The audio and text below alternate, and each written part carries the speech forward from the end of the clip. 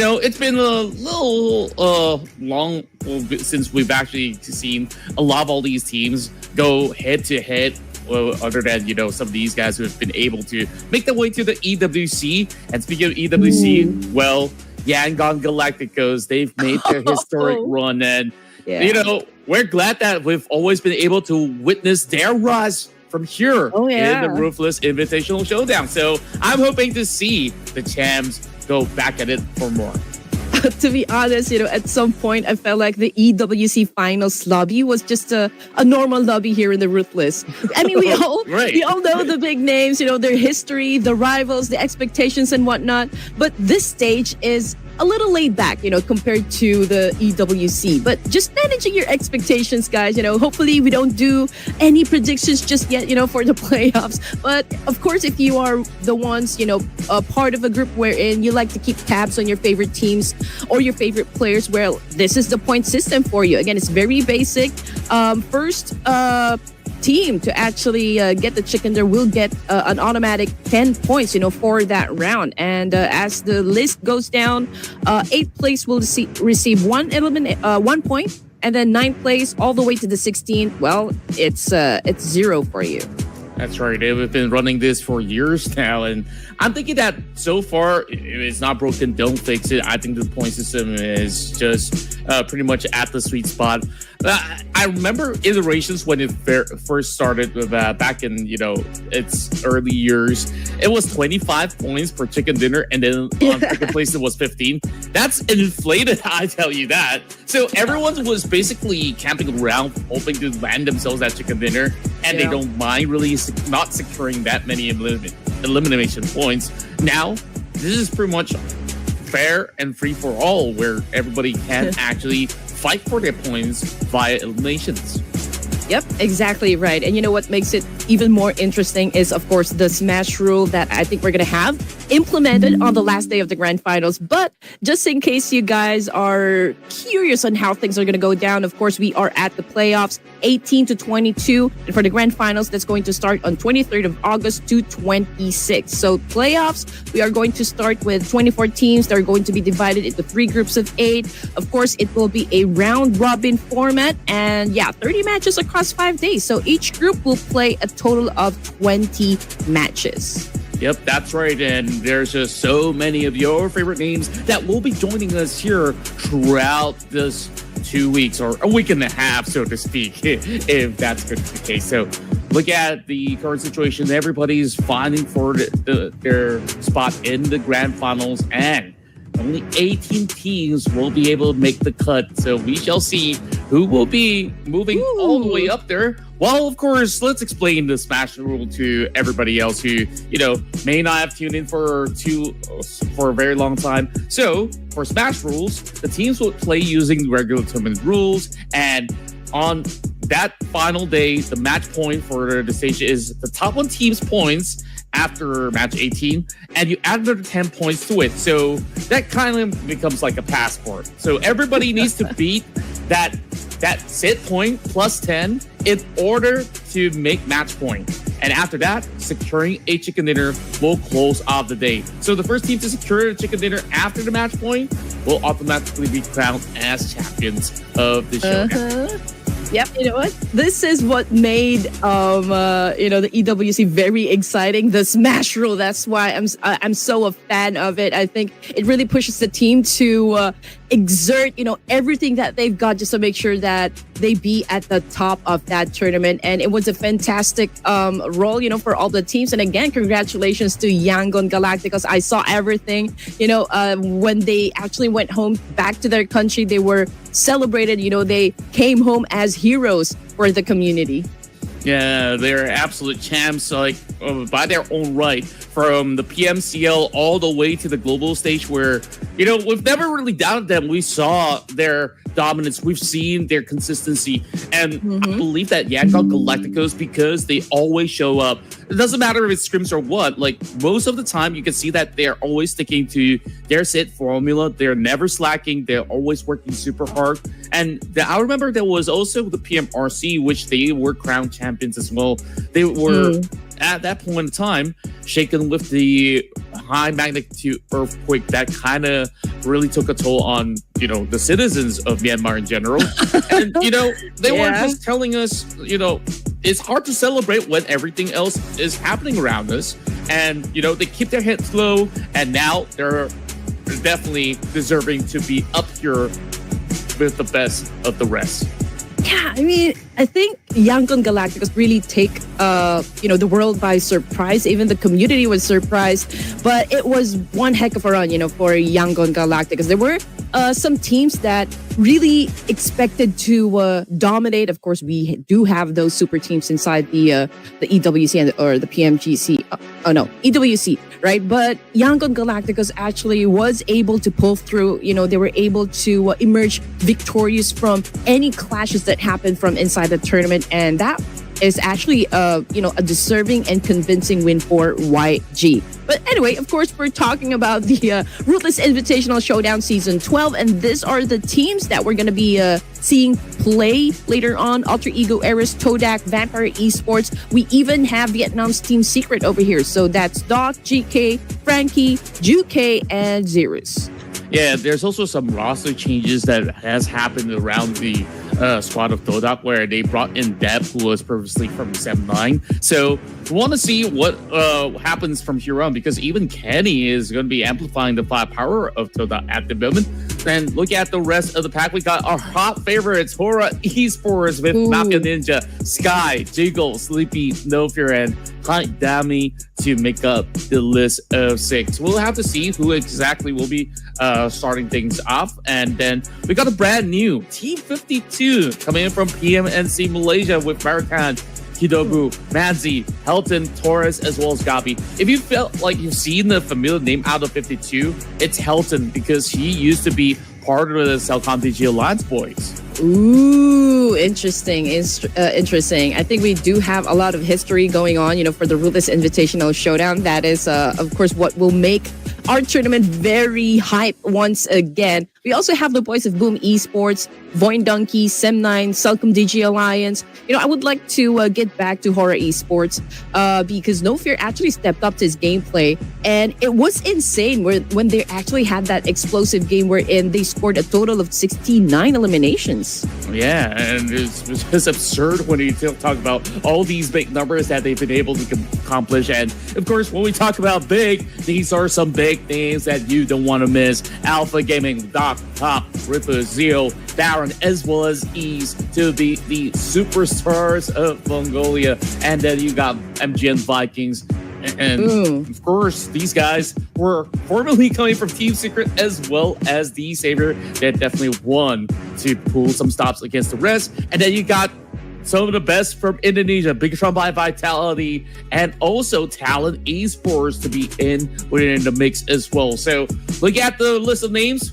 I believe that some of them are kind of hiding their IGN for the moment, where we'll have to find out once we get to the regular season. I'm looking at the teams. So it looks like we don't even have any Korean teams joining us for this season. Ooh, interesting. Okay.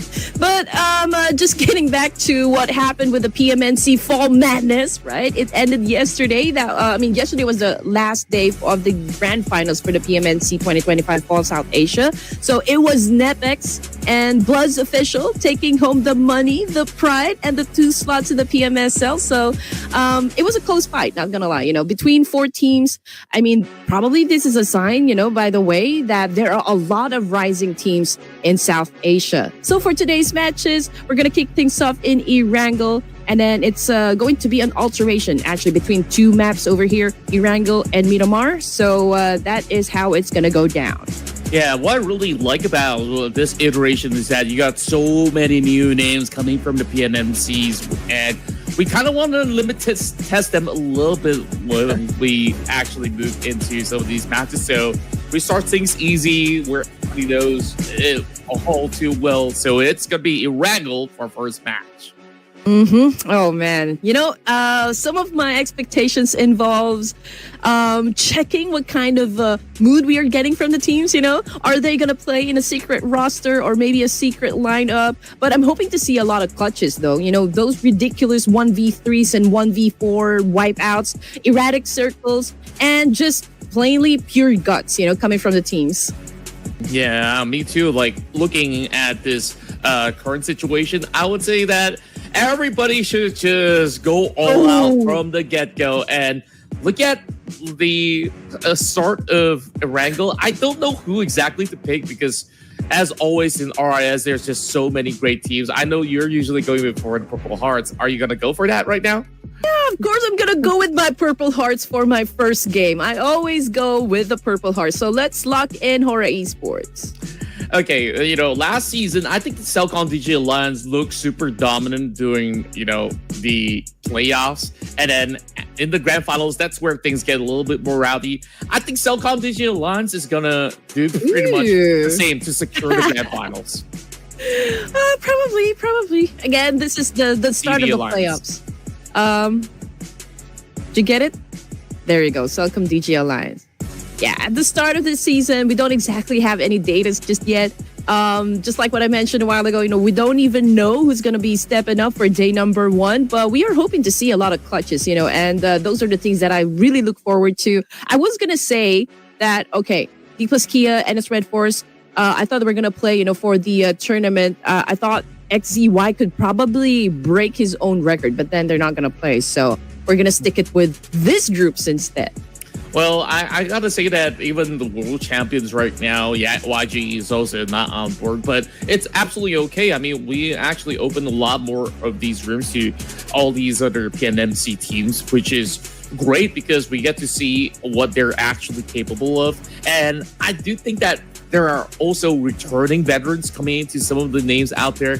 For a moment, I remember I saw a Malaysian team with a player named Boysil. I'm not sure if it's actually the Indonesian Boysil, because if that is actually a transfer from Indonesia to Malaysia, that's huge news on this PNMC team of Malaysia.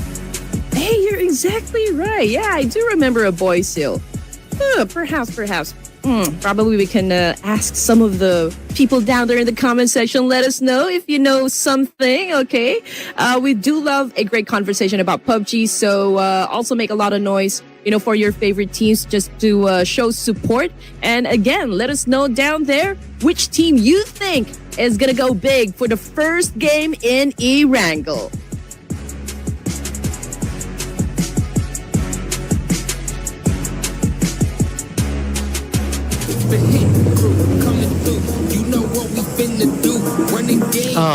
I kind of miss this team song before we actually start all the brawl. Since it's been, a couple of weeks already, I'm glad to be back here with you, Queen. And this time, we're starting things off from the south side of Sanaska Military Base, headed over onto the north, which I would think it's pretty rather fair for many of all these teams out there, except for those who love to drop inside of South George or even North George. So they definitely need to extend it for a little tad bit. The Vampire Esports, they're wasting no time. They're moving directly to the island. But I'm curious if Nepex and Tribe RMAC will be performing for today's matches. And again, I'm still on a high with what happened yesterday. So I'm really curious if the energy is going to be replicated back here. But anyway, yeah, flight path, it's a little bit onto the right side. It's northbound. And we can see APG taking in some position now inside the military base. We got another team dropping around Novo. We got most of the teams probably dropping around the middle part, but let's see who's going to be taking space around north side area of the map. Yeah, true enough. And, perhaps you could feel us up on what really went on yesterday's PNNC. I'm pretty sure it was pretty hype on what went down. Oh, yeah. I mean, everybody was kind of expecting either DRS or maybe even Tribe RMAC getting the crown, or maybe both of them. But, after a whole tug of war since the playoffs and the grand finals on who gets to sit at the top spot, it was then Bloods officials, and Nepex that took the crown of PMNC. So I just know that there are a lot of hearts broken right now for Tribe Aramasi and DRS. But in the meantime, we're looking at the kill feed, and it looks like Rosemary took a hit someplace, and now he is about to go out of the game. So I guess he's the first player to be taken out by Sem9 Amaza. And look at the start coming in from what I believe to be 4 tribes. They're starting with only 3 players, it seems. So it's definitely interesting on what they're setting up with. Amazal now to start things off pretty much cleanly, picking one off inside the prison, and will secure plenty of ground around the fields over on the eastern corner. And Sem9 still looking for a whole lot more with Todak members. Absolutely isolated. So this is Cleon, who's been playing in Malaysia for quite some time now. He's transferred from one of the teams to the TX, and that nade absolutely crucial coming from Cleon, but the jump shot will be just about enough for Satria to eventually put him to sleep. Oh, that was nasty. Okay, Todak, what are you going to do? Are you going to go for that rebut? We can see that Satra is going in for that exchange. Unfortunately, he was using a shotgun, so that's a little bit long range, for anyone to receive any damage. We got 9, about to pick up a nade here. Spray now goes in for another charge. We got 2 players knocked down on the side of Sem9. We can still see this trade-off happen inside this compound. 9 looking to flush them out, but let's see if they can actually succeed. Lion falls down hard. And it looks like Sem9 is about to pop out. Wow, it was great retaliation coming in from the side of Todak, and it really seemed like the Sem9 was the one that started it all, and they will be the one that gets finished instead. This firepower coming in from Todak is absolutely lethal, but who's more lethal? For esports, they're bringing on the weakened side of Todak, and it's going to be a quick shot from Sky that nails Franchisi down on the ground, and it's once again coming with flank. Haidami will be able to secure each and every one of it. Only 2 members left. Can he hold strong? He's just joined the team over the offseason. Sky goes in to push, and now perfectly caught out by Kenny. What an opening we are witnessing right now for the tournament. We got Haidami sealing the deal. 5 elimination points in the bag for Horror Esports, and they still have a chance to pick up their teammate. And now Sky definitely will recover, and Horror Esports will be playing towards the latter stages of this match. It's just so explosive. We just got just non-stop action the moment that we started off the game. It started with the 2 Malaysian sides, and then after that, Horror just wasted no time. And just like that, they got themselves a total of 5 points to kick things off. Horror is off to a great start. Oh, yeah, definitely.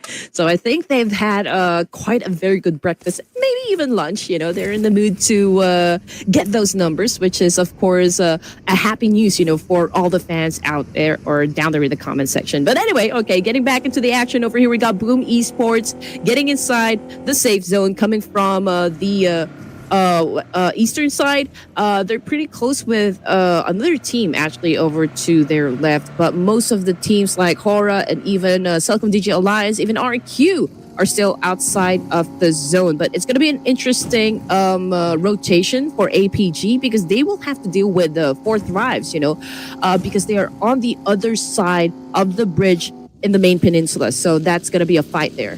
Yeah, we definitely will have to see if there's going to be those kind of altercations. Meanwhile, Team 52, this is a team that I'm intrigued about, because I mentioned about Helton previously being a huge part of Celcom DJ Alliance, or should I say even the previous iteration when they were called Farang Legends.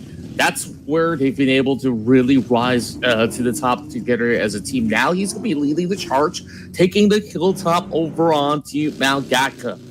It's going to be pretty early, though. I mean, we've talked about this before. If you were to be on the top of that mountain, you're not going to get any from resources, so they have to play a little bit more conservative. And it could be a 3-way battle happen to maybe south of Jorgopol. I mean, Voin, they're also trying to come in, but behind them, that's going to be the boys of ASD as well. So there might be a lot of trade-offs that can happen around north side as well. But I'm really keeping my eyes on Alpha Gaming, they're about to get inside the circle as well. And I'm thinking maybe 4 Thrives is interested to do a little gatekeeping up against those boys. Celcom DG Alliance is just rotating around Pochinki area, sticking to the edge of the circle here. They could possibly find themselves having a little bit of an exchange up against Alter Ego Eris. If Alter Ego Eris actually decides to go in for an early push. It's still rather too early to really go full force onto any form of fight just yet. I believe all these teams are still hoping to get themselves a decent spot around those kind of fields of Gakka or even the wraparounds over on the south. So we'll have to see. Voing Donkey, the last time that we saw them back in the RS, they look a little bit shaky as compared to their usual form. And hopefully they will be able to regain a little bit more of that momentum. And speaking of an Indonesian team that we all know and love, Boo Esports, we got Yummy in the house. He's always been the main man to pretty much frack anyone on the list and also leading a little bit more of the charge even if he is going to be put in a really difficult situation. While 4 Tribes, they got themselves a decent ground to work with, but there's a member of MVKE lurking around, and that's going to be Wunti. And I wonder if Naki's going to be noticing this. Oh man, Gantay spotted Gakor as well from Voing Donkey, so I guess everyone's testing their limits already this early at stage 1. So we got Black 4 Thrives right now with a massive spray. Couldn't hit his target. I mean, understandably, because it's a moving one and also it's a kind of a long distance range as well. But if you can inflict damage, then maybe it's okay. But then you have to manage your resources. So I think enough spray for now, at least for 4 Thrives. But we got another circle shift over here, and Horror Esports will be passing through Rozok, that is for sure. But I guess they won't be having any engagements, as early as perhaps the next stage. But we are hearing a lot of gunshots happen, and that's coming from Tribe RMAC versus Team Secret this time. Ooh, that is going to be a little spicy. Is Team Secret, they've been able to hold a high ground as they pass right through that RMSC, having one member down, and 2K goes in for a double, and this could just be the entire team shredded out just by this man alone. And here comes Zeros, hoping to actually close whatever distance, and just like that, 3 points secured for Team Secret.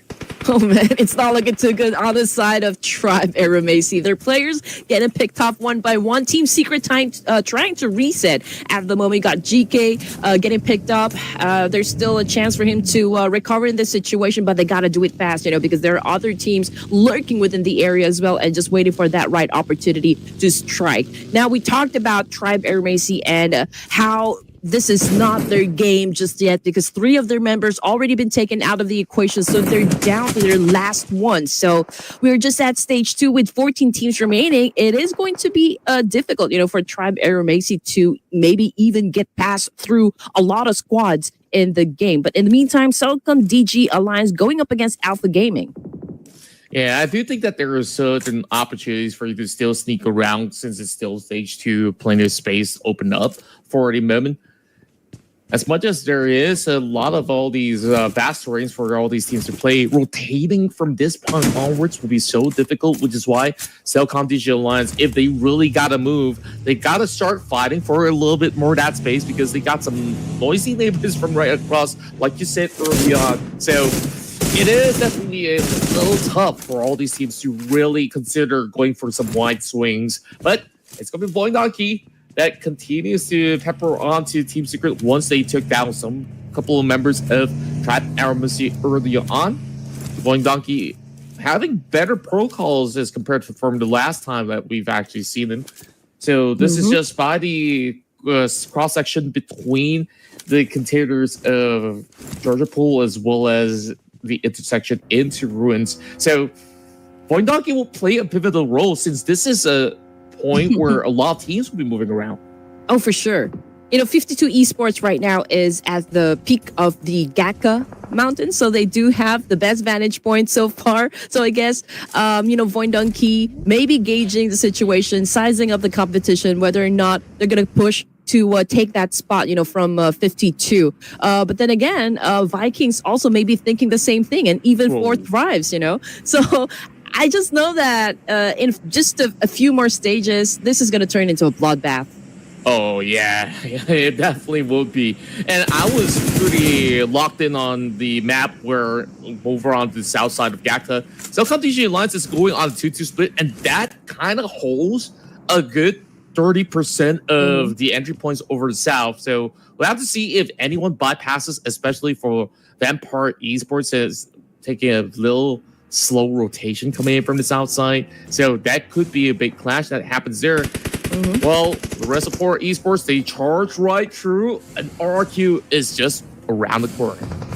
Well, Alter Ego Era's been getting some damage, and I believe there's one of them knocked down on the ground. Same thing goes for Horror Esports. Sky, again, needs to pick me up. But you know what? 6 elimination points in the bag right now for Horror Esports. So I guess this is a solid start. I mean, we are at stage 3 here, and they're about to have an altercation up against RQ. Now here comes Gunda, or Mafia Gunda rather, tries to go for that spray, but unfortunately he's been getting tagged as well. So he needed to step away, you know, from that scene.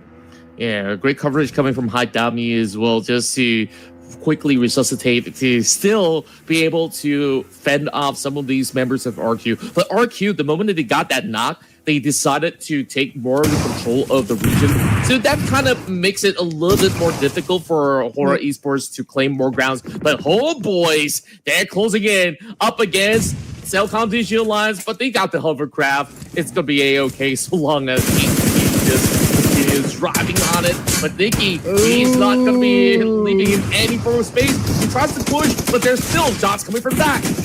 All right, here we go. Now, Cellcom DG Alliance making homeboys feel that they're a force to be reckoned with. Oh, no, Nikki caught a nade. We got one more player down for homeboys. I don't know what Tai Long's going to do in this situation. Is he still going to go for a push, or is it going to call it quits? Well, for now, they go in for a quick reset. As Cellcom DG Alliance so far, as much as they were trying to hold a 2-2 split position, that kind of gave a lot more room for those teams to really punish. Now they're one member down. RQ, they hold over on a high ground. For Esports, still having a very difficult time to try to crack the case open because they're the ones getting kept right now. But Mafagunda, he has to form a push, and they got to do it right now. Perfect knock, and just like that, they just crash the gate and just send 2 members of RQ down.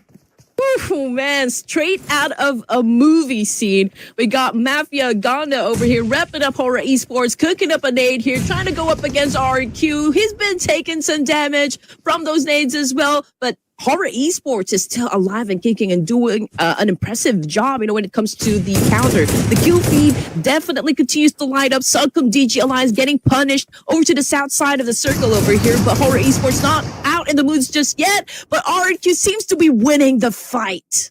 Yeah, great jump shot coming right through. And this is going to be a quick reset before they recommit once again.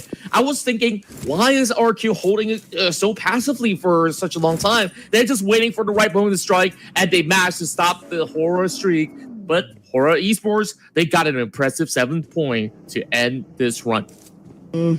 I think, you know, this is still impeccable performance coming from Horror Esports. I mean, 7 points in the bag is still a great opening, you know, for day number 1 of the playoffs. Now, 4 Thrives at a deficit over here. I mean, they did get in the game with only 3 members, but they're still rocking it. So that's what I like about 4 Thrives. But anyway, looking at 52, and we did mention a while ago that they were at the peak of the Gakka Mountain. And right now, I think they're still going to covet that place. But Team Secret, I believe, is interested to snatch this away from them.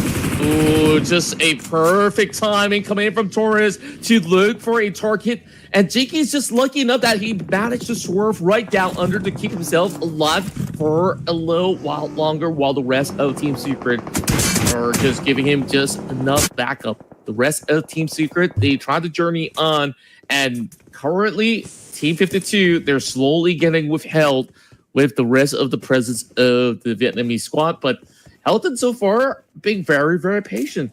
I mean, they've been able to really scout out all around, so they're not too concerned, because right now they get to take a couple of pot shots back over the side of Team Secret. Manzi tries to look for another, and if he could just pop the tower for Jiki, this could actually be converted into something, but it's just to go big. Okay, Four Thrives obviously needs to go for a reposition over here. It's a vulnerable spot, to get stock in between 52 up above and Vikings, down the road. Boom Esports, the Wolfpack, they're sitting comfortably around Ruins area, but you know what, Team Secret, it's the opposite story. We got one of them knocked down on the ground. That would be Zerus. Going up against Voindonkey over here. Has been receiving a lot of damage as well from those nades. I'm not even sure if he's going to get picked up at this point, but GK managing business up against Four Thrives. But we got Boom Esports coming into play as well.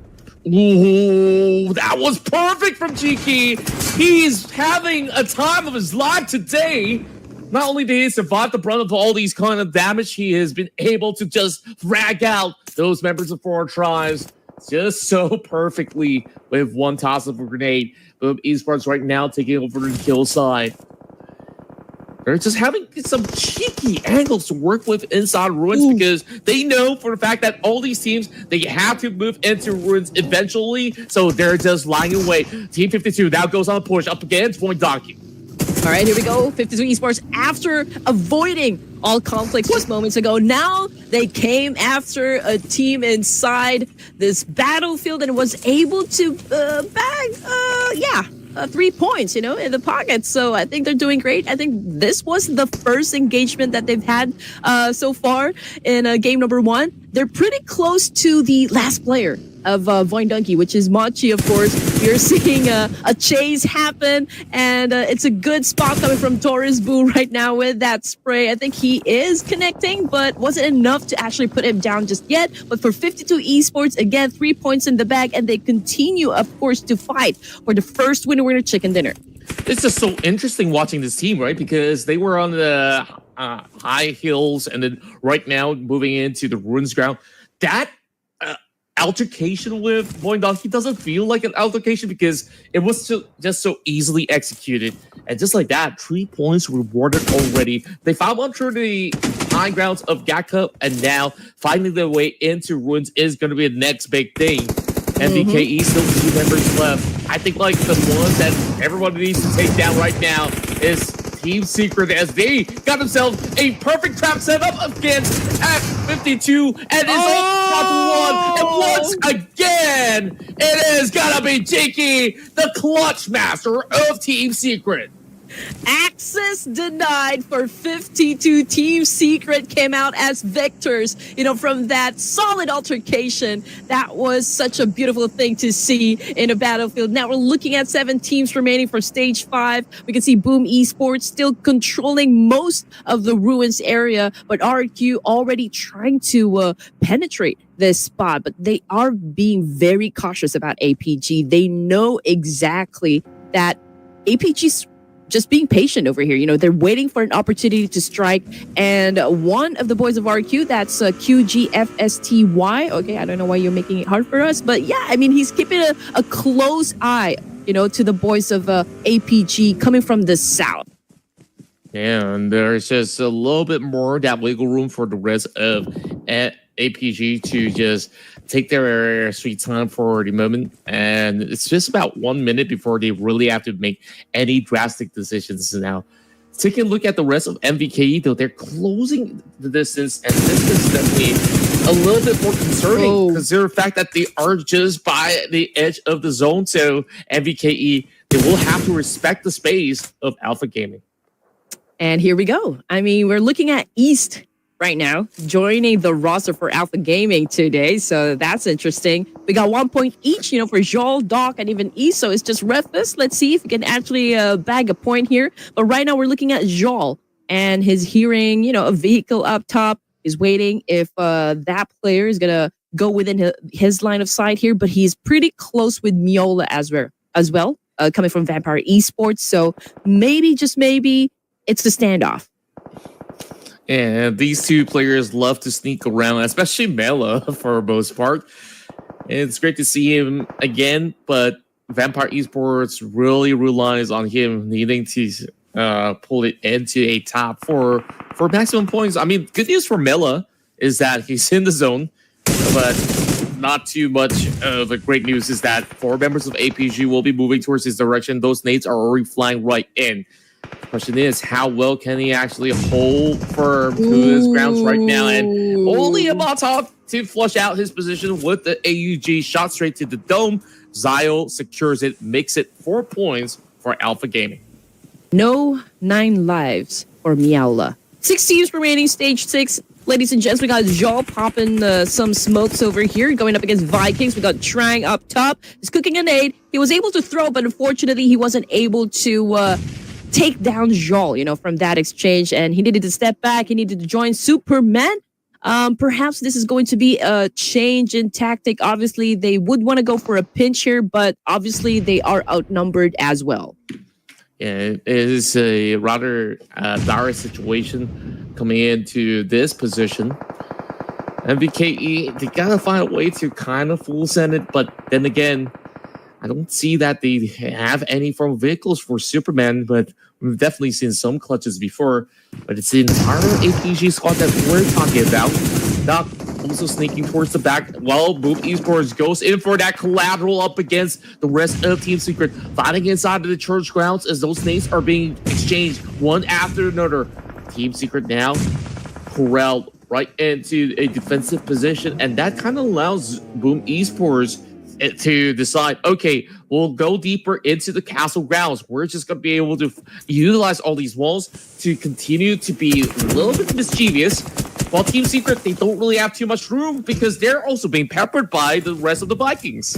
And Boom Esports right now definitely showing fangs, but Team Secret, this is a wild display of skills and defense at the moment. I mean, there are a lot of teams pointing their guns at them at the moment. We got the Vikings coming from the north side. We got Boom Esports, of course, inside the ruins area as well. It's I guess it's going to be hard for Team Secret to leave this specific spot just yet because, well, they don't really have that much cover if in case the circle will not favor them. True enough, on Team Secret just creating a little bit more of that stronghold right now, an uncrackable defense. Vikings Esports hoping to change that. They do have plenty of vehicles for them to actually utilize, but some of them have been burned down, so Superman has to rely back onto the buggy. And they've always been wary about APG's position because if APG pushes in, they could easily just spot out the rest of the Vikings. And speaking of which, it's already been Doc looking upon that angle. Team Secret pretty much just got them pretty much surrounded. So there's really, realistically, no space for Vikings to play. Well, for now, considering that we still have a little bit of distance, for all of the teams here, to be honest. I mean, Alpha Gaming's also just kind of a slow, steady strategy that we're witnessing right now coming from this team. But the circle shifted again, and this time leaving RRQ down south, and even Doc, from the south side of the zone. So perhaps we will be seeing APG get a little closer to RQ, but Team Secret, they now have the power position up against Boom Esports. So let's see what's going to happen. Yeah, MBKE counted a little slower because part of the zone is still within their favor, surprisingly enough. Meanwhile, over on the back, Boom Esports, they gotta start charging right through, and perhaps they can actually take the fight towards the rest of Team Secret because they know exactly where they're at. It's just that they weren't willing to challenge much early on, and now, when push comes to shove, somebody's got to make those big decisions. Over on the south side, Doc still kind of stuck in this pit while he's pretty much surrounded with 3 members of RQ watching at that very corner. Yeah, this is going to be interesting. I mean, Doc obviously is pretty good, working independently. I mean, he finds those necessary angles to shut down the opposition. And I feel like, the rest of APG right now waiting for Doc's signal to go in for the pinch here. I mean, we did talk about this a while ago that APG definitely be getting closer to RQ. So we can see East trying to make a move here. Trying to scope down Swavel, if I'm not mistaken, but this is a little hard angle, even for Alpha Gaming.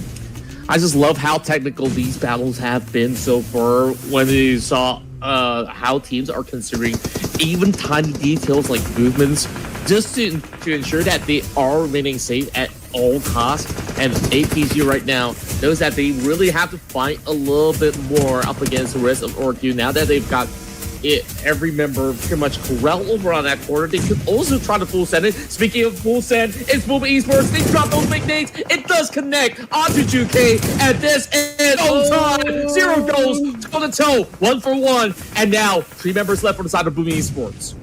Well, Pubg Esports definitely has taken over that very spot where Team Secret was staying at. And now we can see Vikings also getting punished by Yummy over here. That was such a great shot. And now Vikings already eliminated, down to 3 teams remaining. We got Alpha Gaming, RQ, Pubg Esports looking to get that first winner chicken dinner. 5 points in the bag now for RQ. Unfortunately, one of them gets knocked down on the ground. Same thing goes for Zero. Pondbit trying to respond, and I think was able to settle the score with 1 point under his name. Ooh, APG now slapping onto those members. This Pubg Esports hiding inside a church, but they go back and forth for a whole lot more. So Bell already down to very little health, and there's just going to be more and more of these bombardments because they have not really cleared off. So Bell's angle thus far, Gypsy now gets a little bit of a glimpse over onto the dock. APG, they're having some great high ground, but eventually if they really want to push forward, I would still say RQ has got more ground to play with. Oh man, here we go. East receiving a lot of damage, a lot of punishment coming from RQ. Man, it looks to me like RQ's really trying their best to defend themselves, but man, this putt is a little bit vulnerable to RQ. And here you go, possible outcome. Pubg Esports right now on a rampage. 11 points in the bag, down to 2 teams, and we're about to witness just who will take that first chicken. Wow, Pubg Esports taking their rival brothers from Indonesia and now makes a quick matchup up against APG, which has earlier week. The dock once again falters to the ground, but quickly traded back. It's going to be 0 on the ground. So down to a clean 2v2. I say clean, but Pondbit is going to be the one left over on the back. Oh man, things are getting intense, and that seals the final blow. Pubg Esports just eliminated APG with only 5 points in the bag. They continued to dominate right from the get-go, and this was a convincing win for the Wolfpack. Just absolutely loving it. Pubg Esports, they are so calm and so precise whenever they make certain plays happen. That call to rush towards Team Secret earned them that perfect defensive ground. And after that, they wasted no time. They've already got all that intelligence onto APG. They already know that those members of RQ has been playing somewhere in between. So they just found that perfect opportunity to punish both of these teams. And then down to that very final moment, well, what can I say? APG full send it for a 1v1, and they just got the muscles to secure themselves the first chicken dinner. And just look at those numbers. This is just huge for Pubg Esports. You know, patience is definitely a virtue, and that's exactly what we saw coming from Pubg Esports. I mean, the moment that the power shifted to a Team Secret when they were not favored by the zone, they needed to actually get inside, and that was a great execution coming from Pubg Esports, the way that they snagged that place from Team Secret. So again, the stats, they are there, numbers are not lying. Again, it was a phenomenal run for Pubg Esports. Yeah, so far, I think that they've been looking super clinical on a lot of the calls. Like, we saw a lot of these other teams that were playing around, whether if it's going to be the Ruins ground or even on the outskirts. They were kind of having certain struggles on making decisions. Even Team Secret, which we thought they're going to be staying put for a long while. They kind of didn't watch it back. They kind of know that Pubg Esports was around, and Pubg Esports had to make that call to push forward, and that push forward was really the key on their success in this round. That really was the biggest play in order to secure themselves a chicken dinner. And just like that, look at all these utilities. I would say boom, they don't throw a whole lot of all these utils, but they were super efficient with it. And APG took their time as well. You know, they were pretty passive during the first few zones, but you just know the intention is to actually get to the latter stages of the game, and that's when they will start to retaliate. You know, placement points, you can always get it, just as long as you will consider longevity inside the matches, but elimination points is kind of tricky to get. So Yeah, I think they prioritized just getting the placement points first before they went for the numbers. But head to head, we got Boom versus APG. Damage output slightly towards Boom Esports. And, well, I mean, it's the reason is pretty obvious. It's a whopping 14 elimination points for Boom Esports. Yeah, I mean, these guys are just a different level of a beast, right? Overall, when we take a look at how they've been able to just stack their 4 members up against the rest, where whether if you're just going to be straggling out in the field or if it's just a direct confrontation, they just make those calls so quickly, especially when we look back into the push inside the church. Team Secret, with those members, you thought they would be able to respond, but Yummy, he made sure that he hit those shots when it matters the most, and therefore he's the one dealing the most damage and is the MVP of Game 1. Well, it's a great start, for Boom Esports. No doubt that they really actually dominated game number 1 over here. So I'm curious which teams is going to be stepping up, for the remaining matches tonight. And I'm wondering, if they are really in the mood, are they going to go for a solid double-digit elimination points in every match? Oh, hopefully so. I mean, that's ideal for all these teams out there to be able to achieve, but I think that you just have to do enough, right? Since this is a multiple day kind of playoffs, you just got to ensure that you make it into the top 18 by the end of this week. So this is just the start of it. So we'll have to see if the rest can actually catch up. 3 of these members of Boom Esports hitting 5 limbs to 4. And then you also have Hype Dami to also join in the list as some of the top performers back in Wrangle. But anyway, yeah, I mean, we just started day number 1 of the playoffs. So basically, this is more of a warm-up, for the teams here. I mean, we got another group joining us, for the next game. So that would be their first game. But match leaderboards, or leaderboard rather, we got, again, Boom Esports at the top with 24 in total. Alpha Gaming coming in at second with 11, tied up with RQ. We even have Team Secret coming in at 4th place with 10. So the only team that wasn't able to get anything out of this match would be Alter Ego Eris. Yeah, it's just a little bit of a rough start. When we take a look at the beginning, there was that battle between Homeboys, Todak, M9 members. A lot of all these Malaysian teams, they just went at each other. And who's the biggest victor? Hora Esports. They crashed out maybe slightly early, but they got 7 elimination points. That's just about good as it gets. EST Gante with the longest shot, 311. I believe this number is still incredible, but we'll definitely see this being surpassed in these upcoming rounds. 60 total eliminations, which means 4 players, they didn't really exactly get to play the game. So I do wonder, the moment that we come back to E-Wrangle later on for match number 3, I assume, I do wonder if we're going to be witnessing alterations, in their strategy. Maybe we will see vengeance happen, with the drop clashes that commenced a while ago. So those are the things that maybe I look forward to coming in for game 2. Yep, and speaking of which, I believe that we're just going to take a little bit of a short break, and when we come back, we'll bring you into our second round of Ruthless Invitational Showdown.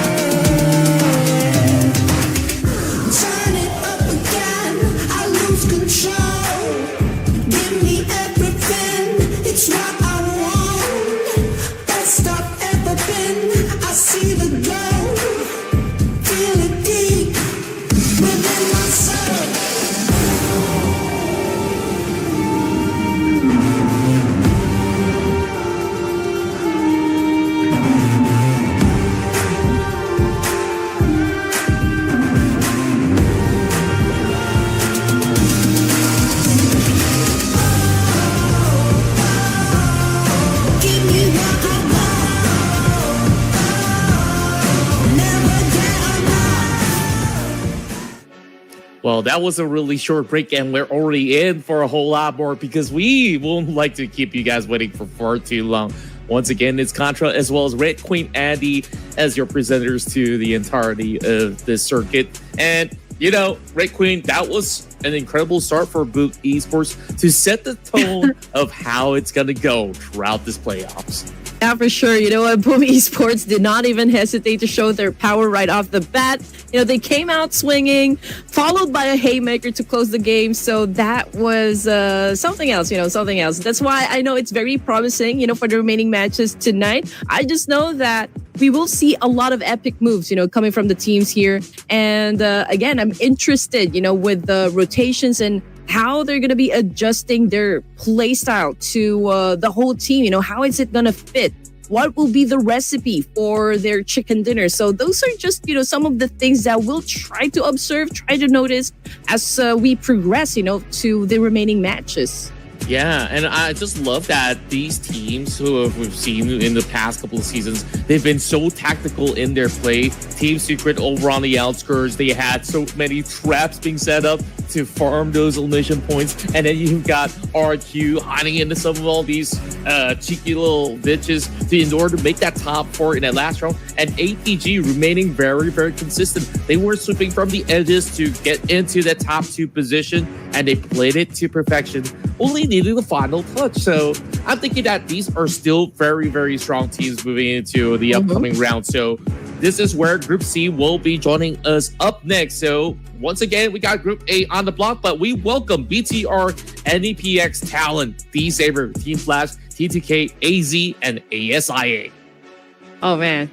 You know what? T2K, I waited for them to actually have an explosive play style in the PMNC. I mean, they did not disappoint, but I think we still need to tweak, a little bit more on the aggression side. So perhaps we will see just that happen for game number 2. So I'm going to go lock in T2K.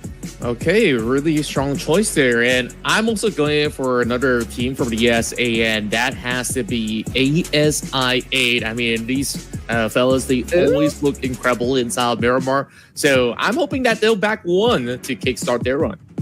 Oh, not gonna lie. I mean, ASI8 definitely is a... Oh, are they not? I just saw them. I saw them in the list. So, okay, so we got a quick update. ASI is not going to be part of it. Okay, quick change. I think they are. I think they are. They are playing, right? They are, yeah. I got trolled by the producers. Okay, Front, your turn. What exactly are you going for? Yeah, but you know what? I agree with ASI8. I mean, this guy's definitely on a roll as well. I see a lot of posts that, ASI8's been getting some awards, some achievements, and it's going to be an interesting rivalry, I guess. Perhaps, that we are going to see from ASI8 and even for Thrives. But this is a great prediction as well. I mean, Hora Esports for game number 2.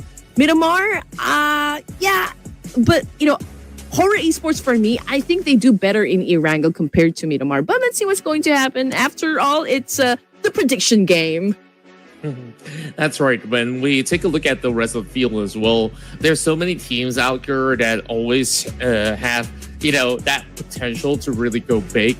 And when we take a look at, some of these teams going into Group A, some of them were just warming up. Alter Ego didn't really receive any formal points. We didn't really get to see them in action as well, which is what I was wondering, like, are they going to be able to step up? And then now we also do have the return of Talent coming in from Group C. I think that this team definitely has shown some really great play style back in the past, but they are still trying to find back the rhythm that they had. Even from the last Ruthless Invitational Showdown, I really want to see a whole lot more where they do eventually have those pop-off moments a little rather later, somewhere in the middle of the playoffs or even towards the tail end of it. So we'll keep our eyes peeled for some of these guys. And of course, the return of some of the old kings of BTR, which I do believe Coach Ken, he loves to change things up. So we'll have to see who's going to be playing on to this opening roster. Yeah, I still owe you guys because I've had an interview with Federalis, and I'm really excited to share with you what we've talked about. We covered some facts about how hard it was for him when he actually decided to go pro, for esports, and the discipline, that he actually went through, giving up some of the distractions rather in his life just to pursue a dream in PUBG Mobile. But again, we're about to start a Miramar. And I'm just excited, just how explosive the teams are going to get, for this round. That's right. I'm excited too. And, you talked a little bit on that interview that you had with Federalis. I'm glad that, through those kind of trials and tribulations, he found himself a little bit more mature, a little bit more disciplined. And when you want something so badly in life, you got to make some sacrifices. And I'm glad that Federalis, he made those big decisions into becoming, a better player overall. And I think down the stretch, eventually BTR, they'll be rewarded someday. Exactly. It's really the mindset, you just have to give it to them. Just how many hours they really give into this game to make sure that they will remain as high caliber players to be qualified, for this type of tournaments. And just imagine that you have other players who is just as good as you. So to make a name in an esports game title is definitely outstanding. And Federalis right now is making a lot of noise, for Indonesia. Pretty much so. He definitely deserves it. I mean, that guy is very talented, very skilled in playing PUBG.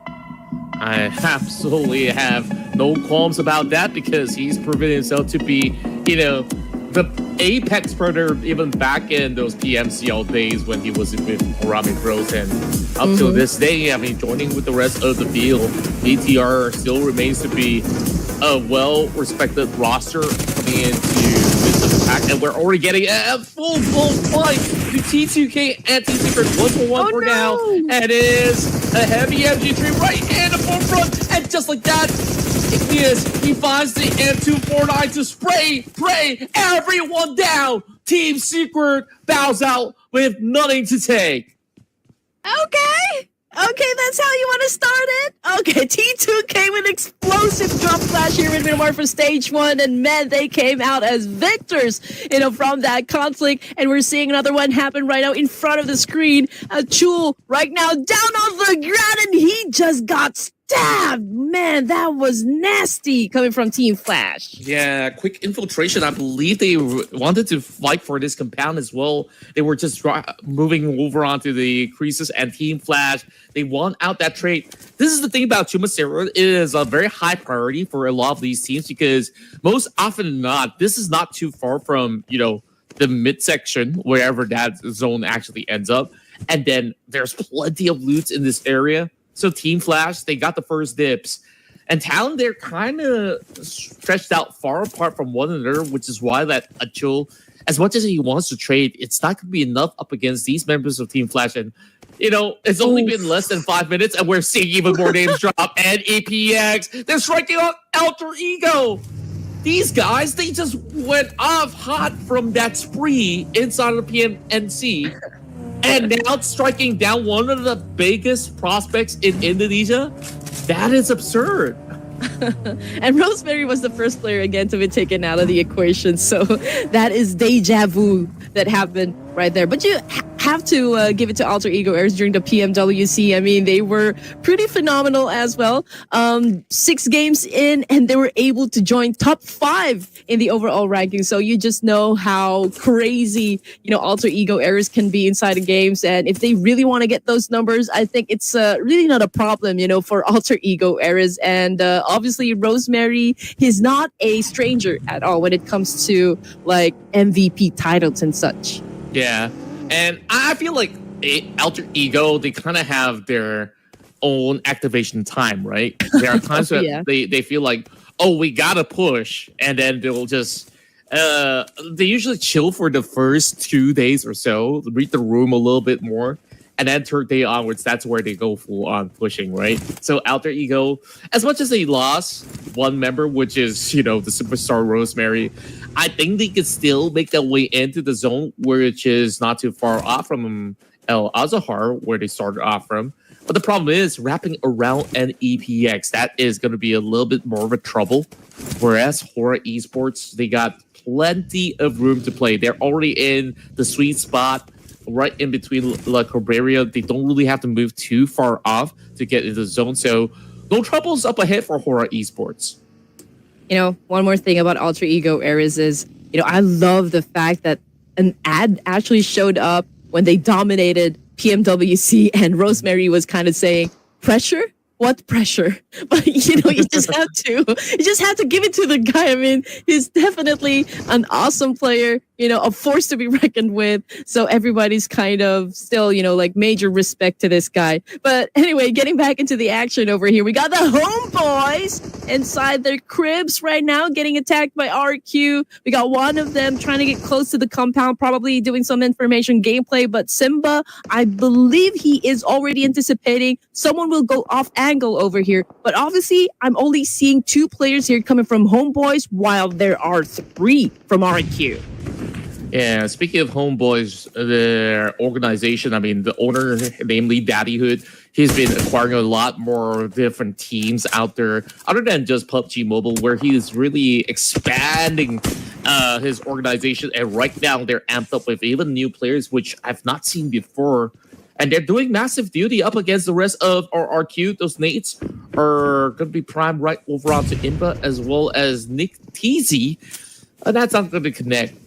The only question is, how are they really going to fend it up? Because I see a member of Homeboys on the low ground, one being struck down. So this is definitely going to be a tough one. RQ, if you can close it out.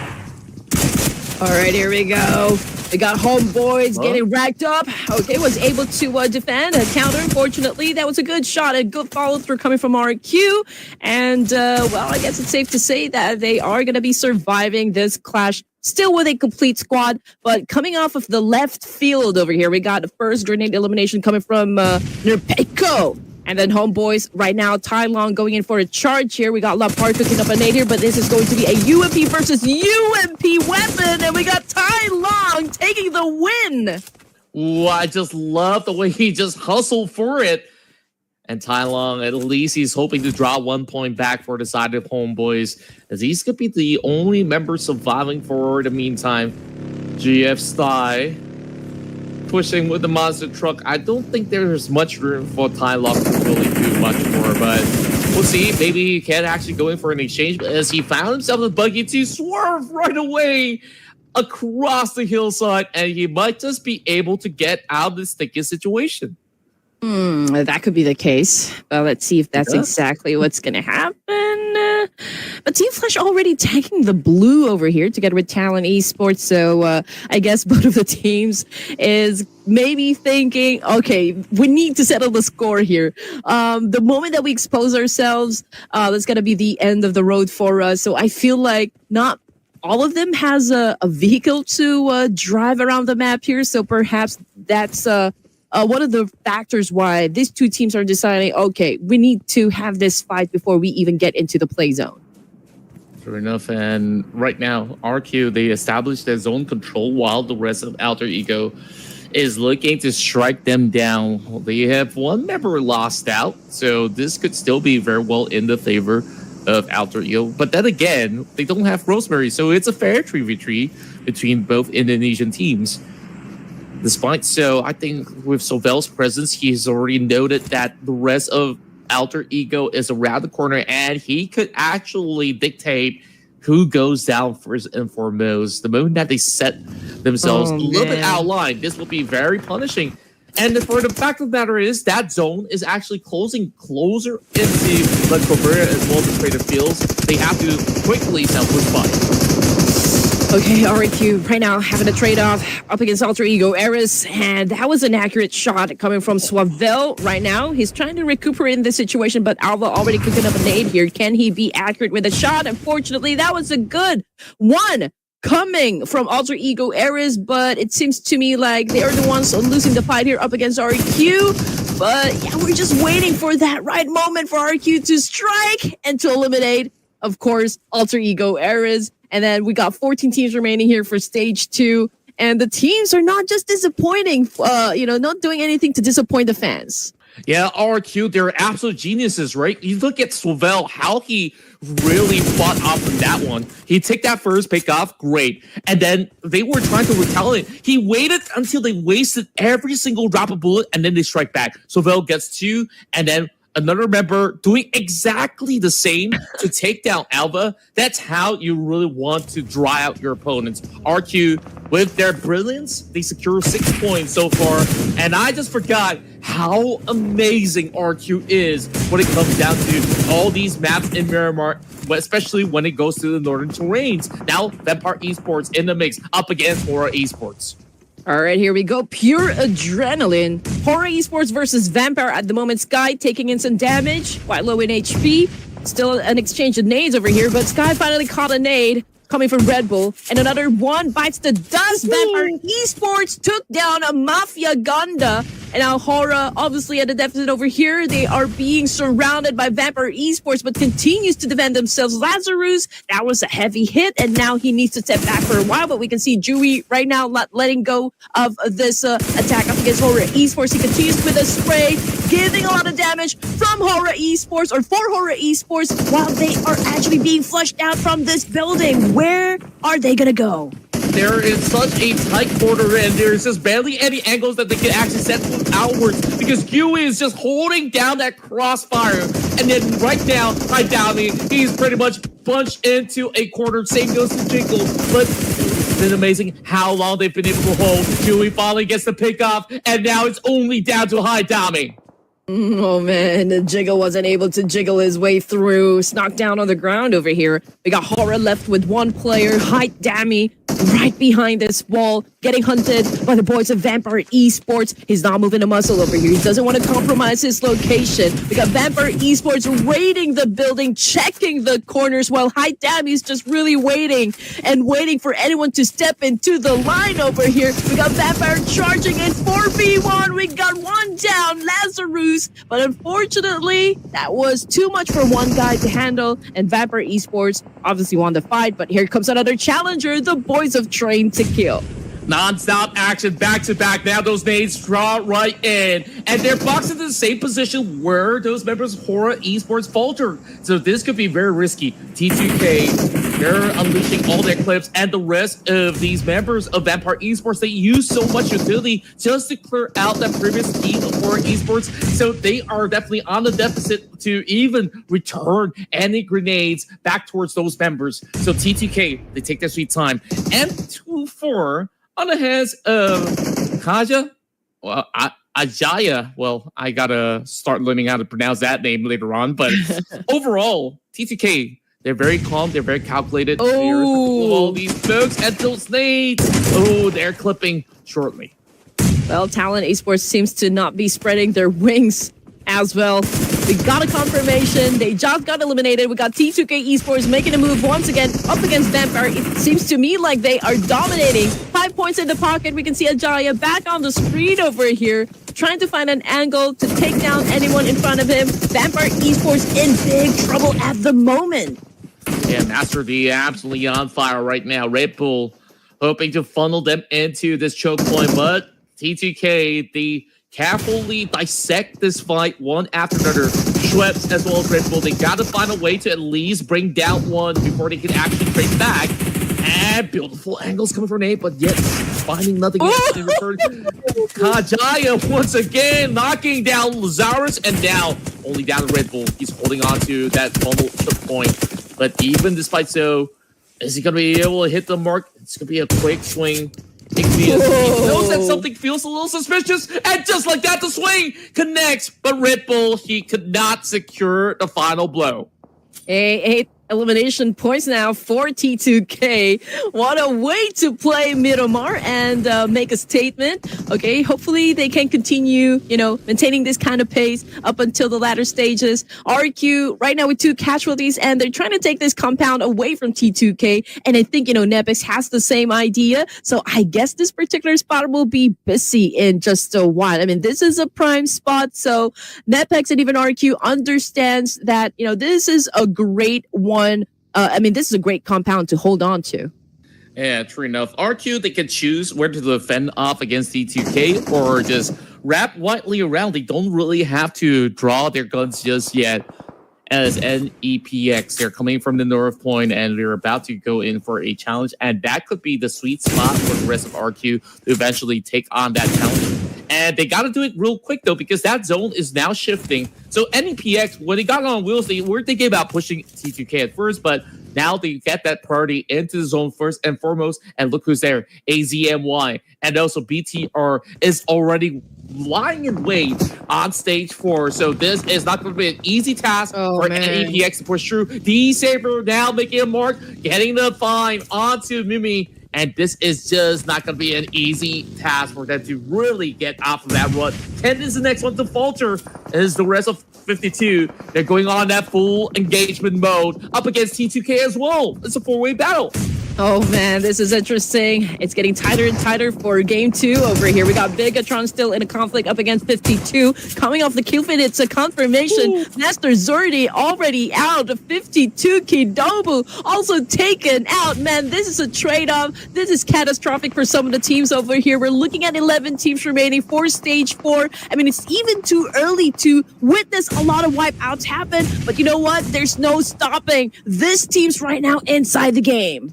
Not at all. BTR so far just hoping to hold firm onto this slump compound. They gotta clear off Taurus Boo first and foremost.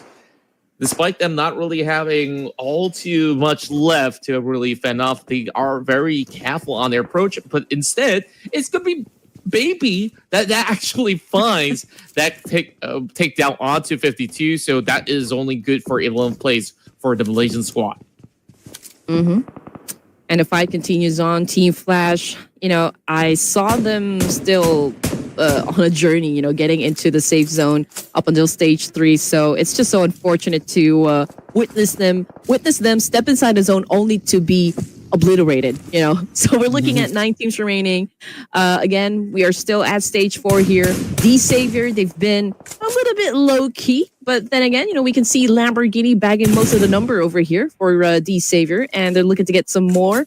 There's a team just right down below them. And I'm just trying to check, okay, which team is this? Maybe it's the boys of ASI 8. But, it's going to be hard since BT are probably looking their direction as well.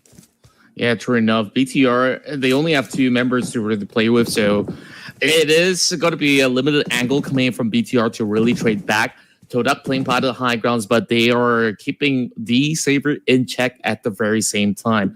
D-Saber quietly removed 5 players in the map so far, as they've been able to really battle it pretty cleanly with all 4 members still intact. So I think that some of all these names are definitely going to be hot favorites. ASI8, they did manage to get 1 point, but they also lost a member at the very same time. So over onto La Cabrera, it gets a little awkward. Is Tai Long as well as RQ, they're pretty much locked into the city. And to exit out of this area is also rather difficult. Yeah, T2K and Nepex, this fight is already about to go down. It's inevitable. They are fighting for a spot here north side of the circle, and another team might be discussing if they're going to be joining in the fight. Again, Igneous with an on-point shot here. Oh, what an exchange coming from Nepex. That's coming from Claw. He just made Igneous explode into pieces. That was a homing missile that he just thrown out right there. So clean, so precise, and right now, and EPX, Nepex, like you said, is going to be having a field day out. But then again, look at how many teams are fighting over onto that high ground terrain. So Nepex got to quickly go and resuscitate that fallen member and go on another huge brawl. The rest of D-Saver not exactly inside the zone just yet was AZ Slumber. This is a newly promoted team coming from Malaysia, making it into the top 8. Rather impressive on how they've been able to make this feed. as they're already securing one placement point, but they definitely want a whole lot more. So it's time to test their firepower as they have not garnered any form of kills thus far. We got to see if they would be able to achieve a whole lot more. Gotcha Kuta over on the top side of the hill playing very, very carefully. They know that NEPX is around the vicinity and they will try to give a little bit of that space away just in order to really secure the rest of the hillside, while the rest of Doda still getting off against the rest of the Savior. So DX, they're ready for this brawl as they're going to be charging up against the swordfishes of Todak. All right, here we go. The Savior, Todak, trying to settle business over here. Pathogen caught a nade. The boys cooking as well. Same thing goes for the rest of the team here. Todak keeps dodging all of those nades. I mean, they're doing a perfect job over here, just maintaining their distance up against the Savior. They're trying to find an angle over here, but the Savior repositioning themselves over to the foot of the mountain over here. They're going to go in at the backside, going for that angle, and Todak right now, we're checking if they can still, of course, adjust to this reposition. Todak so far playing very cautiously, and the Savior is looking for a flank angle as well. They're hoping to actually catch an AT off guard. Theon now goes in for the push, and they might just be able to spot them out with him playing right across these corners. AT being absolutely cheeky, but they got Cleo funnel into the pit, and in between the pit, two members falter to the ground. Only two members left for the side of Todak, and the trade's looking pretty good. Shin is the next one to fall. Powergen has got to hold down the line. 8 elimination points, and if they secure all this, it's going to be a total of 12. And Frantisi, where can he go? Where can he run? He's going to look to secure one member first and foremost. Takes down Shin. Nate T, go get that grenade. And Kenny, he's got to activate. He got to suppress those members of the Savior before it's too late. And BTR, they're flanking from the back. I love what I'm seeing from the screen here. Everyone's putting up a great show, and you're absolutely right. The Savior, men right up behind them on the boards of BTR and Todak, also making it very difficult for the Savior to survive this one. And it looks like they're the ones losing this fight. But here comes Natty T with the attack. S12K, but what?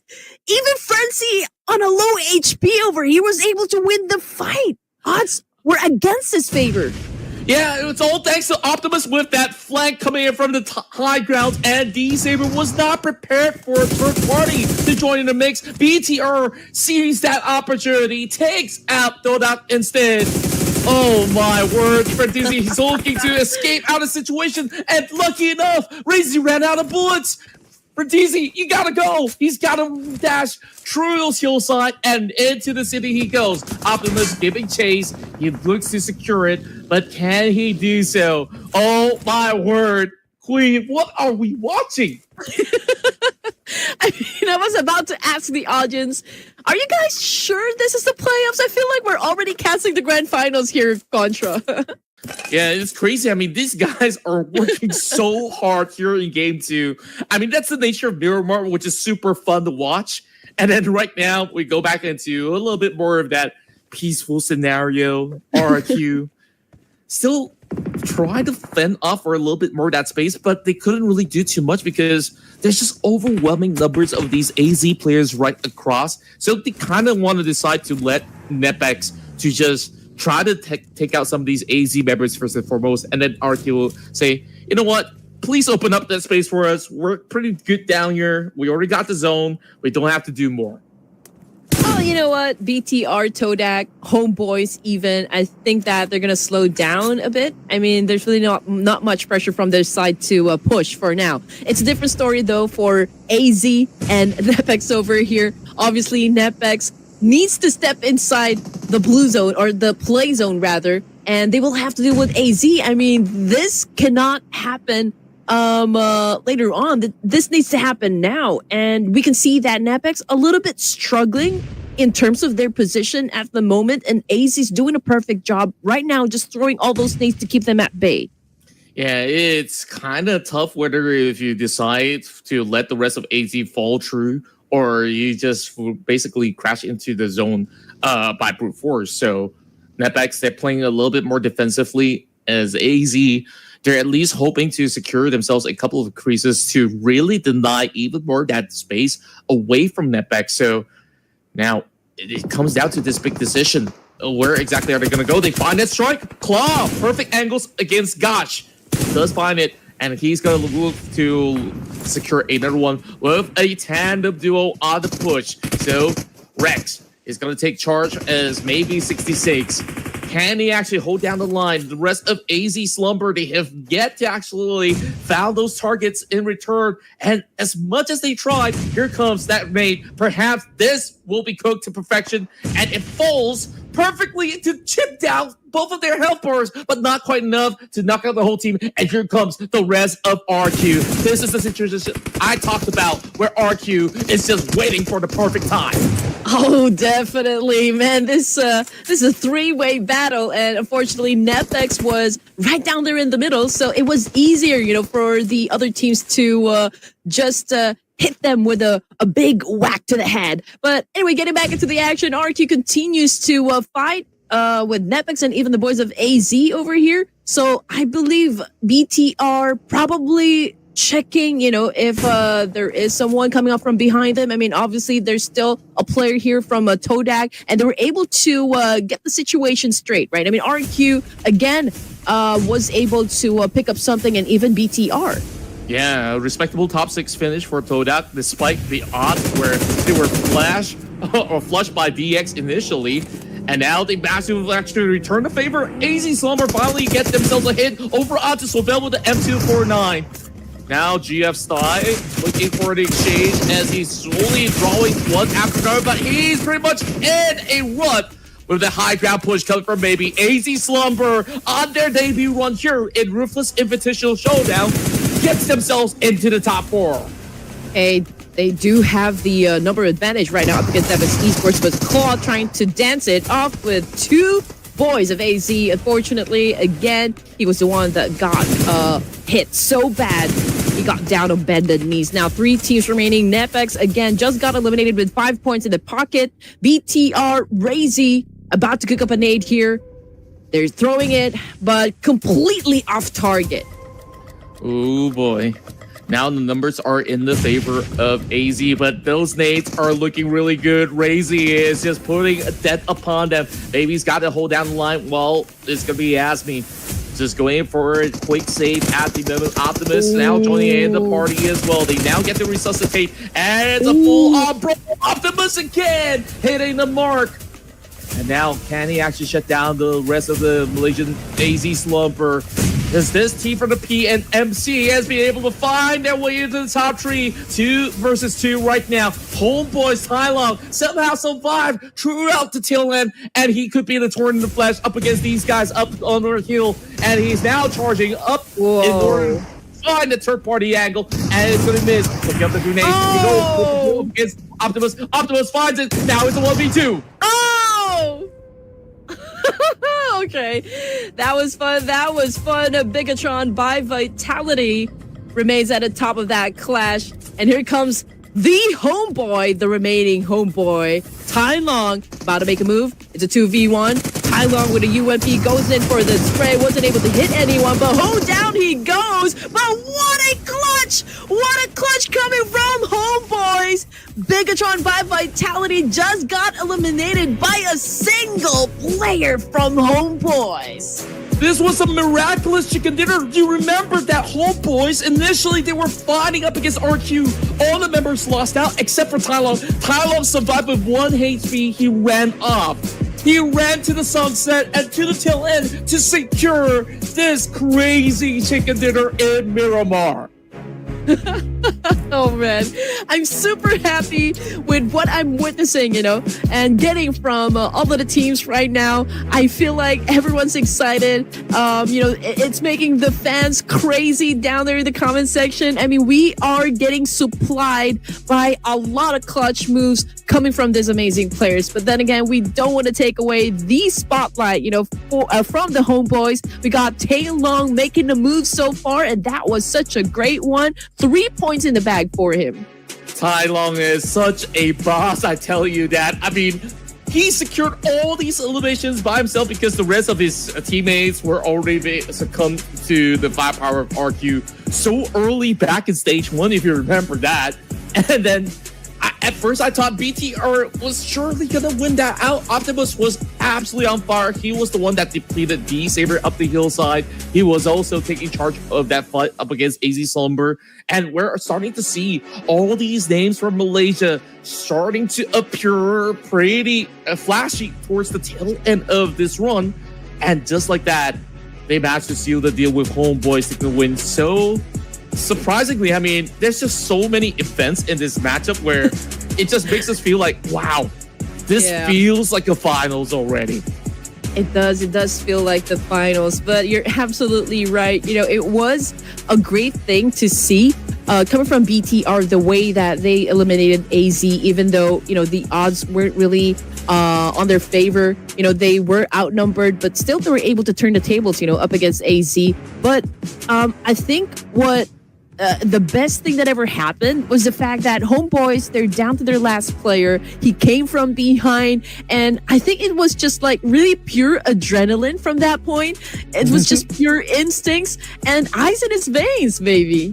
Yeah, and he just went spraying and praying as well on the M249. He's like, he thankfully he snapped towards Optimus first because he was weakened earlier, so he won't be able to actually find it. But Razy, look at the amount of damage he's done as well in order to supplement Optimus at the very same time to also match up to the closest number, DX, where they had the same elimination.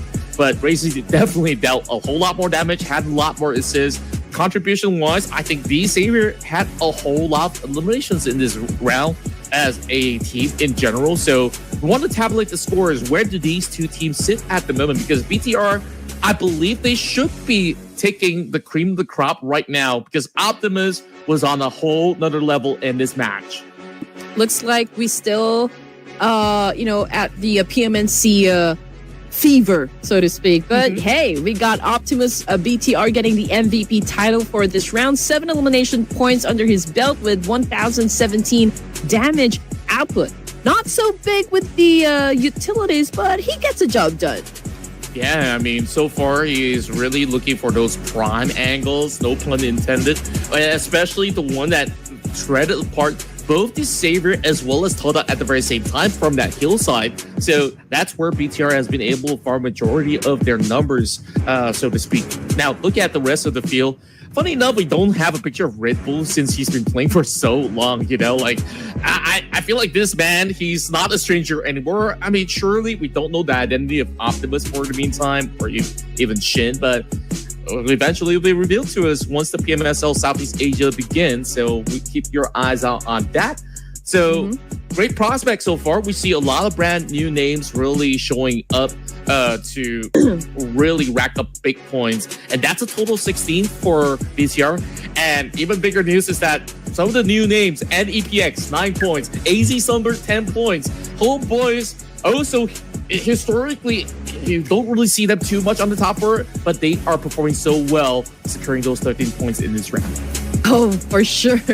And, you know, it's just, again, amazing to know that everyone is still kind of, I guess, on a high because of PMNC. And this makes a great platform for them to keep their fingers warmed up, you know, for the upcoming official tournaments, just like the PMSL, and everybody's excited for it as well. And everybody's training, of course, putting in the hours to make sure that they perfect all of their strats, their rotation, their strategies that they're gonna need, you know, for the upcoming tournaments. We got Razy still, you know, for BTR with the longest elimination distance. It's a total of 333 meters, and then for this round, we only have one airdrop that got looted. Throwables used in the match, it's 149, so this is still pretty average for me. I'm looking to see if this number still will go up. Yeah, and look at the current race to the top. Boom Esports, RQ, BTR, the Indonesian teams are making a quick surge into the top 3. Followed by Homeboys from Malaysia, securing themselves this massive chicken dinner to kickstart their day's run. And of course, APG, back in game 1, they did phenomenally, securing the top 2 spot. And AZ Slumber is currently sitting at number 6. So we'll definitely see plenty more shifts to come when the rest of the field will meet each other a whole lot more. And look at the rest of the pack. NEPX on their debut run, 9 points alongside with T2K. Not too shabby to kick things off, whereas the rest of the field are still trying to settle in onto how exactly do they navigate around so many new names. Things are going to shape up, for day number 1. All we know is that we are looking forward to teams who will give us a great performance, enough to kind of build or start to build the gap that we always look for in the overalls. And, we've already seen some glimpses of brilliance. I mean, for me, what I really loved about that last round was fights after fights after fights. The battle for the high ground control onto these compounds were insane. And T2K, they absolutely impressed on that one. So I want to see a whole lot more when some of these teams take their fight into Erangel. So we'll go on a short break. When we come back, we'll deliver you round 3 here in the RIS.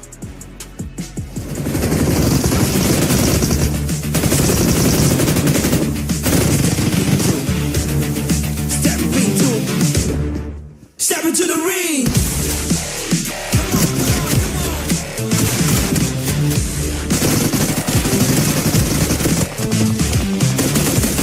Let's go.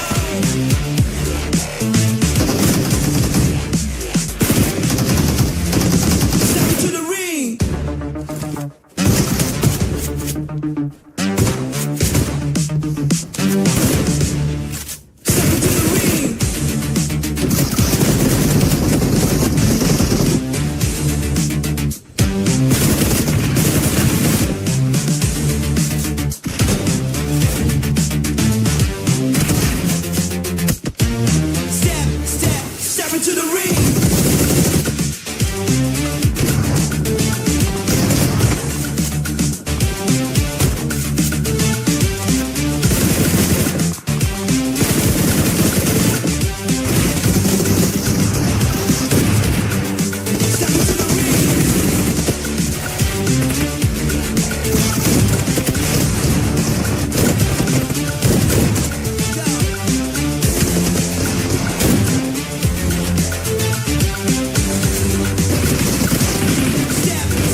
Step into the ring.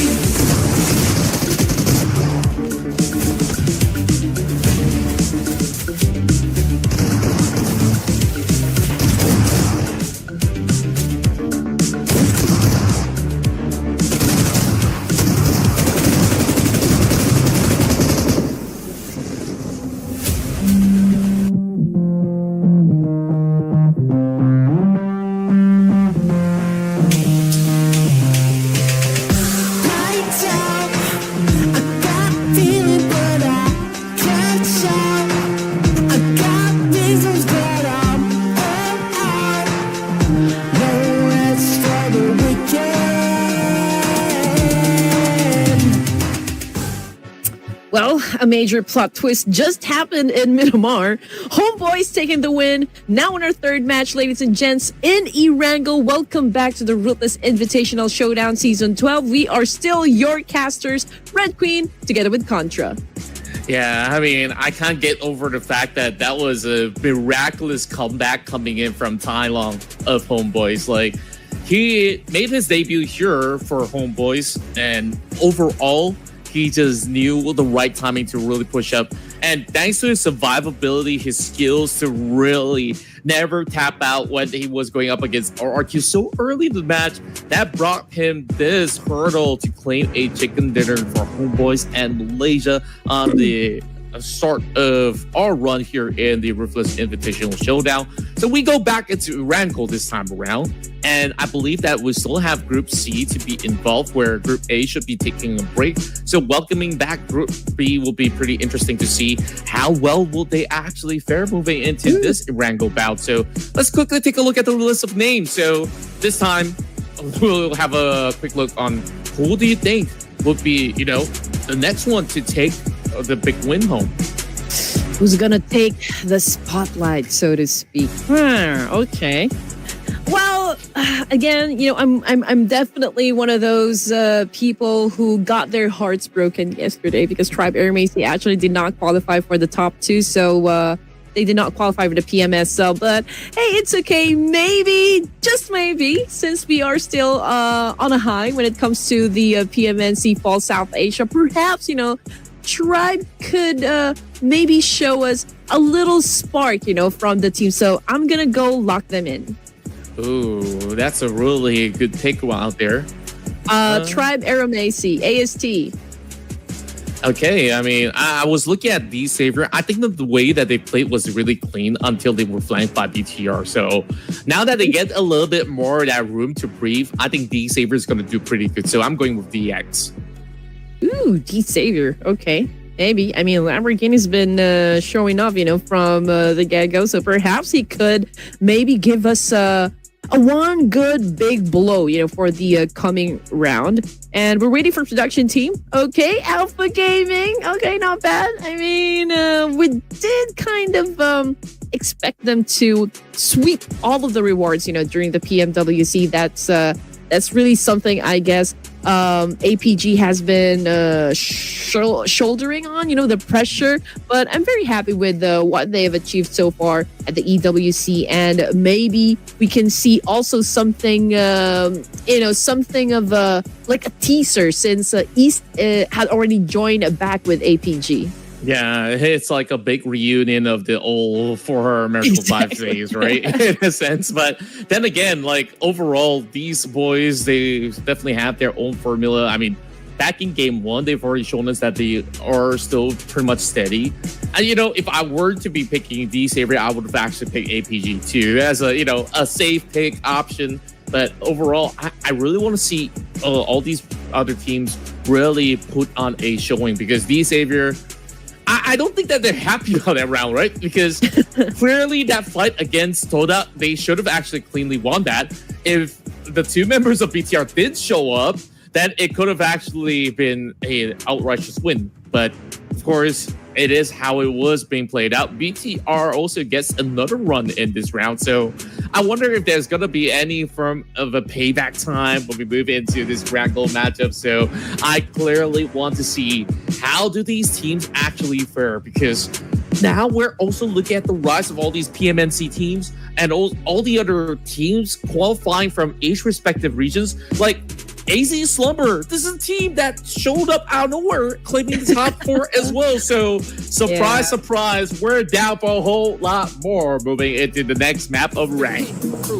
Well, here we go. Game number 3 on the way back into the OG map of Erangel. And you know what? Coming back into what just happened during the end zone in Myanmar, I think, homeboys, Tai Long was able to catch them off guard, BTR. I think they weren't aware of the fact that, he will be coming from behind. Perhaps, they were maybe anticipating that he'd pop up somewhere in front of them. But I guess you gotta seize, every opportunity. You gotta outsmart, outgun your the opposition. And that's exactly, I guess, what happened with Homeboys. And paying close attention to the names that we can see over to the left side here, we got Optimus with the highest damage output. Most elimination, of course, goes to BTR Optimus with 7 right now. I did see Nerpeco as well. Most knockouts, I think this guy is getting all of the titles, after 2 games. AZ Slumber, the new kids on the block, immediately going for a hot drop into Primoz, challenging Vampire Esports. Now, that is a rather bold move, if you ask me, as these are the champions of Thailand that we're talking about. So, I want to see how this fight plays out, because if there's done and dusted, they will also need to face off against 4 Tribes, who usually starts over onto the quarter of the ports. So, we'll have to see whoever wins out this trade, how do they actually wrap around? Because that is still pretty much a center zone, which, they can't take their sweet time. There's plenty of minutes for them to burn out. And NEPX, they start things strong. They took out one member, NEPX, CD Alliance, and they're just blow for blow going on with their katanas, swinging their knives to secure all 4 members of NEPX. What just happened? Okay. All right. You blink and you miss. But it's okay. I think no weapons got picked up, at that clash. It was just all about the knives and the machete. So I think it was a clean one. Unfortunately, Napix wasn't able to get to the weapons first, perhaps. So I think that was the reason of their demise. But in the meantime, we're looking at AZ Slumber once again, ladies and gents. And just like what Contra mentioned, this is their debut here in Ruthless. Now they're making a move up against Voin Donkey. Now, this is a veteran team. So I do wonder if Voin will be taking up this bait. We'll have to see about that. Voin Donkey is a very calculated team in the form of how they actually measure their attacks as well as defense. As you can see, they're not really making firm advancements. The rest of Voin Donkey is just holding into that position because they know that if AZ pushes out, it is going to be very, very, very easy picking for them. So AZ Slumber are also smart enough not to over-aggress because right now, choking that space is just about as good enough because eventually, no matter what, Voin Donkey's got to leave this area, right? So long as they hold over in the northern section, theoretically, there's no place that Voin Donkey could avoid meeting up with the rest of AZ's firepower later on. I mean, it's still too early for a fight anyway. I mean, we're just at stage 1 here, so we do understand why, teams are not feeling pressured at the moment to even move forward or maybe even leave the compound. But just so you know where the teams are actually situated, it's the same thing for Fourth Tribes. I mean, they are manning the end of the bridge here from the main peninsula. They are trying to check if APG is going to decide to actually pass through. And that's a bridge camping that can happen around south area of the zone. But they could potentially be having an altercation as well up against Voin and AZ Slumber. But as for Boom Esports, BTR, they're also close to one another. Even ASI8 and T2K over to the top. Tribe Aeromacy has taken control of south of Jorgapul, but Talon Esports might be coming from the north side. Yeah, I think that over in Nerf is definitely interesting because T2K is hoping to hold off the rest of ASI8. And it is not the safest town to play from when you're inside of 70 because there's just a lot of all these open grounds from the valleys. So we'll have to see how that one plays out. BTR typical start by the apartments as well as the southern side of Rosal. Boom Esports, they're not really making too far a move. They are actually sending a couple of members over on Nerf Point just to see if there's going to be any form of rotations coming into the area. Where ASI8, they've been playing very carefully. They heard those shots coming in from around those corner.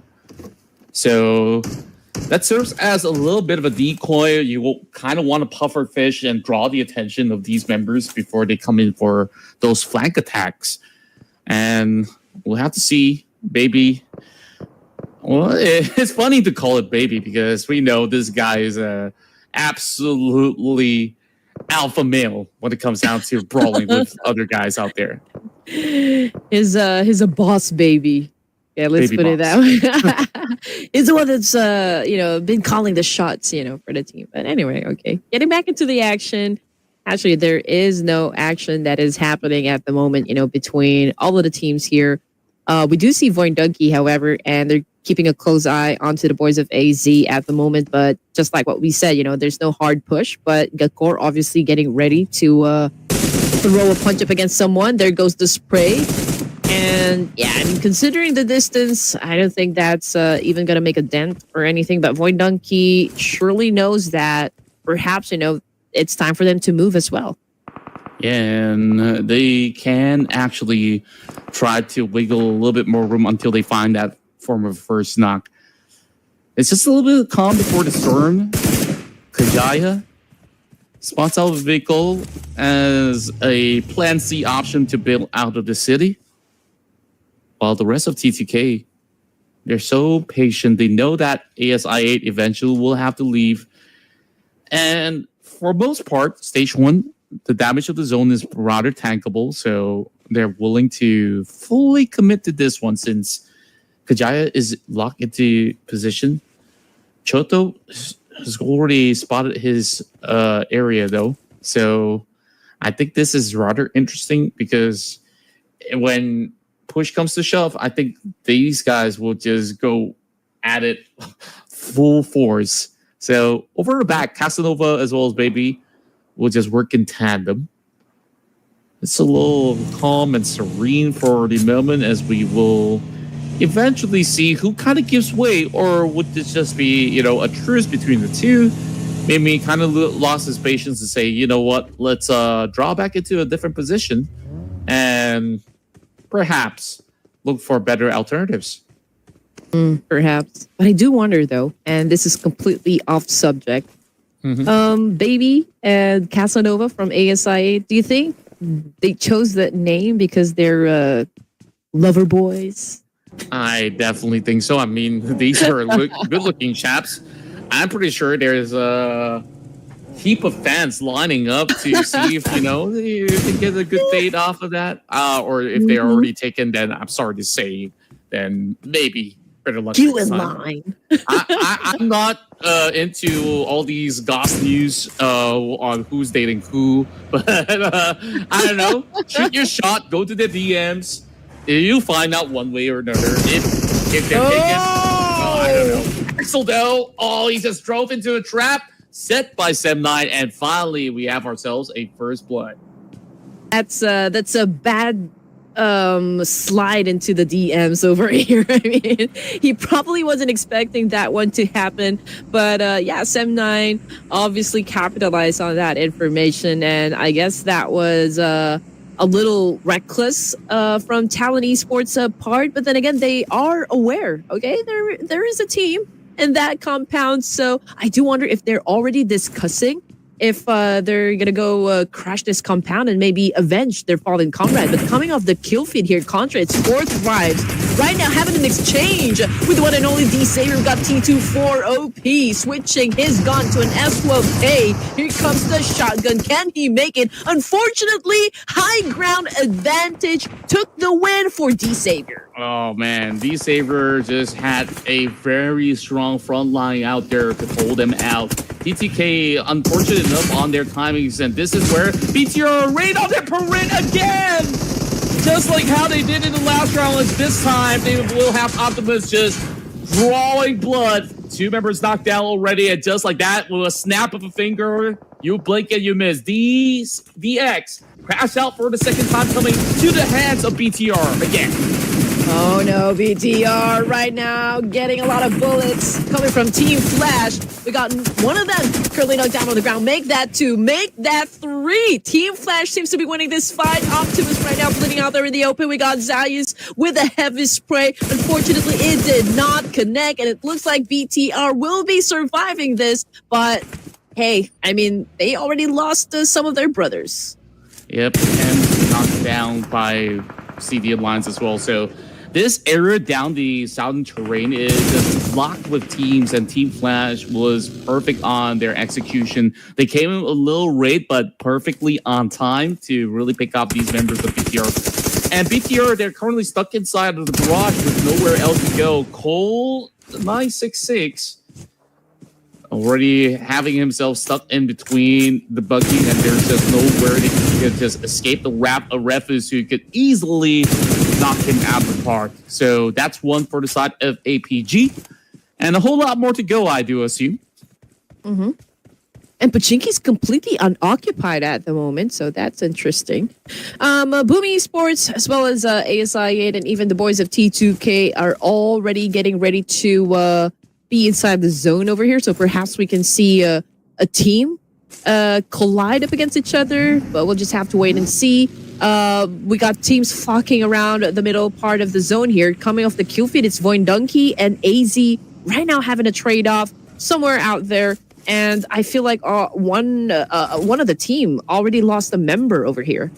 Yeah, to your point that you mentioned that Pochinki is empty, I was thinking, what if the Savior were to hold a little bit longer, then perhaps they wouldn't succumb to all that full-blown fight where they're just being overpowered by all these teams, traversing across, making that pit stop.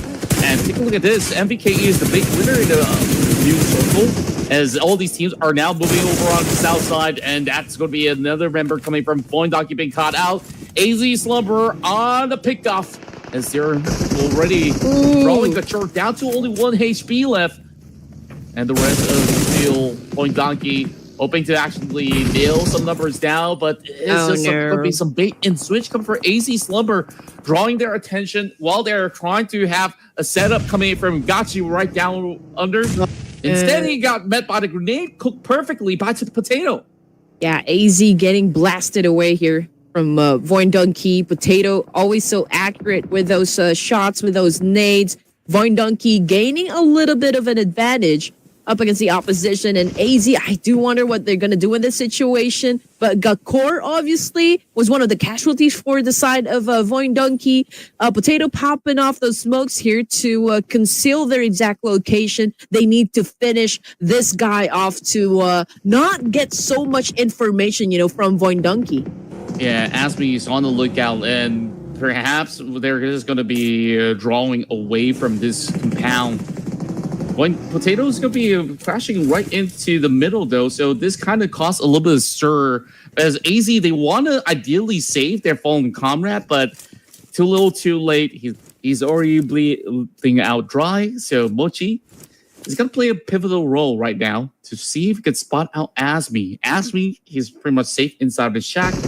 So it is a little bit of a tight situation. And keep in mind, we have not seen Zeta because he's on the far left-hand side of the high ground hill. So he still gets to get a say on whether if AZ gets to push or not.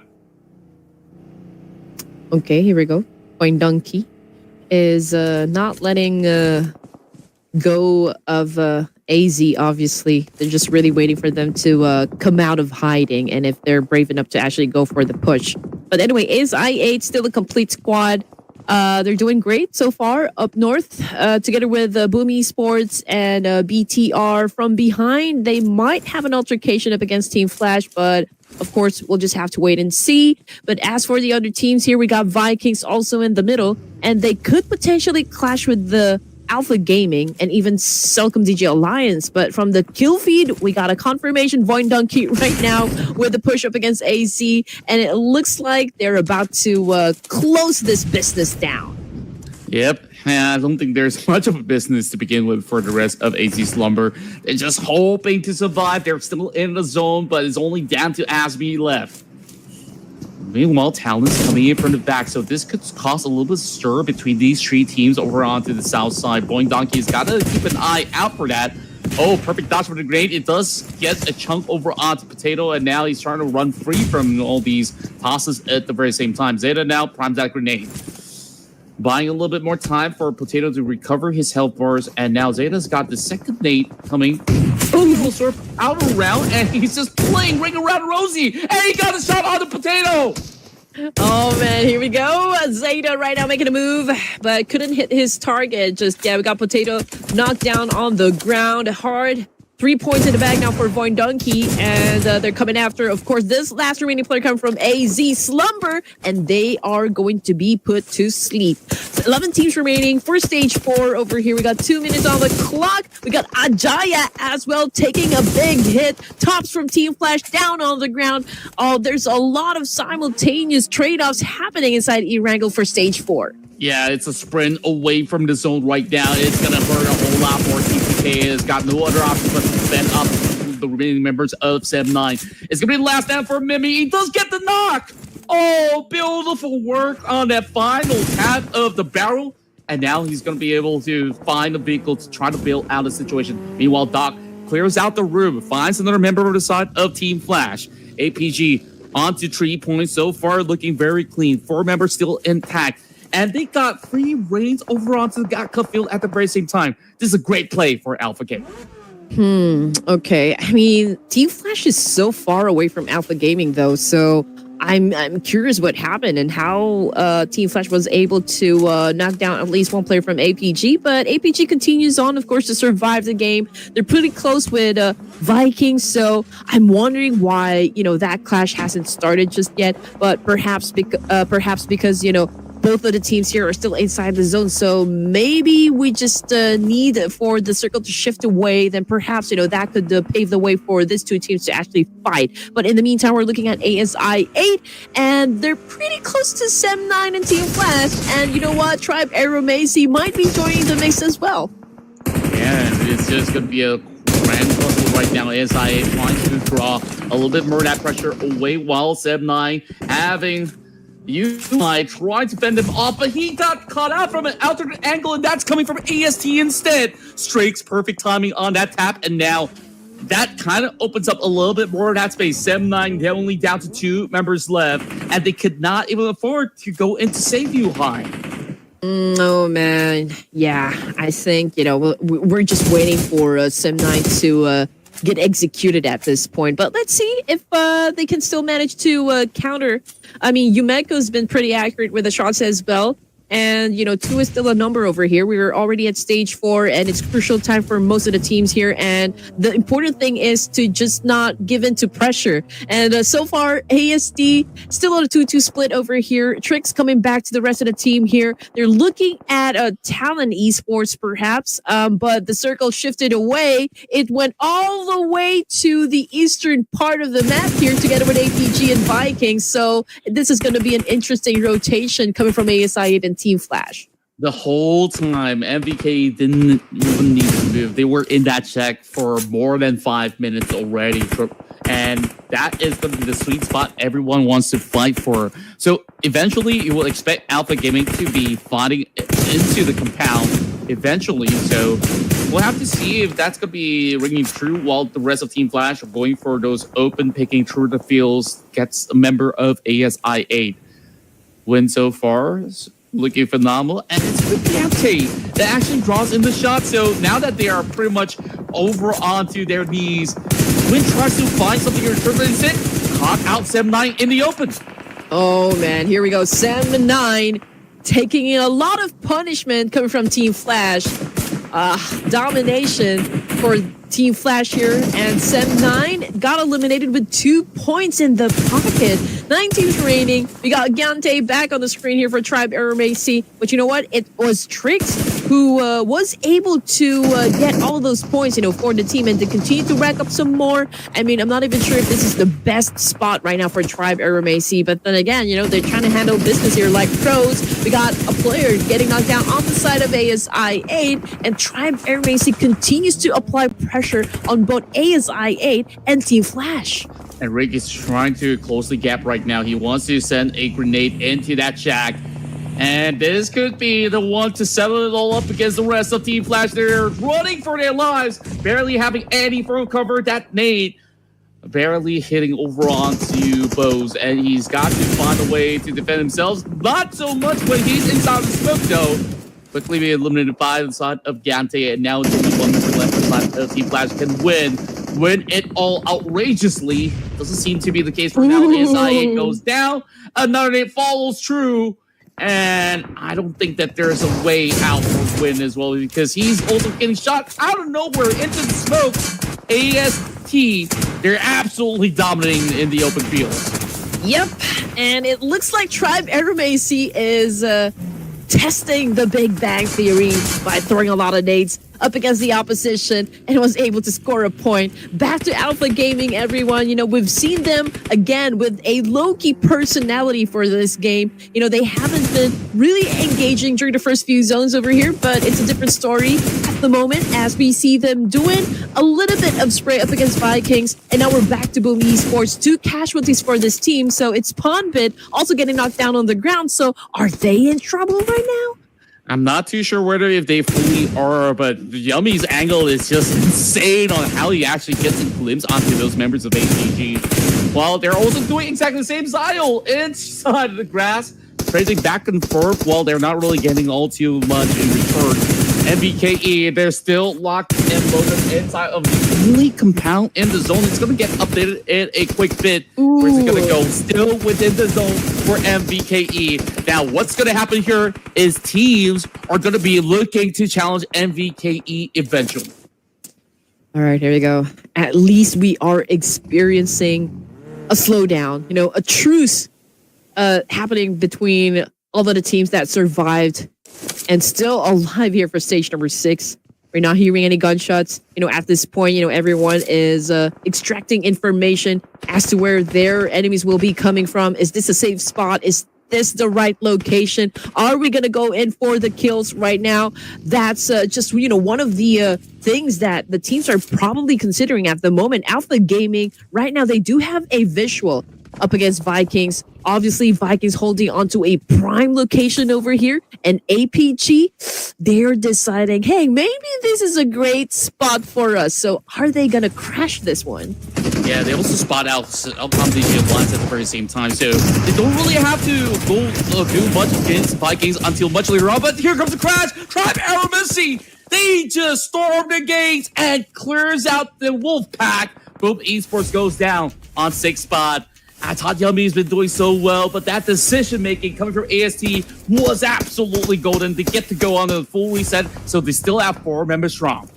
Yep, Tribe brought down the pain up against Boom just a while ago, and now we're looking at the final 5 teams here for Stage 6. And again, we got the Vikings at the top of the chart here with 29% chance of bagging the chicken dinner, followed by APG. We got AST, Celcom DJ Alliance, and Talent Esports. So this is a 4v4v3 v2 v2. Yep, we're gonna slowly see those numbers dwindle down with Tins just securing 1 over on the outskirts. Banging 1 out from the side of AST. Only down to 2 members left. Kasim, aka Jimmy OP, so far looking pretty easy from the top side of the hill. MVKE remains to be the most stacked amongst the many, and you could arguably say APG is pretty much the same, but they're already looking at one. Here comes the full swing coming in from Pacific once again. JBOP looking for a little something alongside with Boy, but he crashes out as they just storm directly in the center, and they have to pay the price up against APG. Well, we have been waiting for APG to pop off, and that was such a great display of skills being set out by Alpha Gaming. So then again, Vikings being patient, they really don't have to move anywhere else. They just have to wait for Tribe Aramacy to come knocking down the door. Same thing goes for APG. But then again, Superman with an awesome shot right there, directly putting down 1 member of APG. Yeah, the Vikings, they could look to extend their wings later on if they have already cleared out some of the open fields. As a matter of fact, with these current updates, MVKE, they should still have certain portions of their compound to still be within the next zone. And if it does not, then it will be a little bit tougher for the rest of them. But the good news is all of the compounds are intact. So this is just daunting. I believe that there's just going to be a hard time for everybody else, except for APG, to actually challenge for the title right now. Until now, out in the open, going to be quick taps coming from the side of Zio, but he's not going to be finding the final bullet to get the knock done. So Tribe Aramacy still in a little bit of pickle. Same could be said about Talent Esports. Oh, Vikings, they know they have this one in the bag. They just have to be patient. They just have to play their cards right. Alpha Gaming getting ready to charge in, getting ready to snag away this compound from Vikings. Here comes the challenge. We got Dog cooking up a nade here, trying to put down 1T and Tins. We got Ruthless about to answer back. We got Trang as well, trying to keep them at bay, but nobody's getting knocked down just yet. 1T just pretty calm at this point, waiting for Ruthless, and here comes the attack. He has the element of surprise, but missed to actually shut him down. Missed opportunity right there from 1T. It could have actually been so much if he actually get that knocked down. But Alpha Gaming, they were relentless. They will continue to push up ahead. This allows the rest of the teams to get into the zone because MVKE is currently defending their compounds. They have to give way to APG to secure half of these locations. Riff is now taking charge, but he's already walking through a couple of Molotovs tossed right inside of the compound. And now MVKE got the box in. He got the knock. It's 2. And now it's only down to Riffus. Oh man, this is getting spicy. Vikings right now dominating with 5 points. Vikings, Tribe Aramacy, Talon, final 3 teams here in Erangel, looking to get that chicken dinner. We got Yoru on bended knees at the moment, courtesy of Tribe. Oh man, that's a confirmation. Talon Esports losing a member over here, down to their last one. Again, this is an exchange between Vikings and Tribe Aeromacy. At the moment, Superman already been taken out of the equation. We got Tribe answering back with a couple of nades here. 1T about to pop off as well. Trang popping off those smokes. Who's going to be winning the fight? Well, there's still numbers advantage for the side of Vikings, but Superman kind of gave his life away when he drove in with that buggy. So they will go on and reset. There's still that one member left from the side of Talent Esports. I believe he could be Achul or somebody else. So he's going to wait for a little while longer while Gantes is on the lookout to deny the entry point for Talent Esports. So further confirmation, it is definitely Achul to be the final member of Talent Esports. Kins, when's he gonna activate? He does have a grenade, and speaking of which, perfect lob onto Zaidi, as he will be able to land that final blow, and it's gonna be a confident push coming out of Vikings to restore the gates, and now make it look like it's Ragnarok. From the top, make it drop. Let's see if Tribe RC can actually follow through. Guillante with an amazing shutdown for the DPS. Here comes another one. Vikings right now in big trouble, and that is all because of Guillante. Tribe Aeromacy survived the clash, and we're looking at a Mexican stand-up happening right now with one player each to rep up their team. True, he finds the alternate angle. He takes down 1T instead. It's between Talon and AST's very own Gante. Could this be the clutch of the century right now? Nates now toss at each other. Plenty of resources for AST to restock upon those fallen members of MVKE. Another one lob over back does not connect over onto Achul. Achul wants to draw him out. They could just buy time. Wait for Circle 9 to appear, and then it will be down to this final 1v1. This is also recording and connects, and it's Achul to secure it. A first chicken dinner for Talent Esports. Bring one home for Indonesia. That was a curveball right there coming from Achul. Talon Esports getting the victory, getting the job done up against Tribe Aeromacy. But that was still quite an impressive showdown between these two teams. You know, I always thought that Tribe's definitely going to be the one to get it. But that was such a surprise right now coming from Talon Esports, dominating game number 3. And I want some more, Contra. Oh, that was some spicy stuff. Yet again, another gruesome 1v1v1 situation. Last we saw, Homeboys take it back in Miramar and down to the solo bolo missions. Talent Esports spread their wings and have been able to really land a big chicken dinner home. So that being said, Achul, his timing was immaculate. But he really got to thank Gante, right? Because if not for Gante taking out MVKE, this fight easily could have been MVKE's favor. Yeah. Oh, I definitely agree with you there. I mean, Giante definitely was the knight in shining armor, you know, for the side of Tribe. And I'm just really happy because everyone's playing extra today. And this is what we came for. You know, this is what we want to always see coming from our favorite teams, you know, just to give us a little bit of a show, you know, to look forward to. And Talent Esports, man, they're stepping up. And we do love it, you know, the action coming from Talon as well. So hopefully they can maintain this pace. Again, we're done with the third match this evening, and we're already halfway through. Amazing. Yeah, it was great to see Talon back in their prime form as well. Like, game 1 for them back in Miramar was a little rough, but they recovered so quickly when it comes down to playing out inside Wrangle. And you saw, despite the odds, they were one of those playing from the far end of the fields in order to make this cut. AST, they were doing exactly the same. They took that opportunity when MVKE and APG, they got themselves a little bit busy inside of town. So these teams, they took their sweet chance, moved deeper into the field, infiltrated, and by the end of all of that compound was just a little bit of bait for everybody else to play in. Mm-hmm. And I feel like, you know, APG waited too long. I mean, they could have had the opportunity to perhaps, flush out the Vikings from that compound. But I guess it it was a little too late for them to decide that, okay, maybe it's now time for them to evacuate the compound, and because everyone's already headed towards that same direction. So I guess that's where the mishap actually started. But looking at the head-to-head here, Tribe Air Macy versus Talon Esports, damage output, elimination, it's all favoring Tribe Air Macy. I mean, numbers don't lie.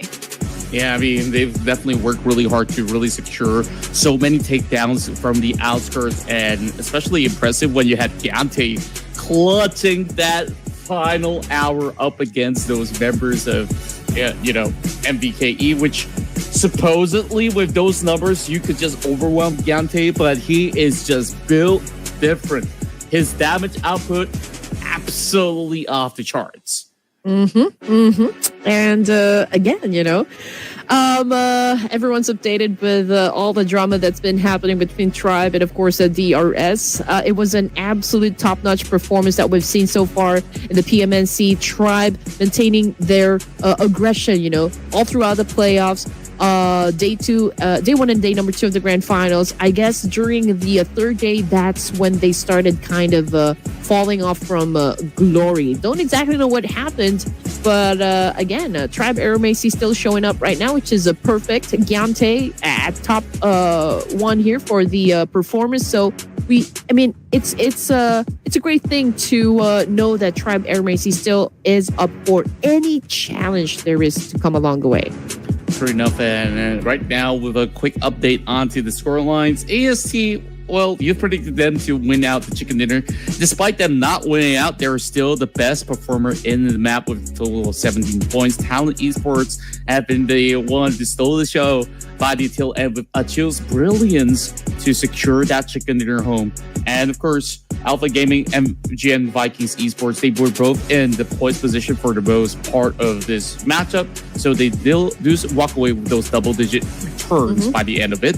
Boom Esports remaining consistent with 7 points. Cellcom Digit Lines finding their way back on track with a total of 8. Whereas the rest of the field having decent exchanges. At least nobody walks away with nothing so far. Oh, yeah. I mean, I agree with that one. I'm waiting to see, of course, 4 Thrives popping off as well. This is not the usual gameplay we see from Falak and the rest of the team here. And also for the side of Tribe, once again, Rig has been a perfect addition to the roster. He's been blending out quite well. He's definitely complementing the play for Tribe Air Macy, the synergy, the chemistry, everything. So hopefully they could bounce back, from that fight that they've had during the PMNC. But T2K, this is a team I'm also looking at as well. I mean, they're a little bit down in the leaderboards from the PMNC, but for Ruthless, perhaps, we can see them dominate. We're waiting for them to do something about it. Yeah, well, we got a quick update on the overall rankings. APG, with their consistency, they now surge up 3 spots to take number 2. Boom Esports, rather consistent, holds on to that number 1 spot. While AST, with this big, massive run, they are now number 4. A 16 placement surge coming from AST is just outstanding. Same goes to MVKE, that's moved into the top 4. So the rest of the field catching up at the very same time. Team Flash, Boing Donkey doing much better than they did before, now moves into the top 16 together alongside with Cellcom Digi Alliance. So there is still a whole lot more work to be done here, as some of these teams may not have found their footing just yet, but of course, we'll let them settle in. Yeah, I mean, it's just the beginning. It's just day number 1 of the playoffs over here.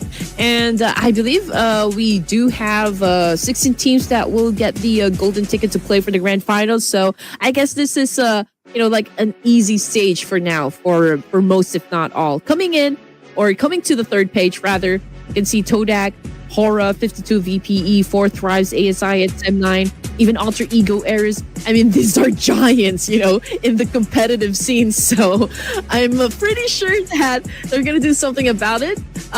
Even if they don't exactly super dominate just yet. But we do expect some clutches to happen, coming from this monster teams. And we'll just have to wait, Yeah, I mean, they're just sleeping giants for now. Once they're awakened, they're about to stomp some numbers out there. So that's it. Let's take a quick break. When we come back, we'll bring you more PUBG Mobile action.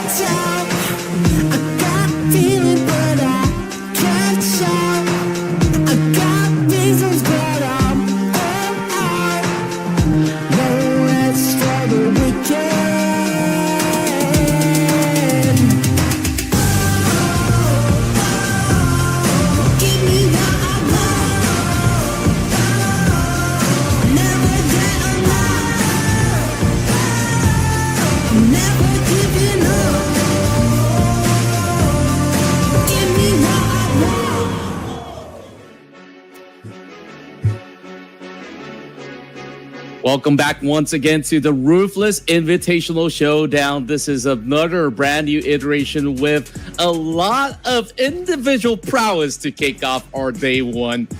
I mean, Andy, I think we're seeing a lot of brilliant play so far. Initially, back in game 2, it was Tai Long from Homeboys, and this time it is none other than Talon's very own Achul to take home a chicken dinner by himself. And yeah, they almost clutch it too. It was a 50-50 in that regards. But AST, they walk away with those hefty amount of points.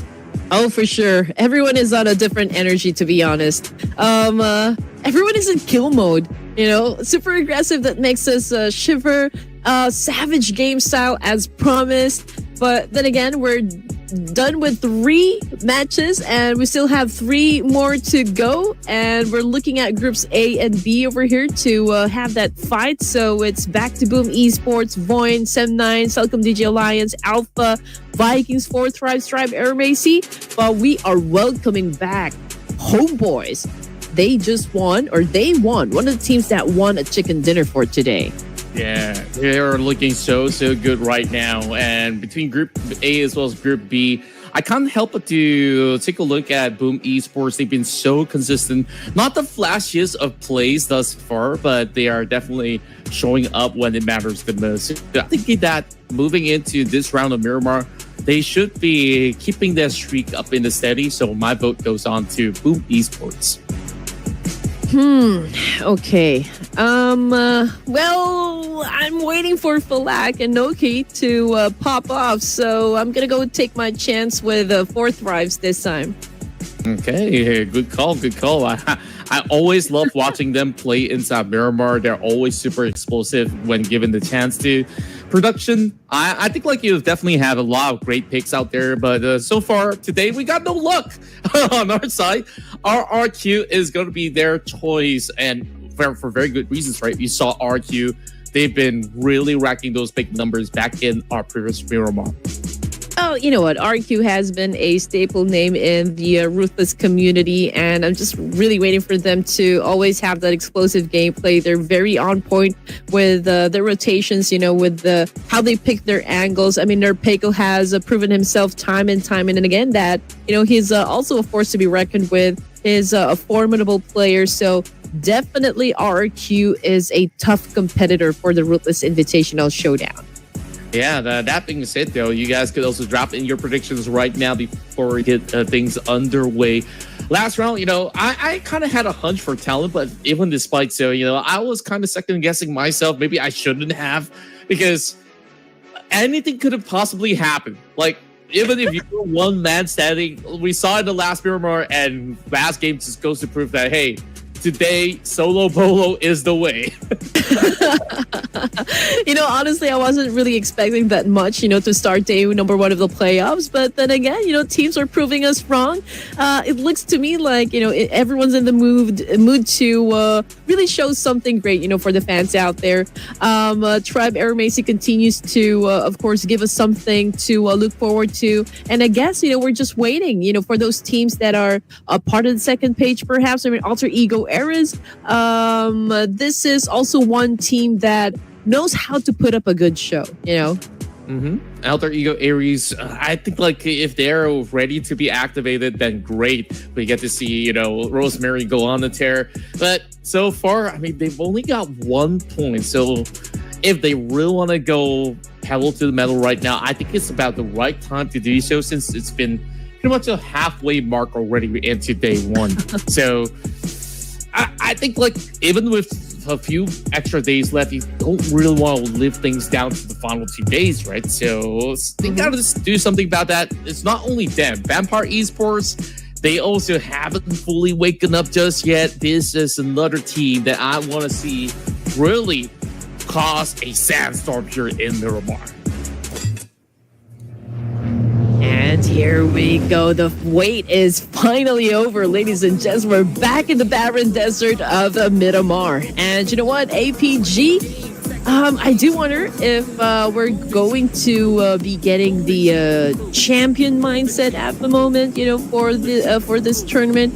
I mean, APG, there was a lot of pressure onto their team just because, everyone's considering them to be the dream team, during the PMWC. And there was a lot of, I guess, talk whether or not they're going to dominate, but they were able to get the second place. How do you think, the play style that Doc actually kind of detached himself towards the latter stages of the match there during the EWC? Well, I think like when you're playing such a grand stage, sometimes the pressure does get up to you for a little bit, and it is what it is, right? Like sometimes like there's just overwhelming pressure coming in from all ends where you need to ensure those chicken dinners in the Smash Roll format, and once you see those numbers dwindle down, it gets demoralizing that, hey, my chances are getting slimmer and slimmer. So sometimes they need to do something maybe out of the usual books in order to achieve those kind of results. But then again, you take a look at all these other teams from the rest of the regions. Arguably, you can say, yeah, APG is a dream team, but same could be said about YG. They were, part of the Genesis esports roster and now reunited under the YG banner in a grand fashion. That's a Myanmar dream team. And then you look at the rest of the field. You also have dream teams coming in from Vietnam with the former DX and so many more. So it's kind of hard to really figure out which is exactly the best iteration. And with Four Tribes have definitely got a great run in the EWC, I'm hoping that they show a little bit more of that today. I guess it all boils down, of course, in getting all of those top placements in a lot of official tournaments. But Boom Esports, not the best way to start the game because one of them already knocked down on the ground. They'll make that two. We got Pawnbit over here, but Helton is doing a massive spray with an M249. Yummy's gonna get picked up definitely by his teammate over here, but Boom Esports obviously in a pickle here. They are at a disadvantage up against 52, and since we already have a lot of players down onto the side of Boom, this now paves the way for 52 to actually go in for a push. Yeah, very unfortunate. They barely moved up as well. Whereas 52, they were well spread out. They managed to single out their targets, 2 members down, and make it done. What an explosive start for 52 Esports of Malaysia. Well, I don't mean to put the caster's curse, but Boom Esports, they could not even answer back. Oh man, that is such a bold statement right there. But let's see if they can do a strong comeback later on. But yeah, they were the first one to be taken out back to the lobby here for Myanmar. But anyway, getting back into the story, Sem9, still a complete squad over here. They are over at North Side. I guess they're close with Horror Esports as well. Perhaps they could even meet, Alter Ego Era, since they're also sticking to the north side edge of the circle. But in the meantime, we're looking at Tribe Era Macy, and I'm just trying to find where they are at the moment. So perhaps they are over to the south side as well, inside the zone. This time, also within proximity with Voin. Yeah, this is a little too close for comfort, especially when you're starting off the game in such a manner. Voin Donkey got themselves a couple of spots where they could just easily trap out those members of AST. So I think that Zio kind of knows this, which is why he's kind of running away from the crosshairs of Mochi, because he's hoping to grab that vehicle early on. But rather unfortunate, he find himself walking on foot instead. So Voin Donkey, they could either leave him be and continue to traverse the rest of the grounds, get some more added loots, because Potato is not fully stacked up yet. He's only got like S12K in his hands. For most part, I think like at the very least, AST, they are pretty much safe within the zone. They don't really have to worry too much. They can just go back into the island over the south, get themselves looted up, and then rejoin. Take a look at Sem9 though. They're so far away. And I believe there's also another team not too far off. And I wonder who exactly could that be that they're facing off with, because even Homeboys, they're not too far away. So it could get a little bit more tense, especially towards the zone where everyone's going up against Team Secret. You have Alter Ego crossing over. You have MVKE doing exactly the same. So we might see more of these early fights here in stage 1. Well, Sky, his weak arms are heavy. Well, he's being surrounded by 7-9 at the moment, but he is definitely communicating with the rest of Horror Esports like, hey, bros. I mean, I'm not even sure if I'm going to go into a fight over here, but I am definitely outnumbered. And speaking of fight, it's Tribe right now going head-to-head with Voin. We got one player already facing the floor, and it's Rig who was able to bag that one. So obviously, leverage-wise, I think it goes to Tribe. Oh, wow. That's some perfect strikes. That's 2 members down for the count from the side of Voin Donkey. And it's a rough start, considering that Voin Donkey initially have a little bit of those leads. And AST, the moment that they stocked up inside the island, they took the fight upon Voin Donkey. And now Potato tries to traverse across. Zio has been on the watch for the longest time. He's got a mini 14 with as well. Just waiting for the right angles, but Potato, he's scaling higher and higher towards the hilltop, so not going to be an easy task for them to instantly pick them off. So Voin Donkey should be able to stay intact for the moment. Well, Krypton, he's going up against 52. Seems like 52 couldn't catch a break. And just like that, that's 2 members out. Is this it? Is Alter Ego Ares beginning to pick up the pace? Oh, that could be interesting. But yeah, I mean, they put down a couple players from the side of 52 Esports. I think that was Rosemary getting the points done. Now, Vampire Esports, they're inside a building over here down in Los Leones, and they might be having an exchange up against Celcom DG Alliance and maybe even Vikings. I mean, Alpha Gaming is also around Los Leones part. I mean, this is the focal point right now for the circle. True enough. I don't think that CD Alliance will need to fully commit into any form of altercations up against Vampire Esports. They could just hold Los Leones and see where the rest of the zone would go on the upcoming phase. Since this is still stage 1, they could just take their sweet time. RQ are going for a decision to just hold around the Puerto Paraiso sector. And by doing so, they could also send maybe a scout into the edges of Los Leones to quickly check things out. Look at the previous feed. I do believe it was Krypton that did secure the points for the side of Alter Ego. Speaking of securing points, though not looking to get some of their own. Lots of gunshots, that is for sure. We got Todak right now going for a reposition. They might go up against APG, however. And okay, we got Kenny boarding out of his vehicle over here, trying to get some information. I believe that was Noki, if I'm not mistaken. But yeah, I mean, Voin Donkey obviously getting some damage done as well. Machi obviously needed to recover from that attack. But anyway, I think this push will be, I think it's going to happen right now. Ooh, pretty much unavoidable for the moment. A full gate crash coming from the side of Toadout now. Going up against the rest of Voin Donkey. They are weakened up since AST has managed to nap one of their member early on.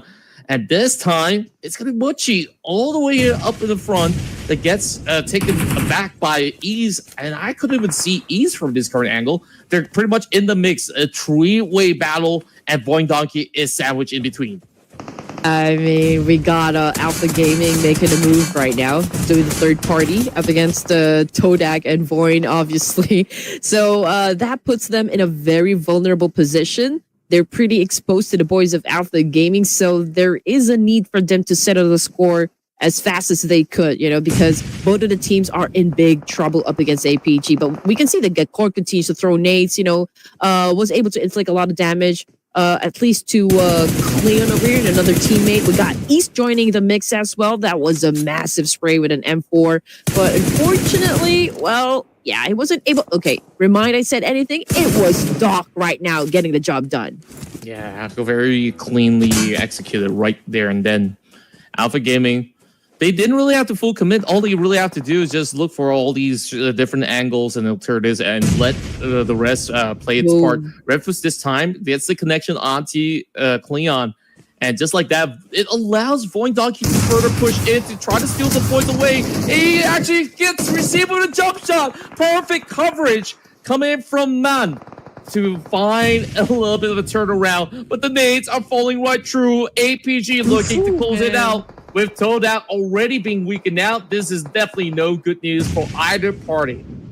Well, I mean, if APG wants to stay in the fight over here, they need to make sure that they eliminate both Todak and Void. But then, after this fight, I feel like they will have to deal with Tribe Aramasi, who is at the edge of the circle over here. So gatekeeping will definitely happen around South area. Todak right now continues to get punished by Alpha Gaming. I mean, they have been trying their best to dodge all of those nades. Unfortunately, Cleon took a big one. Now let's see if Todak can still recover. Can they still defend themselves? Ruthless with the charge, but 0-2 down from the side of Alpha Gaming. Oh, that's a massive damage being done. And here comes the flank coming from Trentizi. Can he actually find an exchange? But instead, he's just going to go up over onto the zone instead and let the rest of APG slowly wither out. And then he will try to single out all these targets. Doc, he's got to make it count right now. Trentizi is looking for an opening right at this moment. He gets a little bit of a quick peek, but there is suppressive fire coming from the back. Very technical maneuver coming from the rest of APG. And it's down to the wire. He needs to heal up. Does he have enough time? Yes, he will. Resuscitate himself with that first aid kit and now continue on with the journey. One tap, all it took. APG secures 5 points in the back, but they gotta quickly go in for the safe. Zao, Rifus, they need to recover in time. Well, Tribe Aramasi with their position, they could probably put APG inside a rice cooker. There's a lot of pressure in there, so I do wonder if Tribe Aramasi will come through in this clash. I mean, APG definitely hot on the triggers at the moment, but we're going to check them out in just a while because Team 52 right now having an exchange with Selcom DG Alliance. We got Helton on the screen here with an S12K, but kind of switched back to another nade, and that is one person down. Selcom DG Alliance on point with the grenade elimination, and there you go. 52 eliminated with only 4 points. The experience pays off for Selcom DG1. They've always played around these grounds here inside Los Leones. And the new kids on block has got nothing on him. Yui next wants to falter though. And he tries to crawl his way out, trying to draw them into Red Bull's crosshair instead. And it's just a full-on mess. Superman's the next one to fall. Melo now with little health tries to go in for the exchange. The grenade. Does he actually connect? He actually takes out a few of these members, and now Lazarus goes in and just goes in to demolish majority of these MVKE players, but the rest of RQ, they are arriving towards this township already, and here comes Lepar, full swing into the doorways. Man, we got a lot of fights happening at the moment. RQ right now, man, they are receiving a lot of hell, coming from Vampire. But we're talking about Lazarus here being the last member standing. He now opted to go for that pickup as well. Red Bull, he needs the help he can get, in this situation. And RQ continues to be down on their knees. The kill feed lighting up non-stop. Rosemary getting another big damage down on the floor here in RQ. Well, they're receiving a lot of punishment as well. Heavy casualties on both ends. Alter Ego now holding firm up against Horror Esports. It's all down to Alpha at this point in time. Did not really find that angle of recovery. There is still High Dami inside of that mix, so he could not really afford to actually go in to single out. He tries to go in for a save to pick up Rosemary, but does this allow a lot more room for Horror Esports to eventually close up because they're running out of angles in Alpha. He's only got to prioritize himself right now, and here it comes. Both sides now swinging right through. He knows that they're hiding in that tight angle. One tap is all it took. Horror Esports shuts down Alter Ego. In the process, they also suffered one casualty over here. That would be Jiggle, but they did manage to rack up some points. So that was a great clash, I guess, coming from Horror Esports. And now we're looking at the map feed once again. A little portion of Los Leones is still included in the zone. And we got Selcom DG Alliance right at the edge of the zone over here, close with Team Secret. But we're looking at 4 Thrives as well. And this is this fight is definitely going to go down for now. We got Alpha Gaming responding to a lot of spray being thrown up against their direction coming from 4 Thrives. but Fourth Tribes obviously just stepped back a little. But East, we can see him continues to get a lot of damage, but this time I believe coming from Tribe Aero Macy, so they could be in between Fourth Tribes and Tribe. Oh yeah, it is going to be a tough situation to be at if that's going to be the case. Alpha Gaming having the high ground advantage, while the rest of ASC, they can afford to hold on firm, going for some quick recovery before they go in to commit any further. Both sides still having the zone though, so there isn't exactly a need to fully commit, but if they could just take out APG, a lot more room will be cleared, especially Doc is over on the corner, so he is very vulnerable. Thank goodness he's got the vehicle to quickly maneuver into safety for the meantime, but it's still a full-on AST squad in between the mix, so it's not going to be an easy access for Doc whatsoever. Okay, here we go. We are experiencing a little bit of a slowdown, naturally so, because we are seeing a lot of distance, in between teams here. We got Los Leones still dominated by Celcom DG Alliance. They're definitely going to put a little struggle onto the side of Horror Esports as they prepare to come inside the zone. Now we got Team Secret back on the screen over here. They're also in the middle, just right outside of Los Leones, but they could potentially have a collision up against Vampire Esports. And I mean, for me, it's not really the best of spot, for Team Secret, as they are in between Celcom DG Alliance, who is about to evacuate Los Leones eventually. So this could be catastrophic, for the side of Team Secret. Sure enough, we'll have to wait and see whether if Team Secret will be able to hold firm onto some of all these spots. Now, what's interesting is that I spot a member from CD Alliance called MyV Guinea. So, fun fact, MyV is like a local car brand. I mean, like a local car that is named King of the Road because of the crazy stuff that people do with it. And yeah, people call it King of the Road because it could even beat Lamborghini in a sense. Depends on how you see it. Anyways, no more segues from here on as we're looking into even more fights to happen from here on out. Celcom DG Alliance decides to drive out in the open, looking for a little bit more of that spacing to play as they try to go closer to the middle, not fully committing to that. Tai Long, the MVP of round 2, the one that took the chicken dinner away from BTR, is now hoping to do exactly the same. Now he's still got his buddy Nikki over on the other quarter, so we'll have to see how this one plays out for the rest of Homeboys to take it one step at a time over on the far north. Okay, we're waiting for another circle shift to happen. Okay, that will definitely dictate the energy for the next stage over here. Okay, so, probabilities. Okay, Sem9, there's Homeboys just right beside them. They could potentially be greeted by Vampire Esports as well. So gatekeeping can happen. I mean, Los Leones definitely going to be busy over here. I mean, this is probably one of the party spots. I mean, Horror is there, Team Secret is there. And so I'm pretty sure fireworks will start eventually. For Sem9, okay, we can see that they are already starting to challenge the boys of Homeboys. Let's see if they're gonna be pushing all together. Yeah, you could notice that a lot of all these Malaysian teams like CD Alliance, Sem9, and even including Homeboys, who's been wrapping out the north, all the Malaysian teams will have to greet each other eventually. While of all the names that has appeared on the minimap, Four Tribes is in the best location possible in the zone. The next one in line, Vampire Esports, because they get to really hold out their position over onto the central north point. Horror Esports, though, what's going to be their options right now? Wrapping around these corners, they're hearing a lot of all these noises moving across. It's going to be CD Alliance driving directly into the center. A very bold move coming from Celcom DG Alliance while Tribe Aeromosi tries to go in for a trade. It's going to be Jimmy OP that finds it in return, takes down both members of Homeboys, and that's a dominating streak coming in from Jimmy, and it shuts down Homeboys. Just like that, Homeboys got erased from this round. Tribe Aeromacy, Rig, they're having an exchange up against Alpha Gaming. Same thing goes for Sem9 and Vampire Esports, but Four Tribes right now trying to rocket out.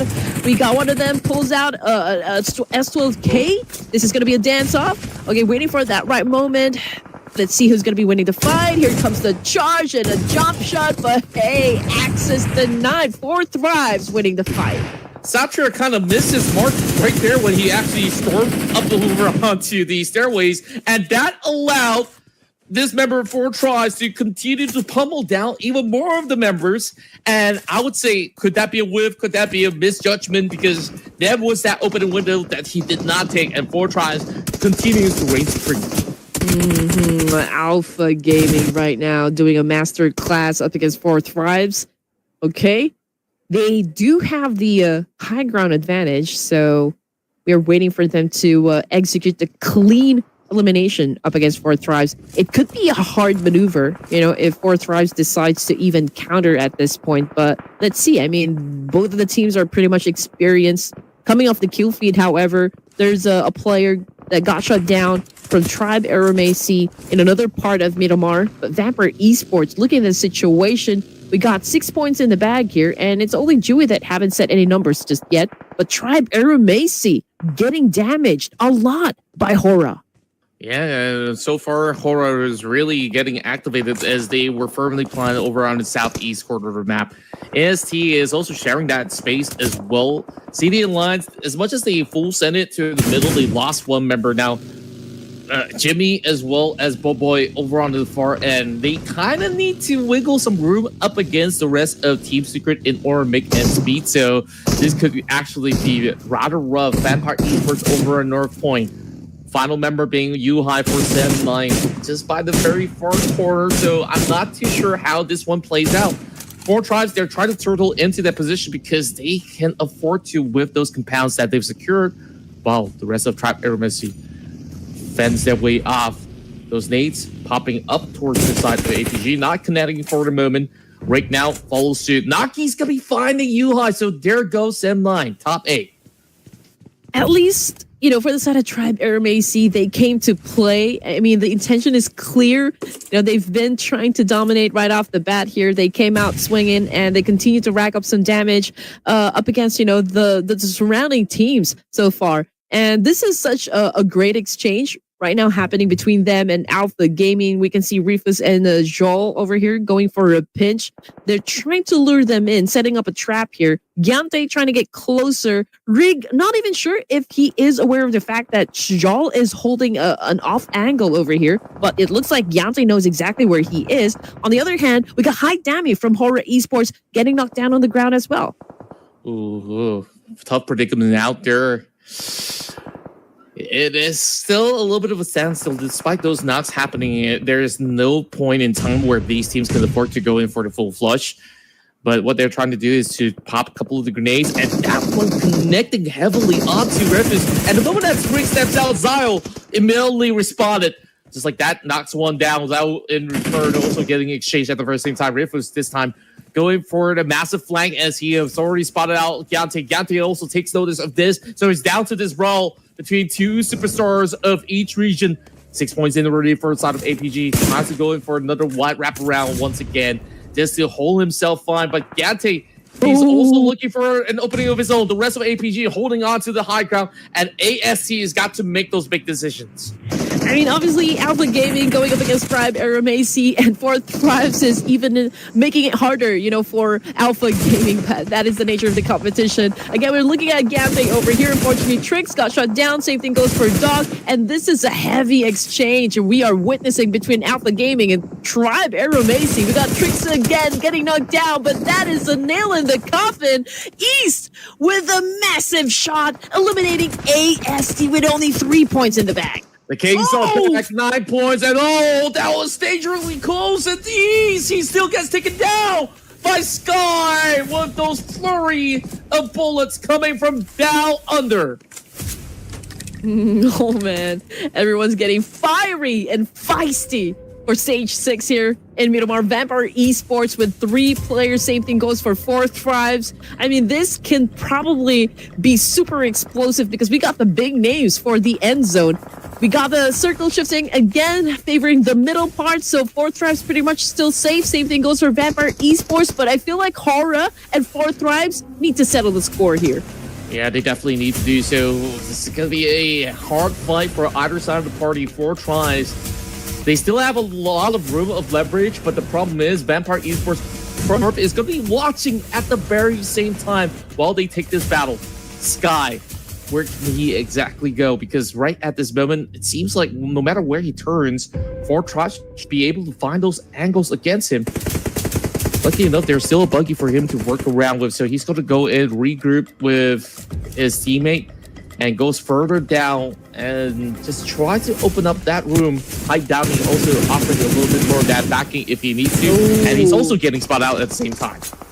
I mean, all I can see from 4 Thrives at the moment is that they're taking everything into consideration. So they're definitely executing a series of good decisions as well. So 4 Thrives right now on the move to really reign supreme, at least for this round. Now we're looking at Team Secret at the moment, trying to come after Kasim of Celcom Digi Alliance, but I think Celcom Digi Alliance getting a little bit of help from another team here. I mean, Horror Esports continues to do a massive spray up against 4 Thrives. We got one of them knocked down on the ground, but we got T24 and Noki. This duo can probably still make it happen for 4 Thrives. Oh, yeah. Horror Esports now on the move. They spot out Naki out in the open, but Naki's just better.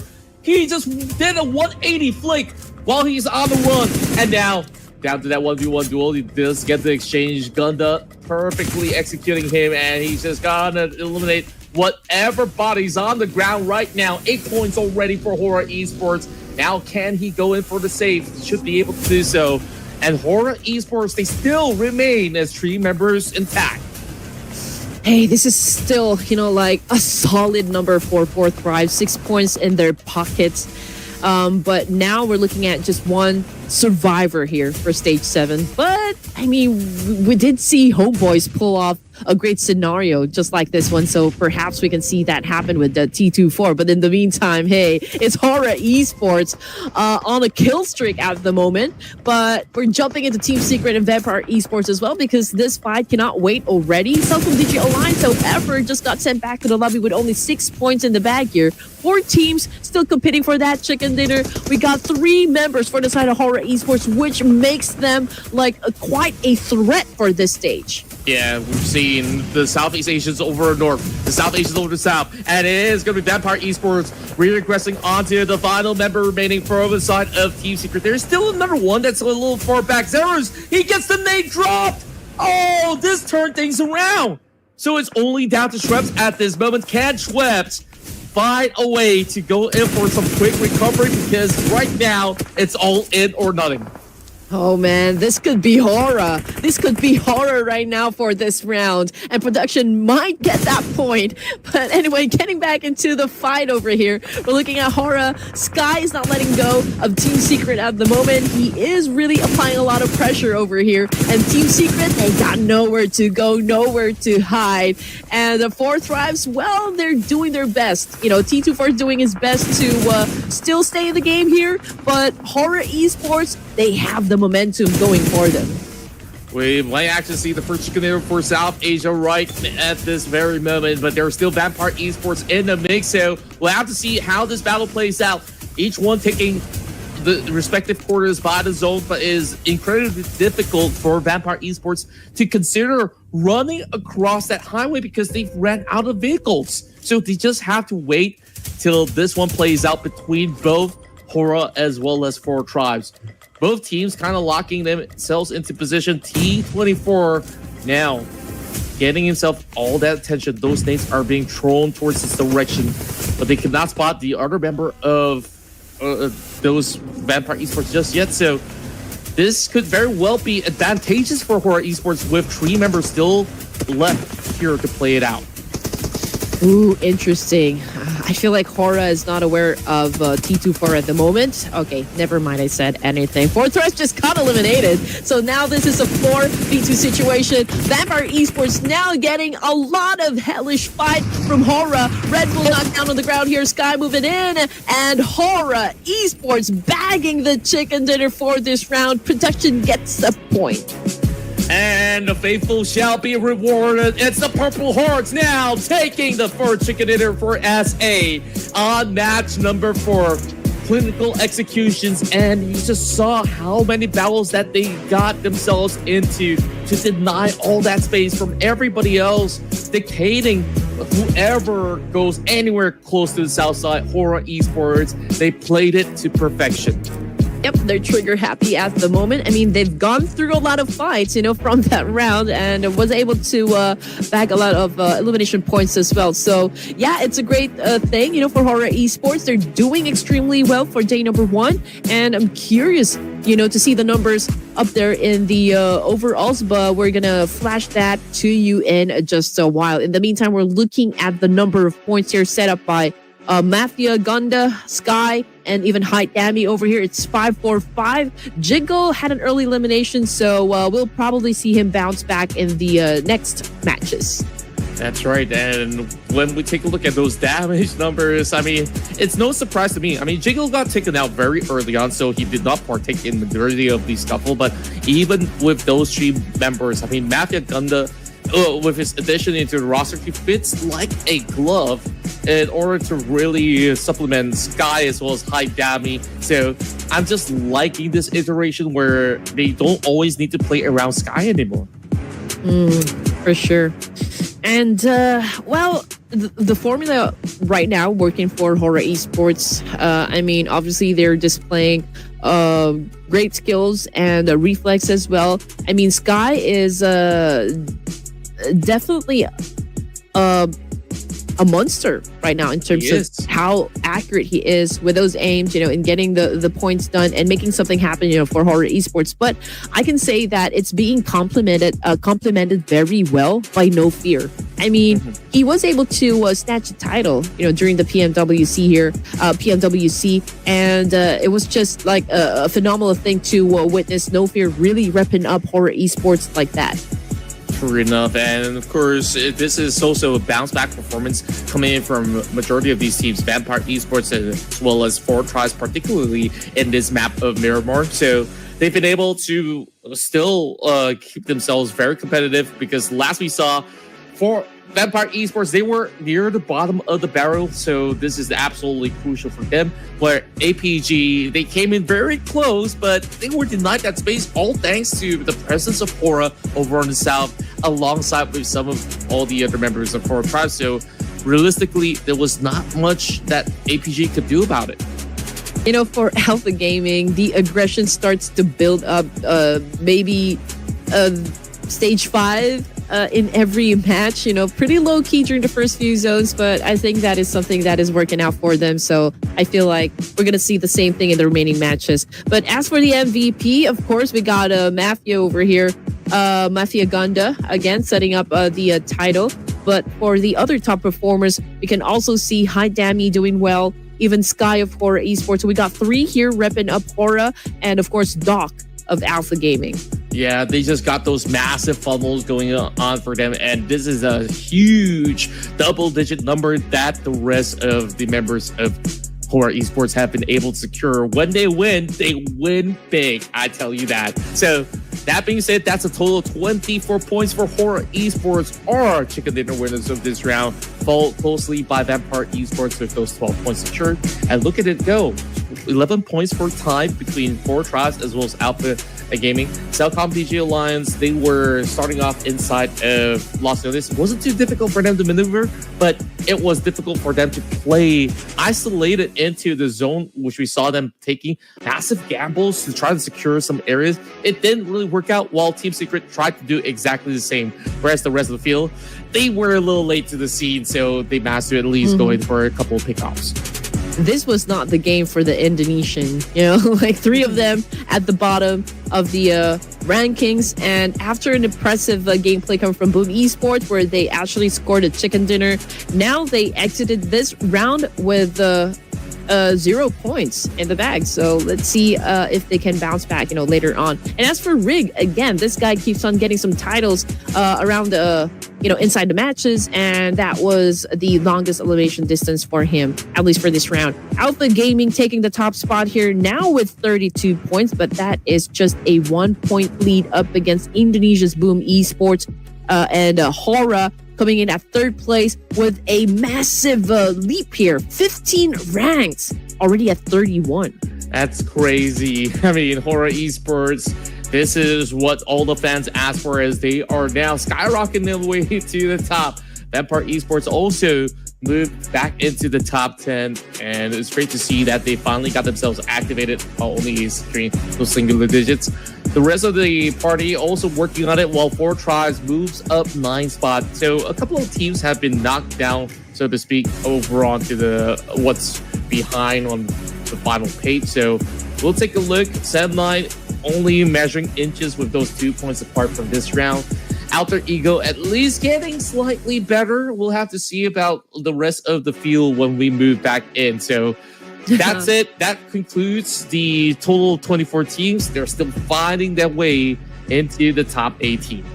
Yep, and we still haven't seen, Nepix pop off, T2K popping off, M9, even Alter Ego Eras. So the night is young, to be honest, even if we're done with 3 games here. And I'm already excited to start, the next match. But before we drop back to Myanmar, we're going to take a short break, ladies and gents. So please don't go away.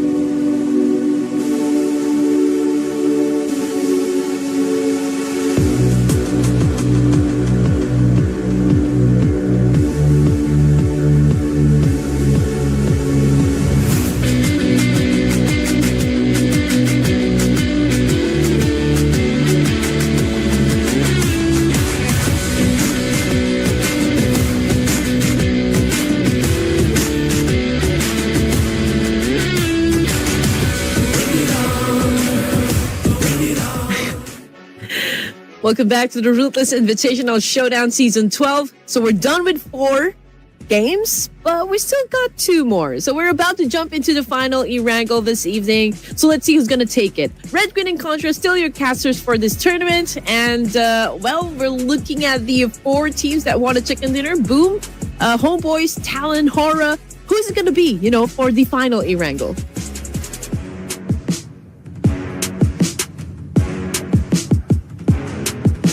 Well, just checking in. I couldn't really hear you for a moment, Red Queen. I don't know if it's just me because I kind of dropped my headset for a little bit.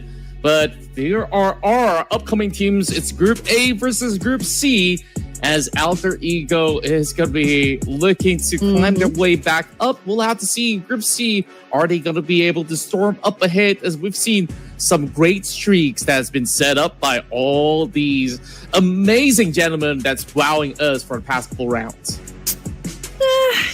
I'm already thinking, okay, which of them am I going to pick next, for E-Wrangle? Well, we did see some pretty unstoppable force that happened during the first E-Wrangle, so perhaps we will see that back again, for this final E-Wrangle. But this time, I think I'm going to go with Alpha Gaming. Once again, I'm so sorry. I couldn't hear you at all, Queen. So pardon me for a moment. So that being said, though, I mean, prediction-wise, I think Alter Ego's starting to try to rack up. So I'm gonna go with my prediction of Alter Ego. Oh, that's gonna be counting for anything at all. This is B and C or A and C? A and C. Okay, so let me change my team to. Let's hear it for Nepex.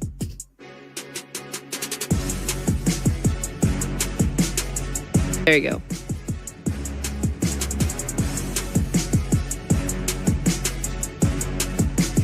Oh man, okay. Hora. Ooh, back to back. Okay, that's an interesting one. But yeah, I mean, we got strong competitors right now as our team predictions. I mean, Alter Ego Eras, Hora, and of course, you guys. We're interested to know just which of the teams here you think is gonna get the chicken dinner. Of course, everyone's celebrating Hora Esports down in the comment section. I mean, it was a pretty wild run, for the boys of Hora, and I do understand why you guys are feasting, down there in the comment section. But let me see the show of hands, for the other teams. Please make a lot of noise down there and make sure that they also feel your energy and support for this next round. Yes.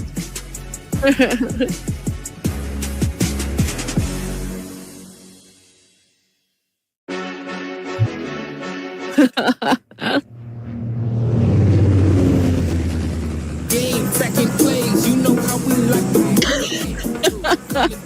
You know what we finna do. Running game, second plays, you know how we like to move. The hit crew, move the hit crew, move the hit crew. Ooh.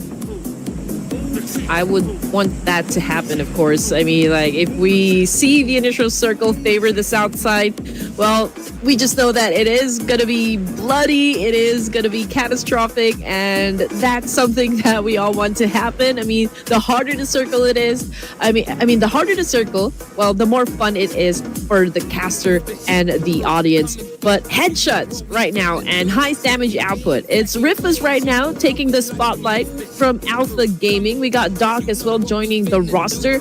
We got high damage still with the most eliminations, but Doc and Giante just right up behind him. Yeah, very closely behind. When we take a look at the knockouts, I mean, Giante has been phenomenal today, especially on those clutches when he was going up against those members of the Vikings. So we'll really want to keep our eyes peeled out for that. Vampire Esports, they are taking the very far south of the island as they were expecting, hey, maybe somebody's going to be taking the milli base. Apparently not. As they're sharing the island together alongside with Talent Esports, we'll have to see that quick update. We're already getting some fights taking place. Ooh. And there's going to be explosive bows to be shot over onto the far corner. It doesn't seem like it's further connecting, but Talent Esports, they are really hustling whoever's inside this township. And it's going to be Homeboys striking first and foremost with the micro Uzi. And just like that, Yoru's going to be out on his knees, and Achille also being locked by a grenade, and he almost falls into his knees. Man, ASI's been getting some damage as well. I guess they're up against the T2K, if I'm not mistaken. Homeboys, right now, still trying to survive in the situation. Horror Esports, however, also having an altercation up against Team Flash, and it looks like they just won the fight. Team Flash, obviously the first team to be taken out of this game. We got back to Homeboys, but two of them already knocked down on the ground here. But yeah, I think one of them still has a chance to get picked up at this point. But Tylo's been doing a great job, so far, buying some time for the rest of the team to recuperate in this situation. But we're talking about Talent Esports as well. And this guy knows exactly how to move inside the field. True enough, but when you're in such a sticky scenario, it is definitely daunting when it comes down to how they navigate around. Especially at this moment, it's going to be a 2 versus 2 affair, I do believe. And finally pick up the Squirrel. It's going to be Axel trying to trade right back. So many different iterations that they've tried and tested, and it seems like Axel so far working very efficiently over the top side. AUG in the hands of Shamil. He's got to put it into quick work. Shamil is also making his debut for today. Goes in for the quick save, resuscitating his fallen member. Tylon's going to go in for the cheeky angles, trying to climb up towards the hilltops to perhaps challenge Axel on the other quarter, so he's got to be very mindful of that. Talent Esports now. Axel against the wall, they don't exactly have any form of fallback plan, and speaking of which, that's a perfect catch on to Axel. All right, here we go. Things are already starting to get juicy over here. Homeboys now bags 2 points, and they're coming after Achille. In this situation, Achille kind of stepped back.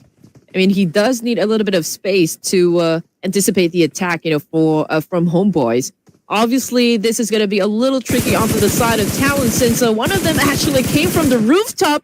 I think that was a missed opportunity right there. I mean, obviously, Homeboys has a better vantage point, but they gave that up, and that paved the way to, for Talent to do something about it. But Homeboys, I feel like they're still winning this fight. Yeah, they're at least holding very steadily. I do agree that they should have actually held on for a little bit longer. And now it's kind of back to a 50-50, and here comes the jump shot. Oh, Shamil's instant impact on his arrival as he takes out the AUG, just absolutely depleted him. And that is the final shot onto A-Fire to secure the final blow onto Talent Esports. That was golden right there. That was such a great hustle, coming from Homeboys. I would love to see some more of that action, coming from Homeboys. I think they were very fast on their reflex. The response time is amazing. And hopefully, the recipe can work out for them up until the last few matches in the playoffs. Hopefully we can see them play in the grand finals. But anyway, getting back into Team 52 over here. And we're looking at 13 teams remaining. We can see them going for the reposition as well, maybe headed towards the middle of the map here. They could potentially say hi to Todak. I mean, Todak already maintaining a very good position in the middle of the map here. AZ obviously will be coming from Jorgapul, but then again, they could probably have a clash with Team Secret up north. I know, man. And clashes. It's going to be a pick-off potential coming from Jiv Stein. Oh, perfectly to the head. On to domain. I mean, this guy is not opening his domain in the world of JJK, so to speak. So, well, that's an early rest for that member, but it's just a start for plenty more to go. Netpex, what are they going to do about the situation? They're just going to further traverse ahead into Pachinki, and perhaps there is going to be some prime targets to look for up there. Yep, that was definitely an unfortunate situation for the side of Netpex. I mean, obviously you need all the manpower you can have, to always gain that advantage up against the remaining teams here. I mean, they could potentially go up against RQ, who is preparing to get inside the zone, but I think, the closest business I think they could come across to would be from D Savior, fresh out from Pachinki. I mean, they're all flocking in the middle of the map here, so it's just a matter of time here before they decide to actually get into any engagement. But I'm also looking at Alter Ego areas coming from the eastern side, and they could potentially clash, with RQ. Yeah, there's just so many bunch of team actually traversing directly in the center. Everybody wants a piece of that land. And it seems like D Saver is just going to be caught up in between. Team 52, though, is going to be the one that challenges them in this current trajectory. And Eldon quickly moves out of the way. He knows that he needs to recover a little bit more ground. And now, here comes Harrison on the challenge. Here we go. Team 52 right now dancing it up with D Savior. We got a DBS showing off. Manzi right now trying to showcase his skill right now with the shotgun, but he was able to do the job. I mean, D Savior completely eliminated. Not just yet. I mean, we still got one more player here. Natty T on top of the staircase, and again holding a double barrel. But hey, everything is turning into chaos over here. Team 52 is just so close on all these close quarter combat. It seems like it even overwhelms the likes of D Saver, who just made that quick loot. And after exiting out of Pachinki, they got themselves in hot waters.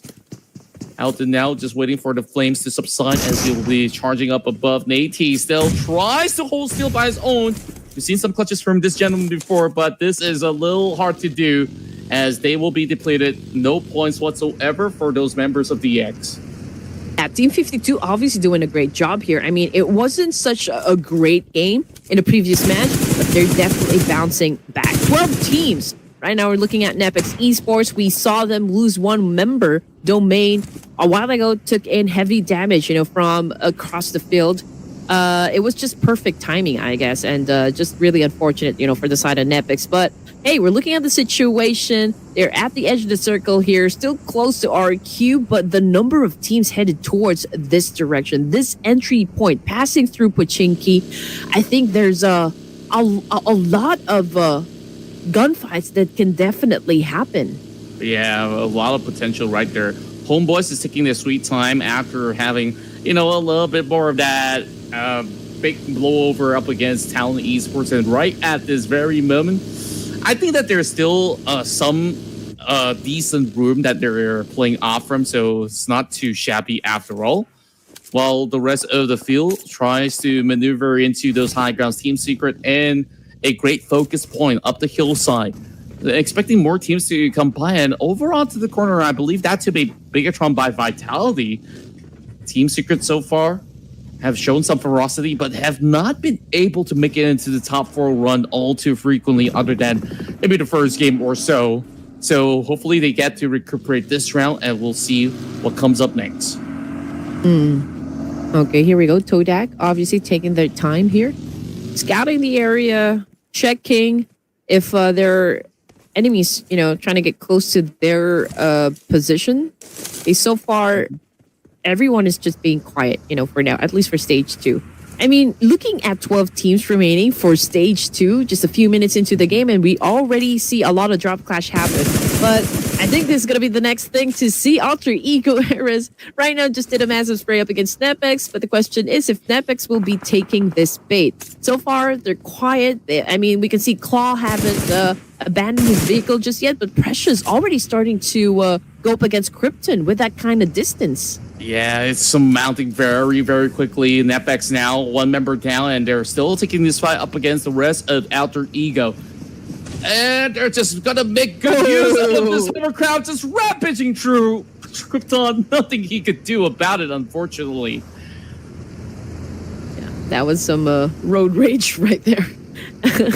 And Krypton right now, there's no chance to save this guy right here in Alter Ego. Era's looking to avenge their fallen comrade. So this is going to be a personal fight at the moment. Alter Ego Era's getting hunted down by Nepex. We got a Claw getting closer to fire over here. We got Badru, Rosemary. This is a duo you don't want to mess with. But right now we are seeing them flee the scene. Oh man, that bumper car ride is done a little too much up against those members of Alter Ego, so they are willing to really give way. Let them have those top end of the kill since they've already lost a member out of that exchange. And now, Team 52, they continue on their rampaging streak. Those 3 points secured up against DX, and they're feeling a little bit more confident. It's great to see these new names really playing towards everybody's expectation, or surpass expectations, because we didn't know what to expect from them from the get-go.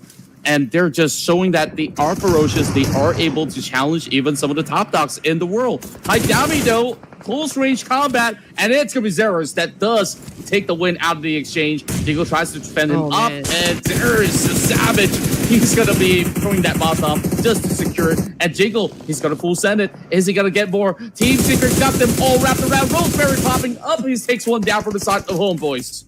Idami got roasted alive, and Jiggle right now taking some damage from Doc. Team Secret, GK, he finds himself down on the ground here with that massive counter as well. 12 teams still, Jiggle bleeding out there in the open, but in this situation, I don't think Horror Esports has the time to pick up their teammate. We got Sky boarding his vehicle over here, might be going for the off angle as well, or maybe, just maybe, trying his best to save his teammate, but I think that was kind of a reckless decision to actually come forward and challenge up Doc like that. Yeah, it's a little out of the Ruthless as well. Here comes Doc, just waiting for those massive sprays, just something so much of that pressure right now, but he still clutches that moment, takes out Jiggle. Juge's coming in to save the day, knocking down one member inside of Horror Esports. T2K going in the middle battle as well. Meanwhile, the rest of these members of Nepex goes in, blow for blow. It's third easy, goes down with just one tap coming over to DBS, and that's it. It's going to be that UMP to secure it. 2 members still left on the side of T2K. Is Rex going to turn this around? Yes, he will! Wow, that was perfectly done by Nepex.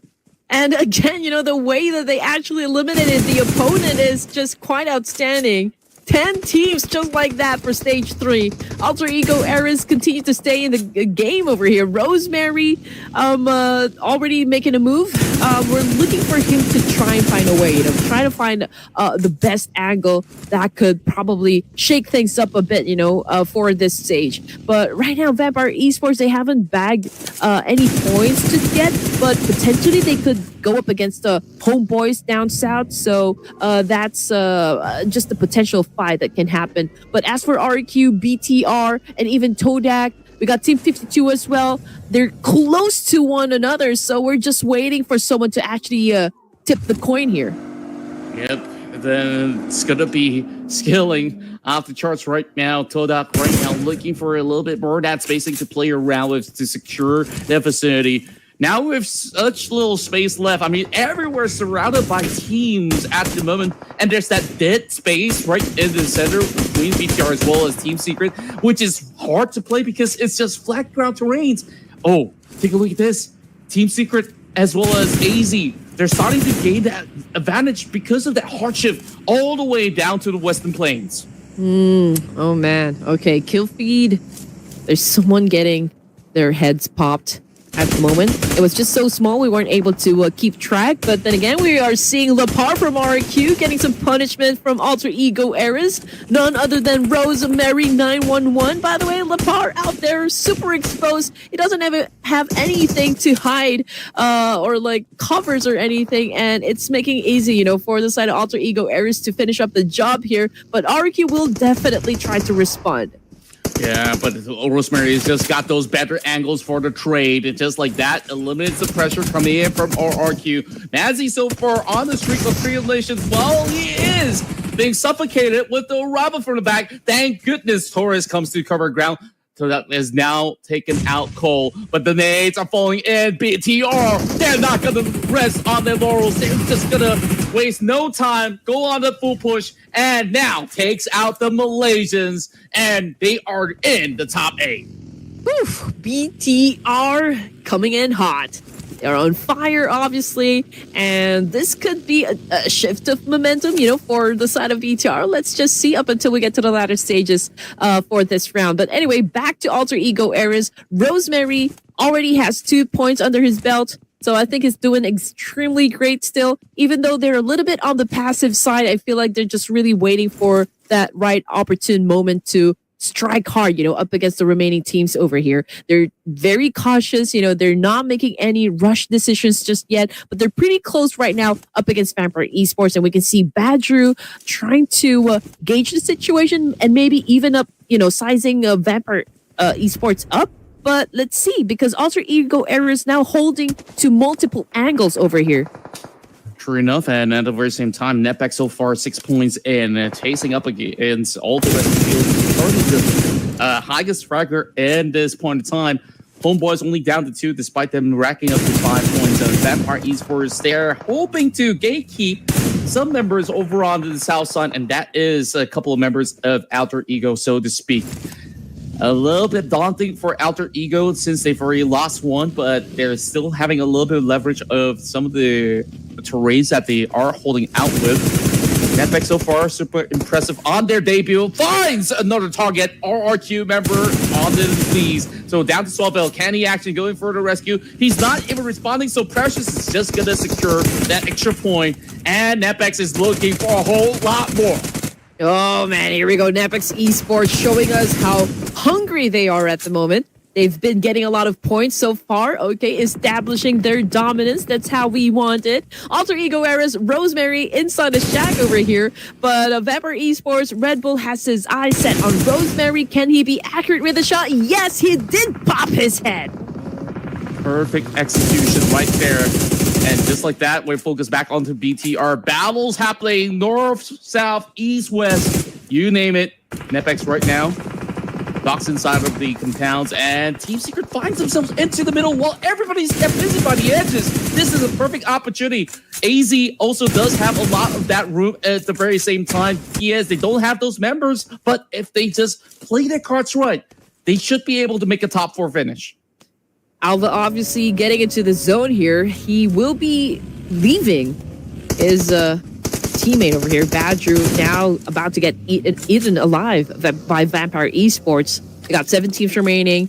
2 points now in the bag for Vampire, and now we're looking at Netback. 9 elimination points. They're on the roll, but BTR, this might be the team to put a stop on their streak.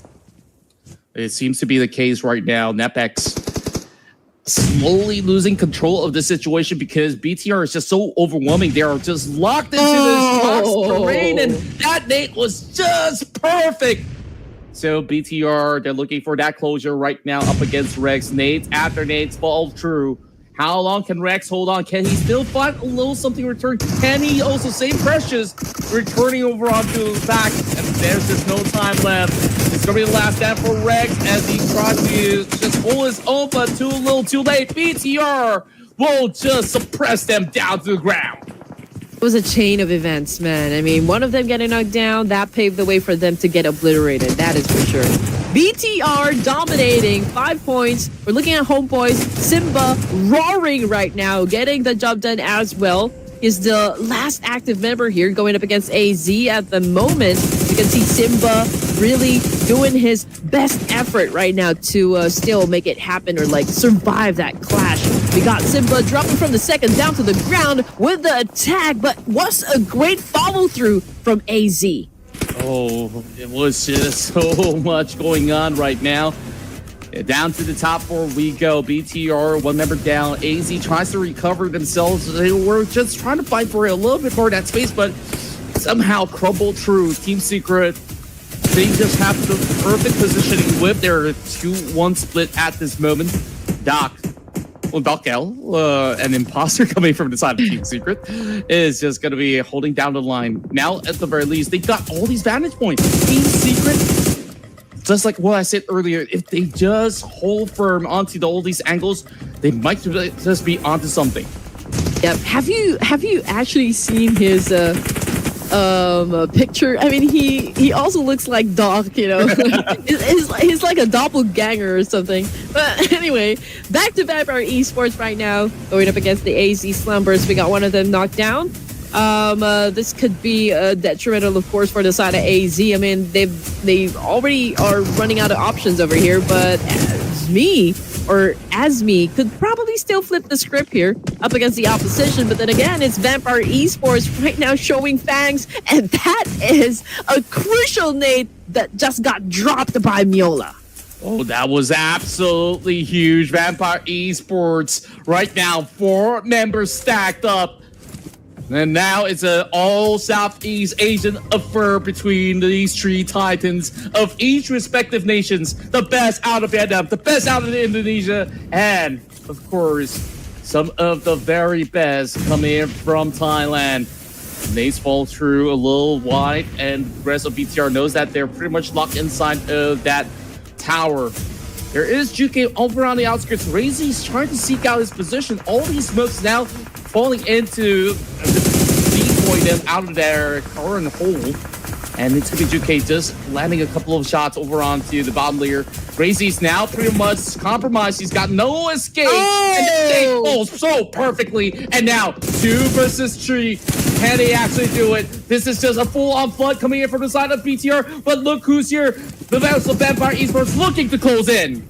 Yep, strike 3 and you're out. We got Juke back on the screen here. Not done dealing with business up against a BTR. We can see Bumblebee cooking up a nade himself. The Vampire Esports right now getting impatient. They're trying to join into the mix over here. And BTR is just really getting everything being thrown their way. Kent is the only surviving member. This is now or never. Team Secret right now also getting attacked by Vampire Esports. Very aggressive right now from the side of Vampire, but Team Secret continues to dominate.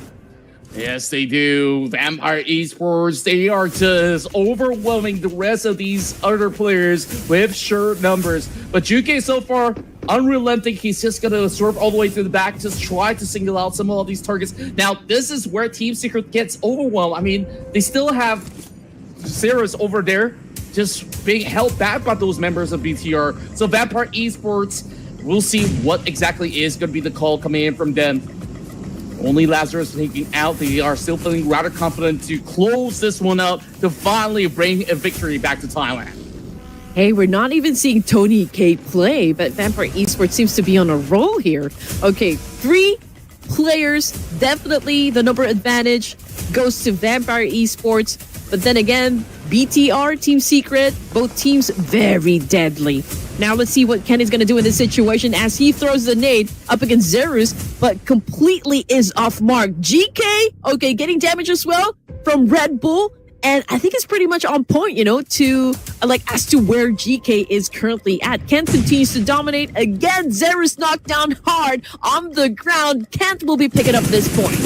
Ooh, Coach Kent is going to look to close this one out. That's going to be a pickup against Melda at the very same time. BTR, they are now surging to that 10-point marker. And Red Bull, what's he going to do? He comes in with a wide grab.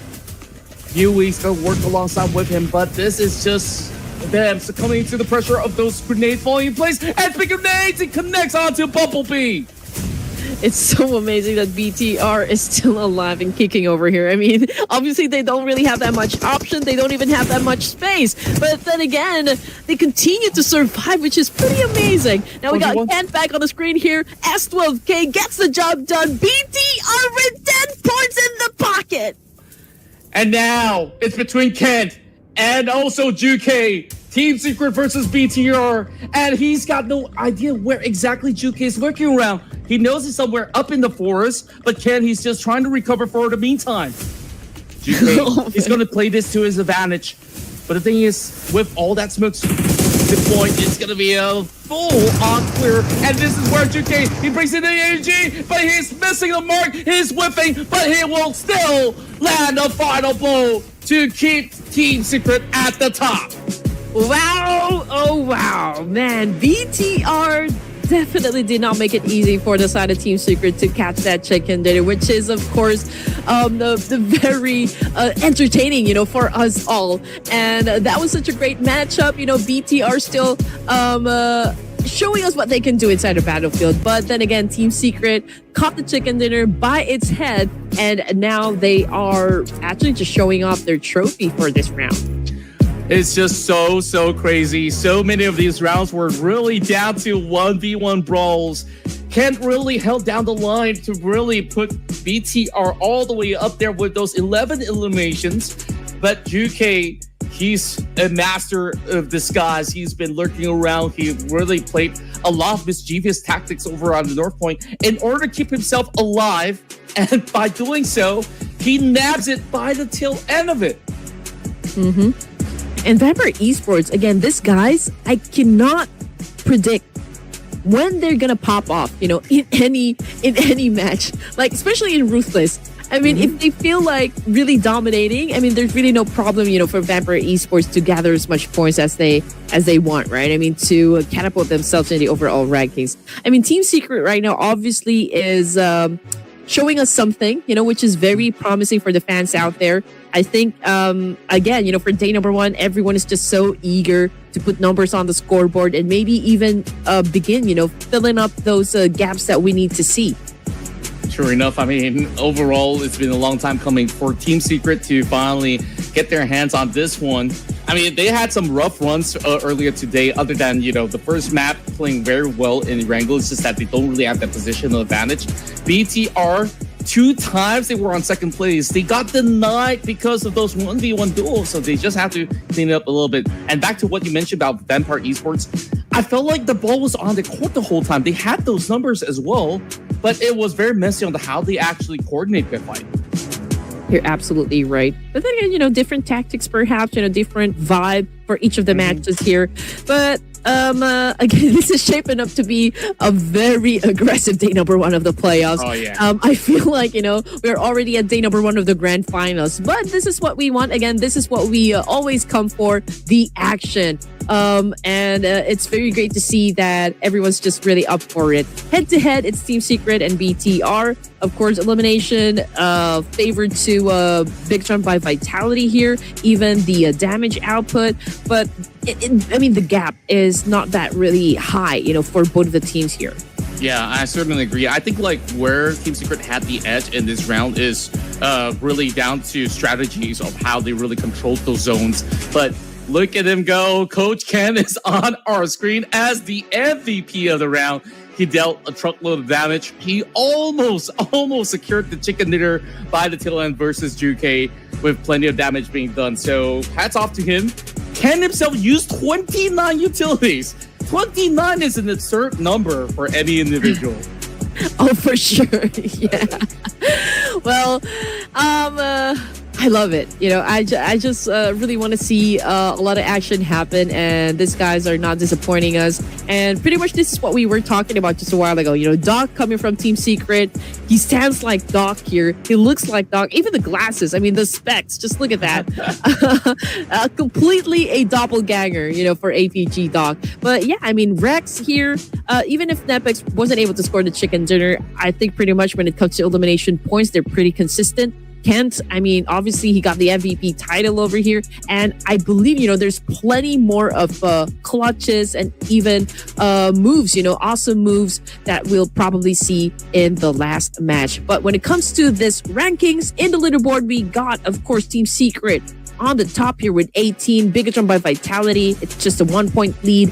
Vampire Esports coming at third, and Nepex with 11 points. D-Savior, ASIA, Team Flash, unfortunately exited the game empty-handed. I really love the tempo of play that we're getting for today. You know, like we're not having teams that will really just take their sweet time to rotate. We're getting like full-blown rotations into the center of the zone from minute one, and that's what we love to see. A lot of full-on brawls, and hence why we see even the Savior, ASI, and Team Flash kind of struggled because of the tempo that was not met perfectly, or their positioning was a little off. And we got Doc, who also did secure himself the longest distance elimination in this matchup. And so far, super impressive stuff. This time, more players get involved with a total of 63 eliminations and just about 2 airdrops. The rest are pretty much standard score lines that we're looking at. You see, those troll bowls, that was 20 over troll bowls just by Ken himself, and he contributed like almost 10% of whatever that's being shown here. It's crazy, right? Yeah, pretty much. But again, it's crazy down there in the comment section because we're looking at the playoffs overall rankings, and Team Secret right now, a huge jump, 7 ranks in total, 36 points, and they're currently at the top here, followed by Hora with 35. So again, there's really not much of a gap just yet. But top 1 to top 5, they're all in the line of 3s over here. Vampire Esports still a great position as well. Homeboys, AST, these are your first pagers. But to be fair, there is another group that hasn't played just yet. So perhaps we are gonna wait, for everyone to actually get through the games needed for today, and that's when we talk about, the overall rankings. Yep, and of course, we get ourselves a little bit of the updates coming from the rest of the field as well. So AZ on their debut to make it into top 13 is already astounding. They will be up next onto the very final round of tonight, and I can't wait to see them really go toe-to-toe up against Netpex, who is arguably just as aggressive, pushing another 6 spot up into the top 10 so far. Man, these guys are really giving everybody a run for their money right now. Yeah. Oh, man, for sure. I mean, I did expect it to be leaning toward the passive side, but it's completely the opposite here. I do love how the stories are unraveling in front of us. But yeah, I mean, D-Savior, T2K, Todak, Boing Donkey, Team Flash, Alter Ego, Eris, Sem9, and even ASI8 still, staying at the third page over here. I mean, ASI8 obviously needs to pick up the pace, but I just want to go easy on them, for now, since this is just day 1 of the playoffs, and a lot more things can definitely transpire or happen. But before we get back into that, before we jump into the final round, we're going to take a short break, ladies and gents, so please don't go away.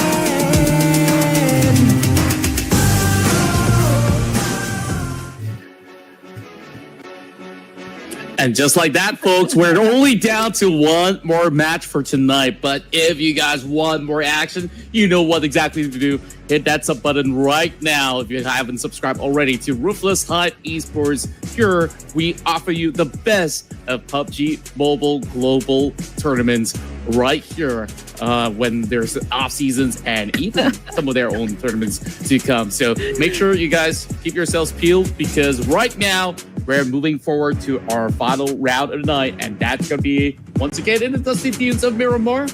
And we've seen so many incredible wins today. What's your favorite so far, Red Queen? Well, I guess it would be just like how Homeboys took that chicken dinner during the second match. You know, because it definitely caught BDR off guard. And that was such a steal, you know, for the side of Homeboys. I mean, those are just like the major plot twists, you know, that we always look for at the end of each round. Not only that, we also do have, you know, the Giante possibility of clutching everything. And then he was denied by Achul. And then last round, it's Juke. How many solo bolo performances are we getting for tonight? Not enough, apparently, because we might even get ourselves another one to close off the night. That just goes to show you that the level of competition for tonight was just off the charts. You know, I feel for BTR because twice they got denied. So I think third time's a charm. So lock in BTR for me right now. Yeah, perhaps. But you're absolutely right. Everyone is playing on the next level here. So I'm pretty sure everyone is just really happy. And if you guys are enjoying the show, which I know you guys are, please don't forget to visit our social media platforms as well. And again, you can always follow us. We're very easy people to find. Red Queen Andy and of course Contra. We're active pretty much everywhere. But anyway, getting back into my prediction, I am locking in Falak and the rest of the gang. 4 thrives. Oh, let's go. We've got T2K for production as well. I think T2K today has been super amazing, especially the early few rounds. I mean, they just go on full explosive onto all these other teams out there. 4 tribes, I'm hoping that they pick up the pace a little bit more. I mean, they do very well in the early game, but I want to see more of that late game approach. I mean, Miramar, this is usually the turf. So hopefully things will fall perfectly according to plan. So I can't wait to see what goes on into the upcoming matchup because last we saw, I mean, RRQ, they show some good prospects, and then you also do have the rest of the field. Last couple of games, it was like what Vampire Esports also putting up quite a number of stops, and then you also do have some of these guys of APG who's been absolutely on the terror. They're still going to be playing in this round as well, so I'm looking forward to seeing them pop off one more time. Oh, for sure. Yeah, I'm looking forward to that one too. And T2K, you know, the only thing I noticed about T2K right now is they're having a problem with consistency. I mean, they're hot and then they're cold. Mm-hmm. You know, their energy kind of fluctuates. And yeah, I'm just really waiting for them to build that consistency. I mean, I already know that they can pretty much deliver, right? They can get the numbers that they need. You know, they can get those elimination points. They can probably do effective rotations. But something along the way or somewhere along the way, something happens and I think it affects their overall gameplay. So I don't know what is wrong or if they need to tweak their rotations a bit or maybe their overall strat, but T2K, yeah, I can still pretty much agree that they are a formidable team here. But again, we're looking for consistency. Yeah, I think like that is the key word right now where we've seen a lot of great runs coming from APG because they have a great formula to really play the late game. And same also could be said about some of these names like BTR when they do get a few activations. If they don't get that activation, it seems like it is a little harder for them to be able to achieve the benchmark that they had for, you know, last round and the rounds before. So hoping to see that, you know, these teams, they can actually find themselves that sweet spot at the end of it. So I mean, take a look at consistent runs. I guess like Boom Esports arguably is one of them. But one of the rounds, they got depleted because they got the hot drop inside of Impala. If Boom is going to be playing again, I wonder if that would happen once more. If they're not, then good. They go on break, they call it a day, they go back, they revisit the bots and say, okay, maybe we got to tweak a couple of things in order to make ends meet.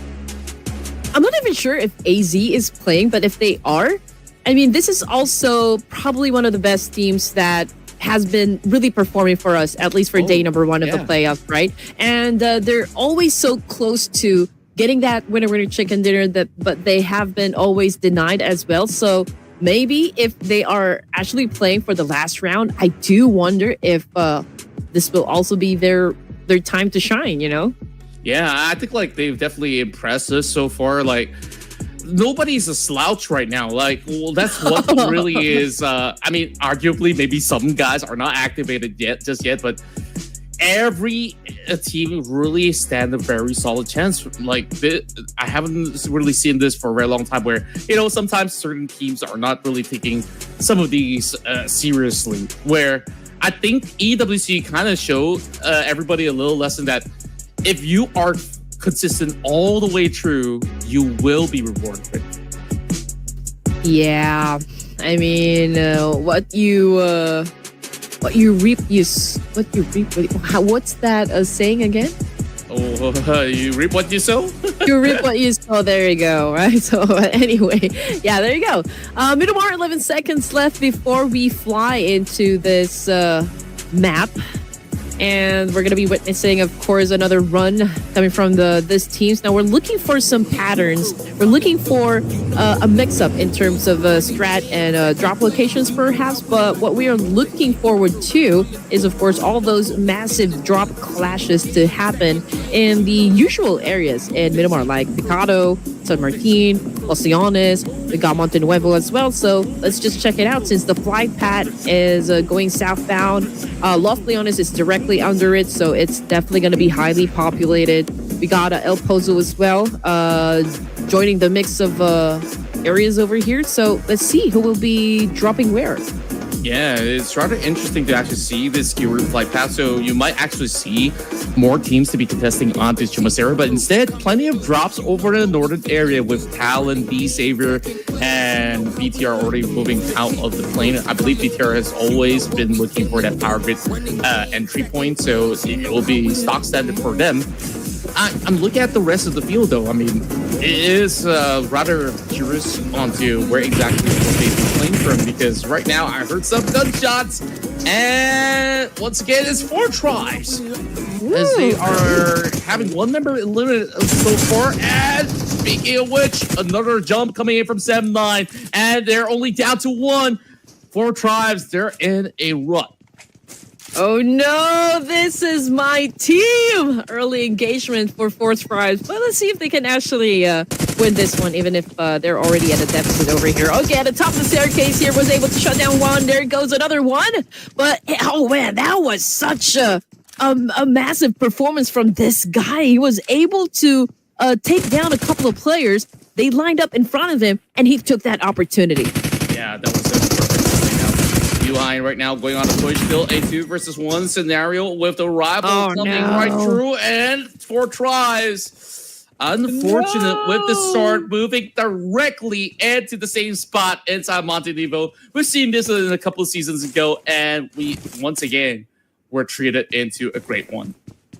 I think I've cursed them. Oh no.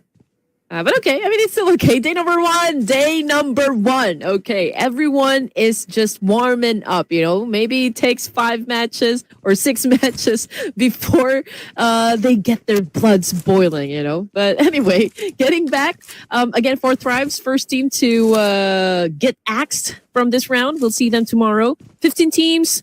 We're looking at Team Flash at the moment, and they're close to Napex. They're staying in just one area over here. I believe they are down here in Los Leones. So if they are, then they also have to deal with Telecom DG Alliance and ASI 8. Yep, and it's just a lot of all these teams flocking all together. Napex right now already locking the position of Zeus, so it's going to be rather tough for them to really propel forward, but they still have Win rushing forward, so this is just going to be a quick hustle coming right through. Oh boy, it gets real rowdy for the moment, and it's just going to be a full-on flush. Pressure still massive, pin down Win! That's huge, and Domain magic to suppress them even further forward. Team Flash looking rather sloppy with the push, and now this is where is Netpex back into the driving seat. That was an incredible shot, coming from Netpex Esports. I mean, Precious definitely on point there. He was able to provide that support. And here comes Domain now with a classic spray. And Netpex Esports was able to close down the deal here, bagging 2 points. And I'm not sure if they're going to continue hunting down Bows in the process. But yeah, I mean, obviously Top is not letting go. And he continues on to chase Netpex at this point, but he needs to figure out a way on how to make sure he could potentially be the one to save his team, because Netpex Claw is in a very good position over here. Indeed he is, and interesting enough on how the circumstances have unfolded so far. Team Flash, despite with only 2 members, they are still kind of holding decently, especially when they're pretty much locked inside the city with even ASI involved. Of course, Netpex will not really let them slide away, so generally this is just gonna be a little bit hard for them to actually going for those kind of wide wraparounds. Claw now we'll have the rest of them follow suit, and just like that, Team Flash really had nowhere to run in the city. Yep. Well, that's one team out of, let's be honest, I guess. Team Flash, they couldn't get the rhythm just yet. Wunti, he's one of those fraggers that we always see performing, but right now we cannot feel the presence of the Team Flash. But hey, maybe the story can change tomorrow. We still got day number 2. Back to Netpex Esports.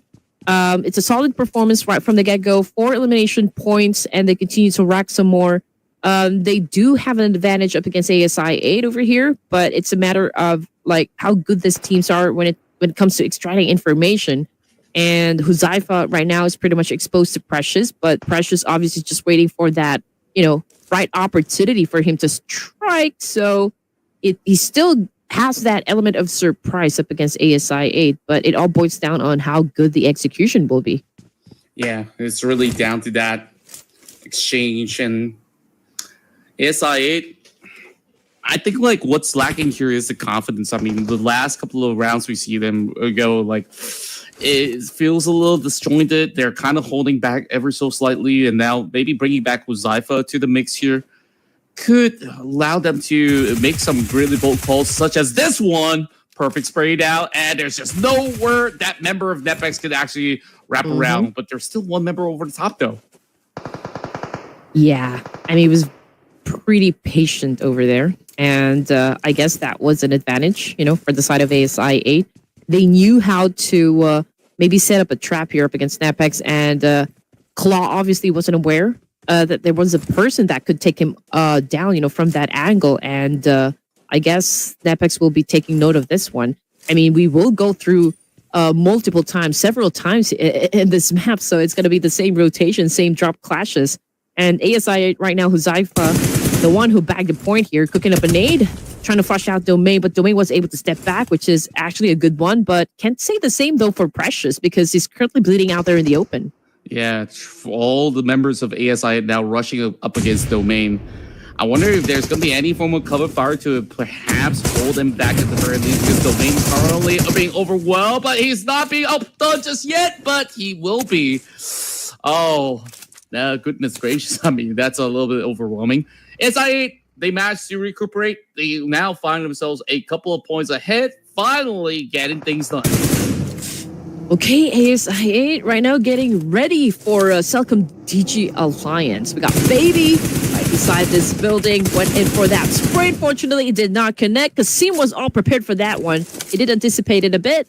And now they're responding back to ASI 8 and Baby trying to recover from this situation. I mean, both of the teams are already tagging the blue. Time is already running out. Even if this is just stage 1, I mean, it's probably going to be a challenge for them to get into the play zone. I mean, like, if you don't really have that much resources and this is a drop clash happening, let's see who's going to be winning the fight. But they need to settle the score now. Yeah, I love the approach coming from CD Alliance, because they were hearing all these gunshots and they know for a fact that usually they share these spots alongside with ASI. So They're closing right in. They just really want to either wrap up the fight, call it a night, whichever way he swings.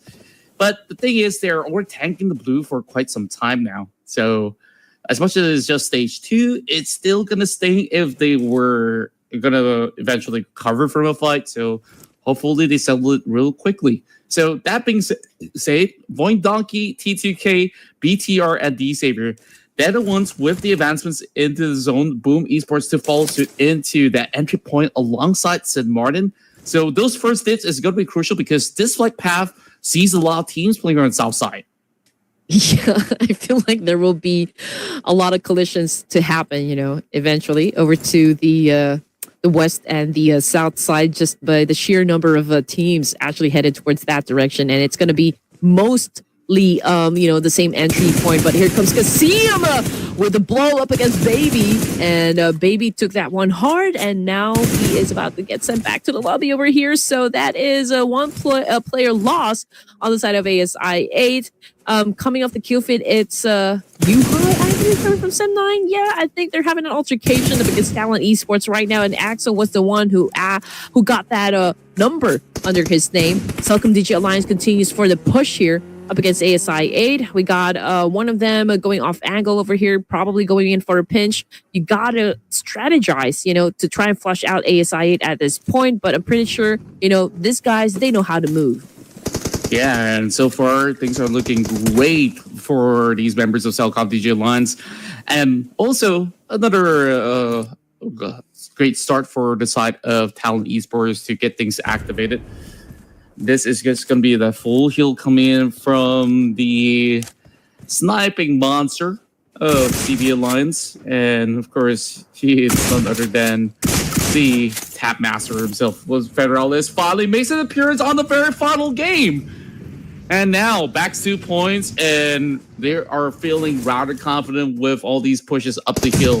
BTR now across the exchange, but CD Lions fully commit. Down to 2 members left for the side of ASI. Mironi, Suki so much, but he doesn't seem like he's got much meds left for the meantime. Huzaifa holding on to the bottom ground. He's going to be pivotal in this exchange up against CD Alliance. T2K and even Boom Esports having an exchange somewhere, and they're trying to blast each other off. Celcom DG Alliance continues to, of course, have this fight up against ASI 8, but they couldn't find each other just yet. Both of the teams again tanking the blue already. Here comes the charge right now, but ASI is still doing an impressive job so far, defending themselves and this compound. But Celcom DG Alliance, slowly but steady, they're about to win the fight. 2 down already. They don't want to turn this one into casualties. And this is Kasim right now with the dance up and with the nail in the coffin. Celcom DG Alliance wins the fight. Wow, that was long drawn out. I think that was impressive enough coming from ASI 8 on how long they've been able to defend that. A typical team that just easily crumbled from this kind of pursuit. Like, he still did plenty of damage throughout that run. Alpha Gaming now in the mix of it. Up against Giante. This is a fight we don't want to miss for sure. Alpha, they're kind of spread in the 2-2 formation. The members of ASE is also out in the blue zone. So if they take too long, this might just be a full wraparound coming from the rest of ASE. And here comes Ease to also join in the parade. Zyro over the hillside. And this fight is going topsy-turvy. Good exchange. Damage being done towards Ease. Everyone seems to be in a trigger-happy mood. Tribe Arrow Macy, Rig, unfortunately, is facing the floor at the moment. Giante taking hits as well, coming from East. Jean making a move up against Trix. And Tribe Arrow Macy getting picked off 1 by 1. That's 2 points in the bag now for Alpha Gaming and Giante. Oh, man. Okay, East just made sure that he won't be coming back from that one. He got buried 6 feet under. Wow, it's just beautiful, beautiful work rate coming out of the members of APG on how they position to slowly take out Tribe Aromacy one after another. Now it's only down to Zio to maybe meet up against Zio. I just love when we cast these tournaments and everyone's name is almost close to each other. You got Lambo, and now you got Lambo, My Vigini. And then you got literally a clone coming in from Team Secret. I don't know what to say. I mean, right now, Zio last stat, he gets a pick off. Oh, that punishes Ease just by that maneuver. And he might just be able to put more dent upon those members of APG. Hey, you know what? Selcom DG Alliance is still around Los Leones, so that's going to be a long way. Yeah, getting to the play zone. Hopefully, they have enough resources though to heal themselves up, just in case they will be greeted by a team here. But anyway, getting back into Voin Donkey, they're now up against Download Esport. Here comes Razak. Oh man, 2v1 situation. He didn't even survive that clash. And now Talent Esports capitalizing on their location, which is absolutely the right thing to do here. Razy shutting down by APG. I believe T2K even still continues to fight, up against Train to Kill. Yeah, Alpha Gaming now finds the entirety of BTR in their crosshairs, but Doc, it's too overwhelming while he is being spotted out by Trang coming in from Vikings. I'm not even sure where Trang is currently at because he's not inside of the crosshair, and they are on the opposite side of the hill. FBK is just going to zone out BTR and APG at the same time. Alpha Gaming, man, taking their sweet time here.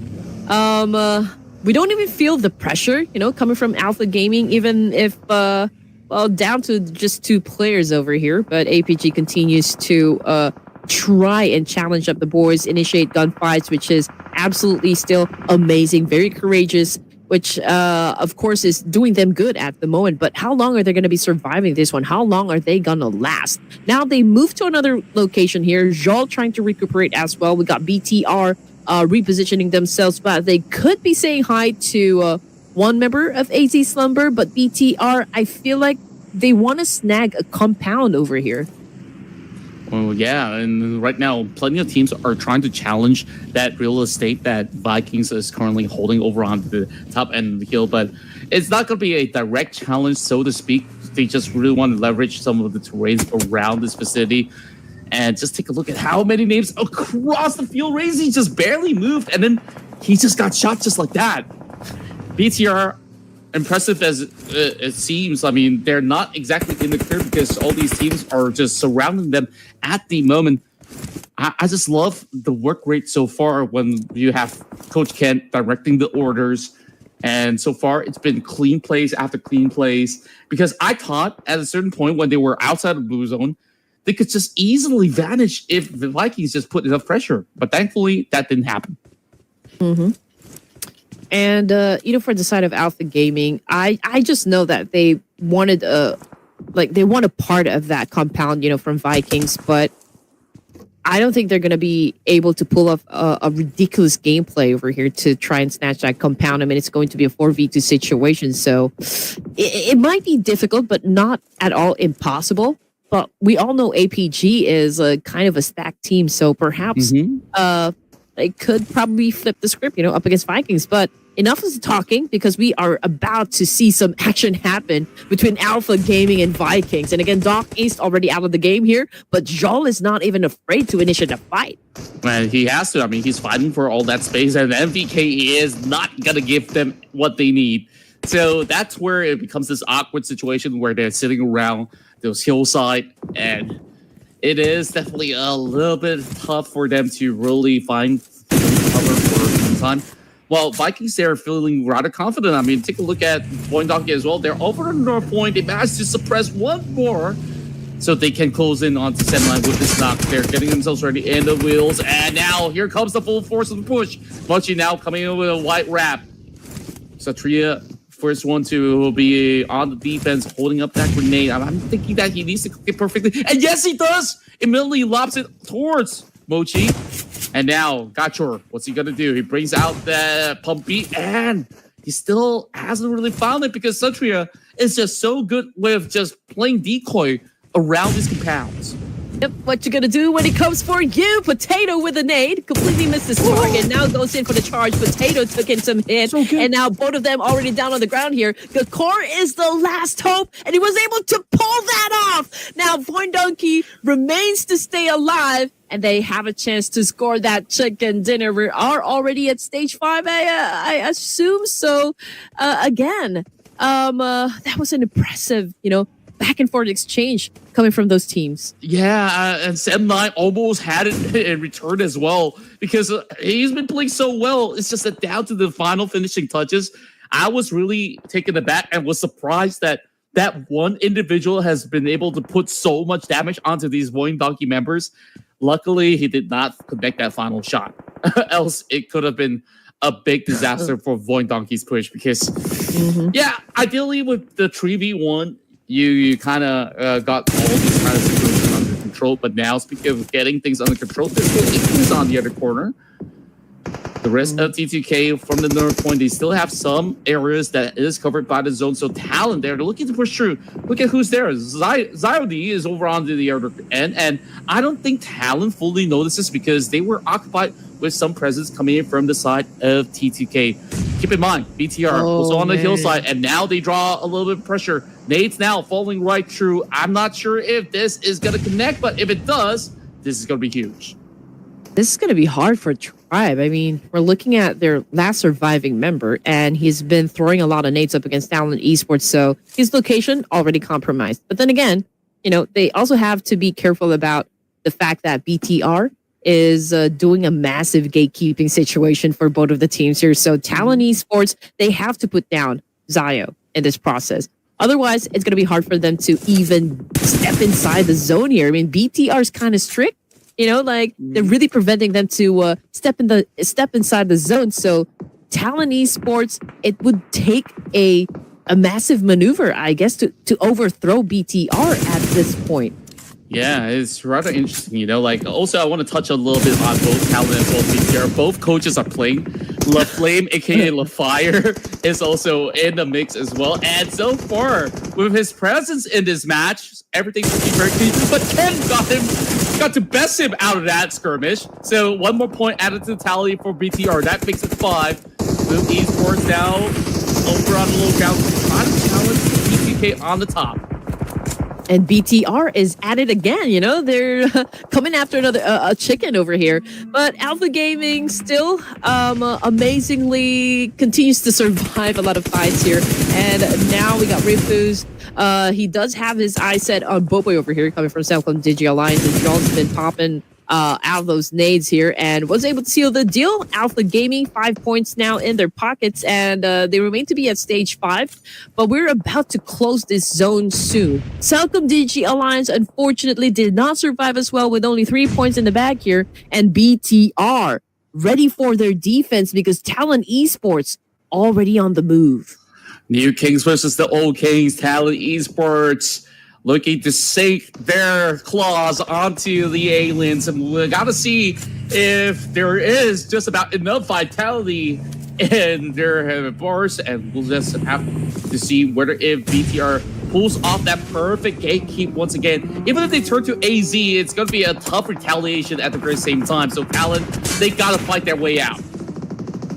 Okay, T2K, obviously, the thing that I see here is that they're trying to go for that zone control, but Void right now just unleashed hell, you know, up against D-Savior Talon.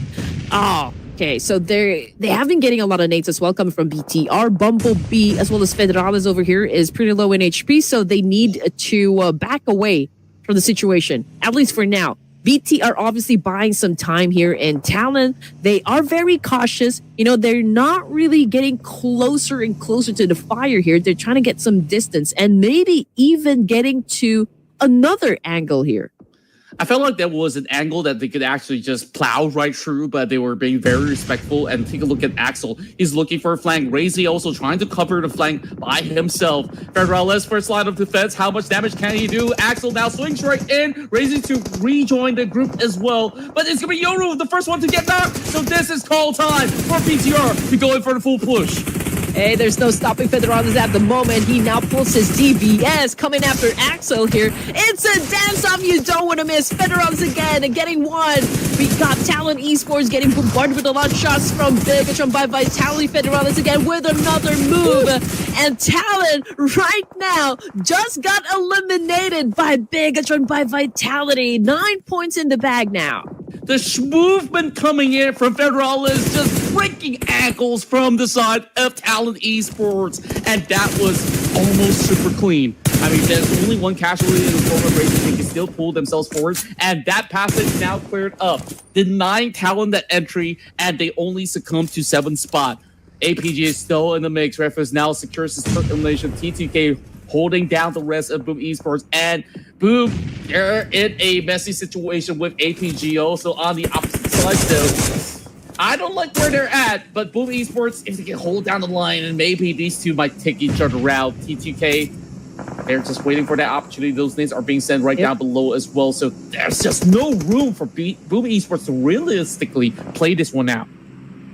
AZ Slumber is probably thinking the same thing. You know, they're not getting into any engagements. They're just holding on to a spot there right at the edge of the circle. And T2K might be picking up, you know, this information, and Ajay as well as Mimi is trying to get close to where AZ Slumber at the moment. But Boom Esports right now is doing their best, you know, giving everything they got to survive here. But he's getting tagged at the moment by another team, which is this is a long, wide shot now. I think that's coming from T2K. Yeah, and T2K so far has been holding those angles perfectly fine. They still have a lot of all these zones that they could play because they are close to the center at the moment.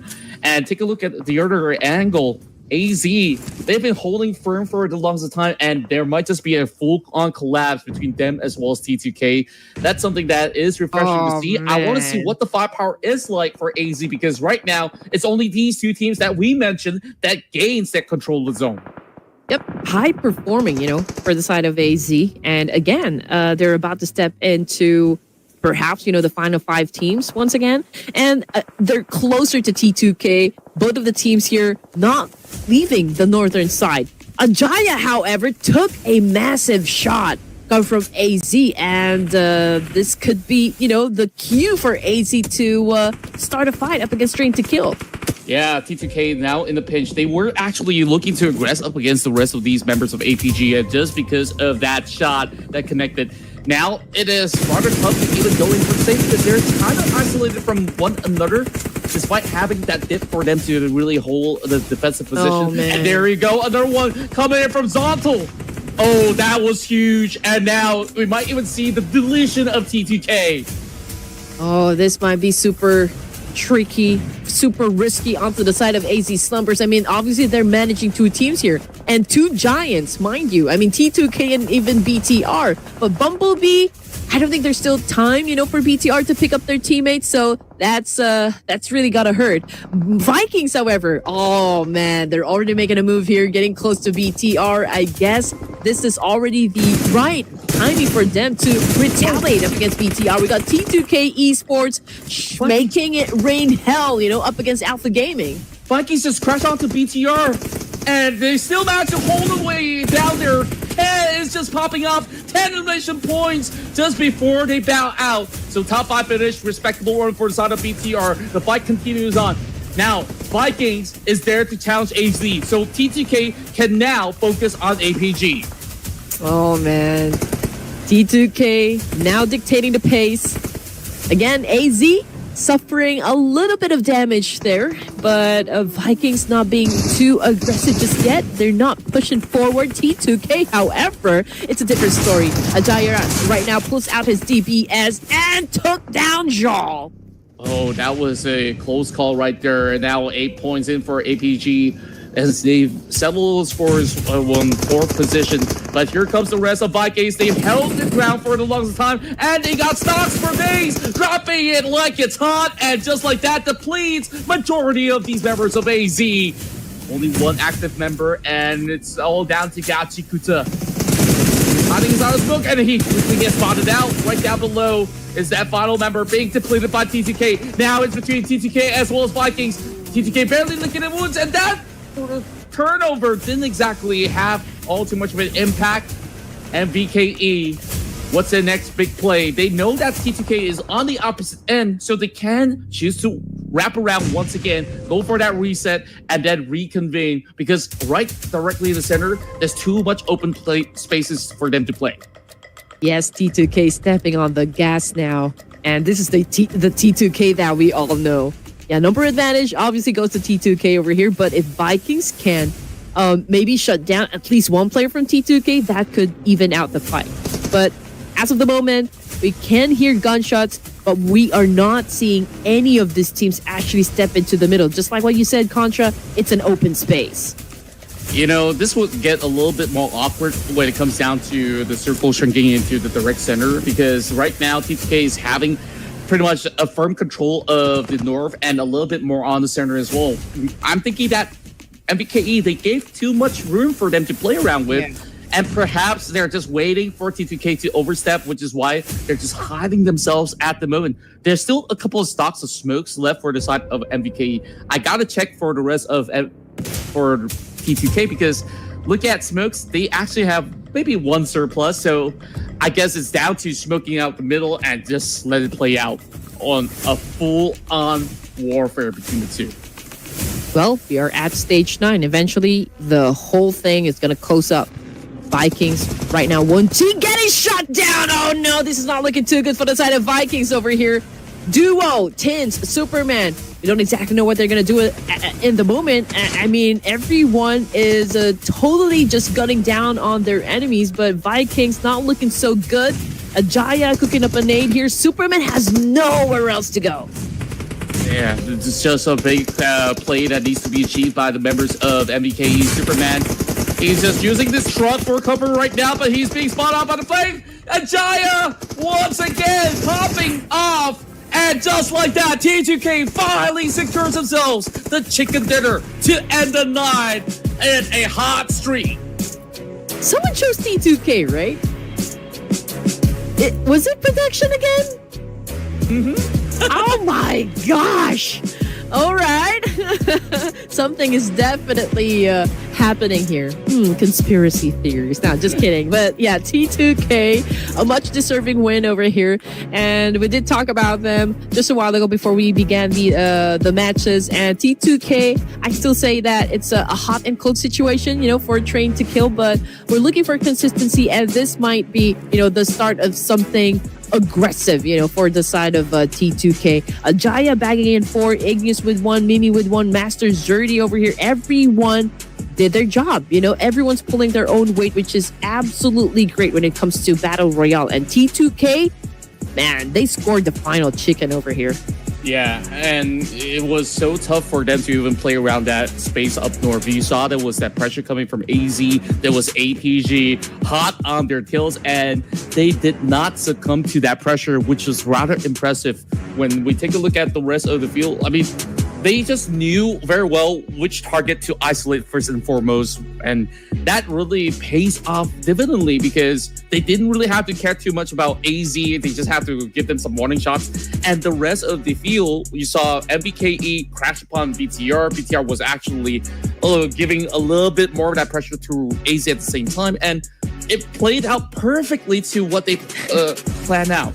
T2K, they just had so much a great understanding of how to really take control of this Miramar round.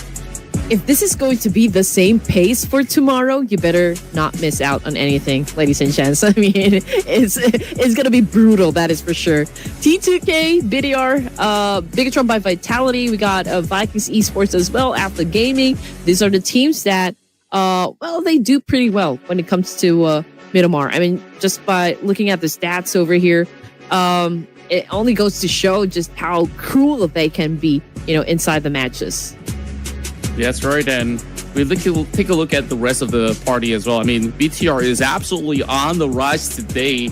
And on top of that, Vikings definitely have a lot of interesting spree, a great run inside the Wrangle. And I think that they are trying something a little bit more defensively played out in order to achieve such a result, while APG still having some consistent results, as we can see neck and neck on the form of damage as well as output of eliminations from both of these gentlemen. Federalis so far still one of the top guns throughout the match. And Federalis over here continues to make a name for himself, I mean, being compared to Joel of Alpha Gaming right now is just really on a next level.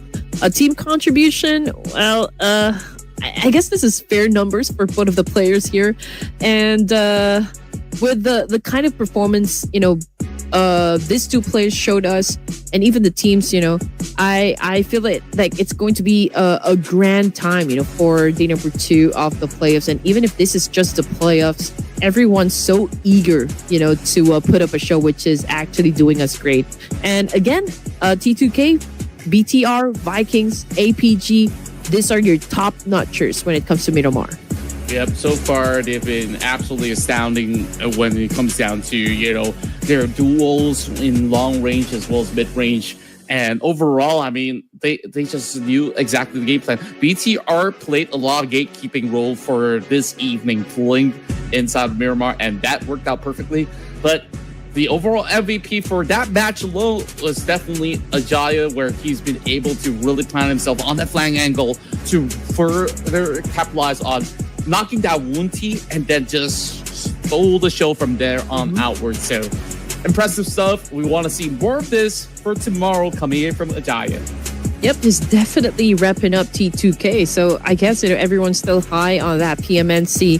And I did say this, I was looking for the prowess of T2K. And, this is such a privilege to witness that T2K somehow showed us a little bit of a teaser when it comes to their aggression in the battlefield. As for the top performers, we got Federalis here being at the top spot, followed by Ajaya. We got Joel coming from APG and Ruthless as well. So I guess these are the usual suspects you see when it comes to the top performers. I would pretty much say the same myself as well. So I believe in Miramar matches, they will stick to pretty much the same modus operandi while we take a close look into all the results coming in from that past round. TTK undeniably the best team overall to that course. He backs himself that chicken dinner alongside with 8 elimination points. Despite BTR having more eliminations, they were actually trolling very closely behind with those 13 total points being scored. A tie between Alpha Gaming as well as MGN Viking Esports is definitely huge news for Vikings to recover. But Alpha Gaming is just stacking up a very consistent run throughout all the matches for today. Not gonna lie, I thought D Savior is gonna go full throttle on this one, and even for the side of what was that team? That's not an Epic Song. Even Tribe Aeromacy, I can say. But T2K, okay, longest elimination distance. They continue to get more titles, for this round. 212 thermals used for this match, and we did expect this number to go high, so that's exactly what we're seeing at the moment. That's right, and look at the rest of the results. I think overall, it's super satisfying to watch some of these rounds of Miramar go by. I mean, the amount of troubles used is just a whole lot compared to Erangel, and then you also get to see a lot of all these long-range headshots, which was absolutely incredible, and Mimi was a beast of a marksman overall. Despite, 220 isn't exactly the biggest number when it comes down to Miramar, but he does the job splendidly well. So that's it. I believe it all comes down to the close here for day one. So tomorrow we'll be offering you guys a whole lot more action because we still got a whole lot more. And don't forget, we still got the overall results to be displayed on our screen. So before we close out the night. So let's also take a look at that real quick. I am hella satisfied, with all of the action that I've witnessed for today. Again, the only expectation that I had, for this tournament, at least coming in for day number one, was for the teams to be a little passive, right? But it's a different story. Like I said, I'm happy that teams are pretty much in the mood, to really put up a great show. And the fans definitely pretty happy down there in the comment section. I can see a lot of supporters for Horror Esports, T2K, even Pakistan teams, ASI and Fourth Thrives. And that is what we want to see, every time we play out a big community tournament over here. But we're not going to end the day, of course, without telling you guys just who took the overall MVP, and that would be none other than Ruthless himself, coming from Alpha Gaming, 6 elimination points with 2,127 damage output. I think the reason why he's up here on the overall MVP is his insane amount of damage. But unluckily enough, he only secured 6 elimination points throughout the entire run. So we hope to actually see him actually converting some of these numbers, because APG so far, they are working at a very incredible rate altogether as a team. And that's what we do expect coming in from some of the finalists in the world. So we'll keep our eyes out for APG for tomorrow to see if Ruthless can continue on for this spring. Absolutely right. But these are the guys now holding the spot to the road to MVP. Ruthless, Jaw, we got Doc, 3 players for Alpha Gaming. We got Doc as well, representing Team Secret, which is an absolute doppelganger of Doc's APG. Vampire Esports, Red Bull still made it to the cut here with 1.5 average eliminations and 433 average damage output. Yep, it was just super impressive coming from majority of these players. APG, surely they were unlucky with certain scenarios of securing chicken dinners, but hey, consistency is the key so far, and they have been the most consistent on their output overall. So this is just a great sign to kick things off here in day 1. So we'll keep our eyes out on the rest of the field. I mean, we've seen impressive stuff coming from Giante as well. Haidami has been the one that has gotten the most elimination for today, converting a total of 10 eliminations. Following very closely is Optimus with 9 points, 8 for all 3 of these members, Zyle, Doc, as well as Team Secret Doc L. I mean, this is probably the first time that I've seen, Haidami really have an explosive gameplay over here. 10 points in the bag and being the top one when it comes to the overall fraggers. I would love to see more of this version of Haidami. Optimus from BTR, Jal, Doc. I mean, again, these are the usual suspects, and I do wonder if they're going to continue delivering, this kind of energy back into the field tomorrow. Just like what I said yesterday, every time I see someone like a top performer, a top eliminator, I think, I'm surrounded by a lot of Kaiju's, inside the inside PUBG. Kaiju number 10, 11, I don't know what the number is, but these guys are performing out of this world, especially BTR today. It has been exceptional on a lot of all these top 2 finishes and plenty of frags to also back along the way. So they are currently sitting at the top with 48 points. Following closely is APG on 2nd place. Or Esports gets pushed down ever so slightly. That's because Team Secret has been able to secure that 36 points. Now, look at the rest of the field as well. AZ, their debut performance and achieving top 9 is something super respectable as they hail from the qualifiers of Malaysia. And, well, probably this is a little bit unexpected, for the side of AZ Slumber, since just like what you mentioned, it's a debut, and everyone is probably surprised at just like how aggressive AZ can be, for day number 1. So it's going to be interesting if other teams will step on the gas as well. But yeah, I mean, we just have to give recognition to this kind of performance coming from Malaysia's AZ Slumber. And for the teams that are like being pushed further down the rank, again, it's not how you started, it's how you ended. Perhaps it's too early for those teams to make an extraordinary gameplay to catapult themselves at the top of the ranks here. After all, it's top 16 that will proceed to the grand finals. That's right. I believe there's still plenty of chances for these teams to really rack up majority of the points, because we're looking at top 18, right? And currently the threshold is being held by the Savior. It only takes maybe 1 good game for anybody to really beat that number realistically. So it is still undefined just yet. So tomorrow is where the story will continue on. So I believe with so many games to play out, it just could be anyone there to make it to the grand finals. And I do wonder if something's going to change, for the side of ASI 8. I mean, only 7 points, so they're clearly at the bottom at the moment. Even Alter Ego Eras and even Sem9, 3 teams still with a single-digit number in the overall rankings. But again, this is just day 1, and if teams like this are really stepping up for this day, that's going to be a fiery playoffs that we're going to have, for the Ruthless Invitational Showdown Season 12. That's what we want to see overall. So make sure you guys hit that sub button right now, and we'll be back here same time, same place for even more epic PUBG Mobile action here in the Ruthless Invitational Showdown. Thank you so much for joining us for tonight. And of course, thank you, Red Queen. It's always a pleasure to cast with you. Then make sure you follow us, of course, on our social media platform. For now, of course, have a good rest, and we'll see you soon.